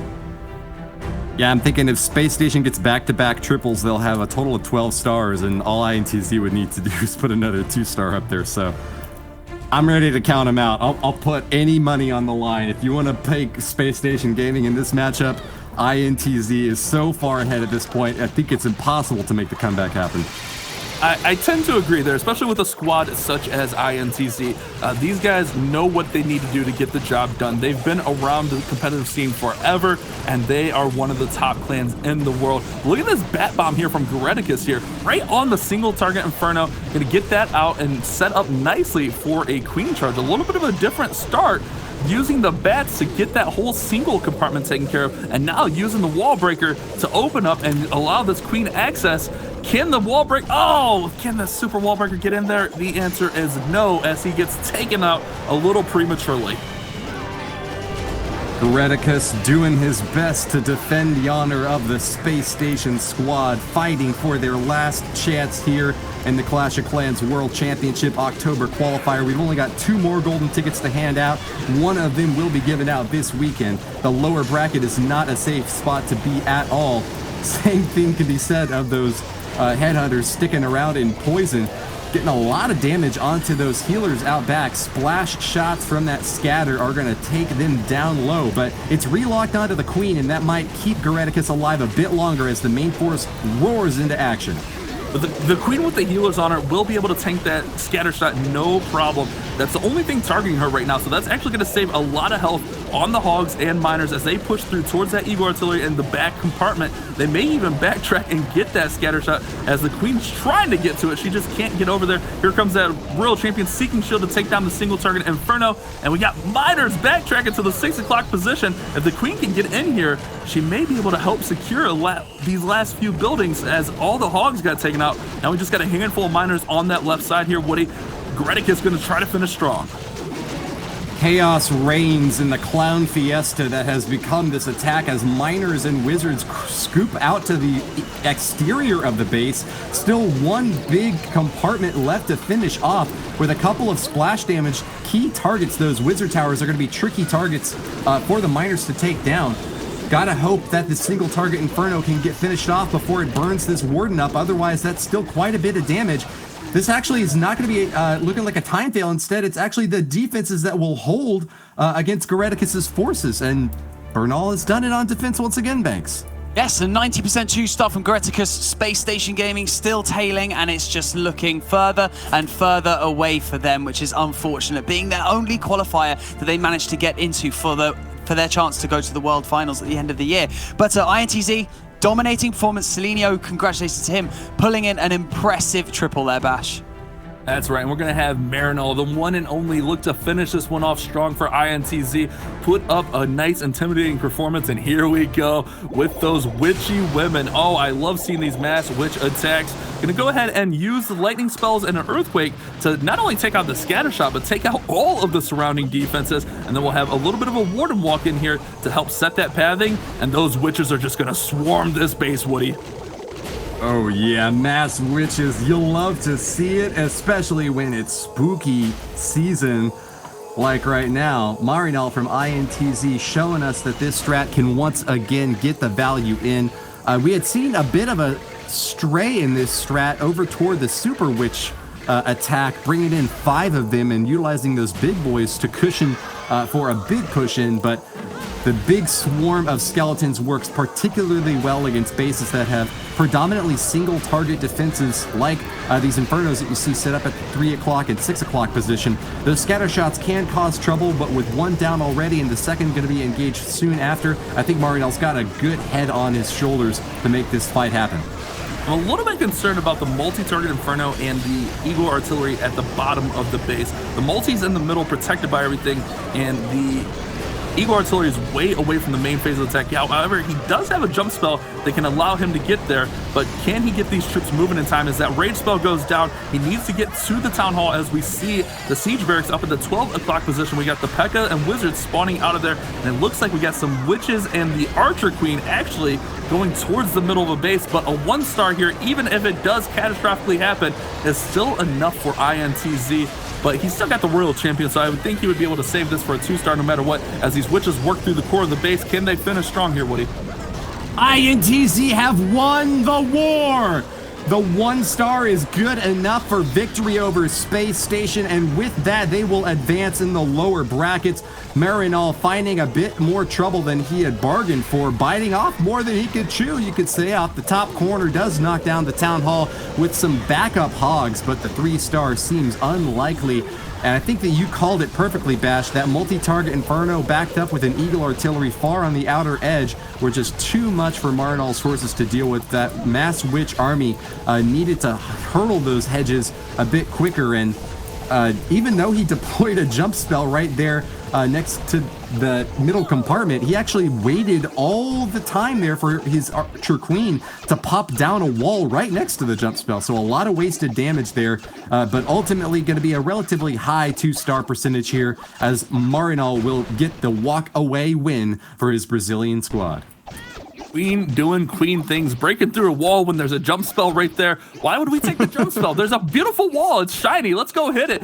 But Marinol did enough here. He did a really good job of making sure that he had the Royal Champion just in case that town hall did not go down. But the hogs came out of that siege barracks to secure it. And even on an attack that faltered, he still gets a 75% 2-star. And INTZ finishing with a really strong performance with 13 stars moving into tomorrow's lower bracket. Now, SpaceStation here, they're not in any more qualifiers, but you gotta hold your head high, finish on a strong note, go out there and triple Marinol's base, show them what you're made of, SpaceStation. Don't give up, you got this. As this queen, oh man, I can't believe the queen broke through that wall, Woody. Unbelievable. Like Custer's last stand, a defense one more time, even though the inevitable has already happened. Agent 33 from SpaceStation has nothing left to do but do his best. He knows he cannot do anything that would be enough to advance SpaceStation on in this qualifier. They have been eliminated now down at the lower bracket, but from Hell's Heart, he will stab at this white whale, doing as much damage as he can. Can he justify his position on this roster and maybe earn another shot at some future event? Agent 33 from SpaceStation Gaming must have so much racing through his mind right now, but it's all about the lava loon hit. That's what he's got to focus on, the attack right before him, Bash. And SpaceStation's definitely not going anywhere. Let's be clear. They just won the ESL North American Open, so they're still a really strong clan, but they went up to one of the toughest qualifiers we've seen. This qualifier is absolutely stacked with talent, and INTZ came to play here today. Even in their first match, they put up a good score and just got outperformed, but they came out strong here in the second war with a 13-star performance. You got Agent coming in with the King and Queen. They actually got really far into this base with no healer support and not too much to support them. They got a really strong push into the space as the Lalo starts around from this left-hand side. I think that we saw the most stacked lineup in this month. Banks was absolutely correct. The 8 teams that qualified for October 1 have been more difficult to surpass than any other month we've seen. And that's just echoing once again with INTZ, a squad that lost with 13 stars going down to the elim bracket. SpaceStation Gaming must have been holding their heads in their hands, wondering why they had such a tough run. They're a very strong team, just as you mentioned, and we hope to see them in another competitive event in the future. But this is the end of their march here today, and without a chance to qualify next month, might be the end of their competitive performance this year. And it is very true, and we want to echo that this was an elimination match, so SpaceStation will be eliminated. INTZ will move forward, but again, finish strong. You got this, Agent. I was really worried that they might get another 1-star here, as that Town Hall didn't want to go down, and there were super minions chasing around his balloon, but Agent 33 is not panicking. He's got this under control. Still has 1 balloon in his pocket for the cleanup. After that Tesla goes down, we'll likely see that on the left-hand base over near that storage, perhaps. So a good, strong finish from SpaceStation, but man, INTZ looked like the hype that they were built up to be, and this is such a good qualifier. So many good clans in here. Woody, oh man, I just don't know how this one's gonna finish. One last big hit from Agent 33 is how it's going to finish. A 3-star for SpaceStation Gaming, as their total of 11 will fall to the 13 picked up by INTZ, Banks. Yes, indeed. Agent 33 managing to close out in style with his very own triple. But INTZ will be advancing into tomorrow's bracket, and they will go up against the loser of Nova Maodou versus Darkest MuZhan. So that is going to be an incredible matchup tomorrow, and you're not going to want to miss it. But congratulations once again to INTZ. SpaceStation Gaming will unfortunately be sent home, pulling those attacks out of the bag by INTZ, though, when they needed it the most. Maybe it was panic mode setting in for SpaceStation Gaming, and they just knew that they couldn't falter or they'd be out of the competition, and it just got the better of them. But 13 stars to 11 with still a high percentage destruction average there, Woody. You're right about that, Banks. A big tip toward the offensive with the last round of updates. Big expansion in the army camps has been well utilized by these teams. It wasn't uncommon to see 13, 14-star hits and even a perfect war today already in the first qualifier for this October month. We have got a lot in store for you to come yet this weekend, but appreciate everyone who tuned in and happy to toss it back off to Banks. Yes, stats just show you it all. You can't deny the facts. INTZ were just simply better, but it was indeed a masterful performance. So that was one for the audience, that one. And to help us guide through one of our more impressive attacks for that war, I think we're going to go over to Carbon Finn at the Telestrator. Thank you. Thank you, Banks. I'm going to see if I can get this Telestrator to play here. It looks like I wanted to break down Celino's attack, but I mean, unless we can play it here and I can kind of walk you through. But Celino ended up coming in with the Zap Hogs, and what he wanted to do here is he wanted to lightning this clan castle all the way in the middle. And what he was able to do is then send his heroes into the town hall, and we'll kind of break down why he wanted to do that to get the value. So there's the lightning helps take out the CC, and now it's going to be able to use the earthquake, and there it goes. The clan castle is now removed, and what he's going to do with 44 hog riders, he's going to want to send it on a specific side to the base. Which side does he want to send it on? We'll kind of break that down exactly why. So here goes the queen down south towards the bottom at 6, and then he's going to send the king and an ice golem to move his way into the single target inferno, and he's going to be able to help. And he's gonna be able to help take and grab the town hall, the single, in this whole bottom section down here. And as he's gonna try to help take this down, the Ice Golem and the Siege Barracks coming in towards 3 o'clock. There's the King, and look at that. The Ice Golem perfectly freezes this and helps take this down. Now the King continuing to get his value down here. The Queen is going to grab the Town Hall, pops her ability, but now which side is going to start the Hogs on? The multi on the left or towards the top side? Well, he decides to start it on the top side by the Eagle Artillery so that he could pop this Warden ability and take that Eagle down really quickly. The whole point is starting onto the Eagle so he can get his way through all the Hogs, pops the initial Warden because that is when all the Hog Riders are being protected to push his way through. And then he has 2 heals on the back side of the base. And he's going to drop the first one where the bomb tower is in the middle. But yeah, when you're trying to determine which side to go in with the Hogs, always do your best to try to go for that Eagle Artillery. Because if you take that Eagle Artillery down, then you don't have to deal with it towards the later portion of the raid, and it does so much damage. And also focus on using your Warden ability early. You never want to use your Warden ability at the very last moment towards the end, because you want to protect as many of your troops as possible. In this case, Seleno was able to do that to help protect them and helped INTZ get the victory here today in this war. Great job in this attack with that Zap Mass Hog Riders. But an unbelievable showing from all these wars here today. I cannot believe what we saw. With that, we're going to be sending it back to the guys in the studio. Thank you so much, Carbon. We look forward to hearing more from you tomorrow. Now, 8 clans entered into this qualifier, and we are now down to 6. Woody, if you could choose one clan that today that impressed you the most, who would it be? I mean, you have to say Nova Esports picking up a perfect war. There's nothing better that they could have possibly done. I think that they are now the favorites to move on. It was a tragic match for Tribe and 11 Original, brother versus brother, a Cain and Abel story retold, but Tribe Gaming did advance at the bottom of Group A and will face off against the loser between Nova Esports and M.K.M.A tomorrow. Yes, they will indeed. And Bash, anyone that stood out for you as well?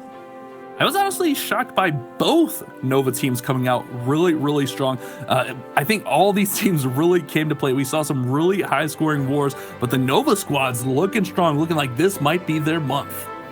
Yes, indeed. Well, the Nova squad's both looking extremely strong coming out of this, but anything can happen in these qualifiers, as we know, especially with a new update thrown in the mix. So thank you so much for joining us today. Woody, Judo Bash, Carbon Finn, and Lady B, thank you so much for all of your hard work, and the production team for helping structure this virtual studio and everything in it. Tomorrow, we are going to find out who will hold their nerve against some of the biggest clans in the Clash of Clans community and secure their spot in Championship Sunday, where the golden ticket to the World Finals awaits. The update is sure to bring out the best or the worst in our competitors, so we'll have to wait and see. And we will see you there tomorrow at 4 p.m. CEST. My name is Banks. See you then.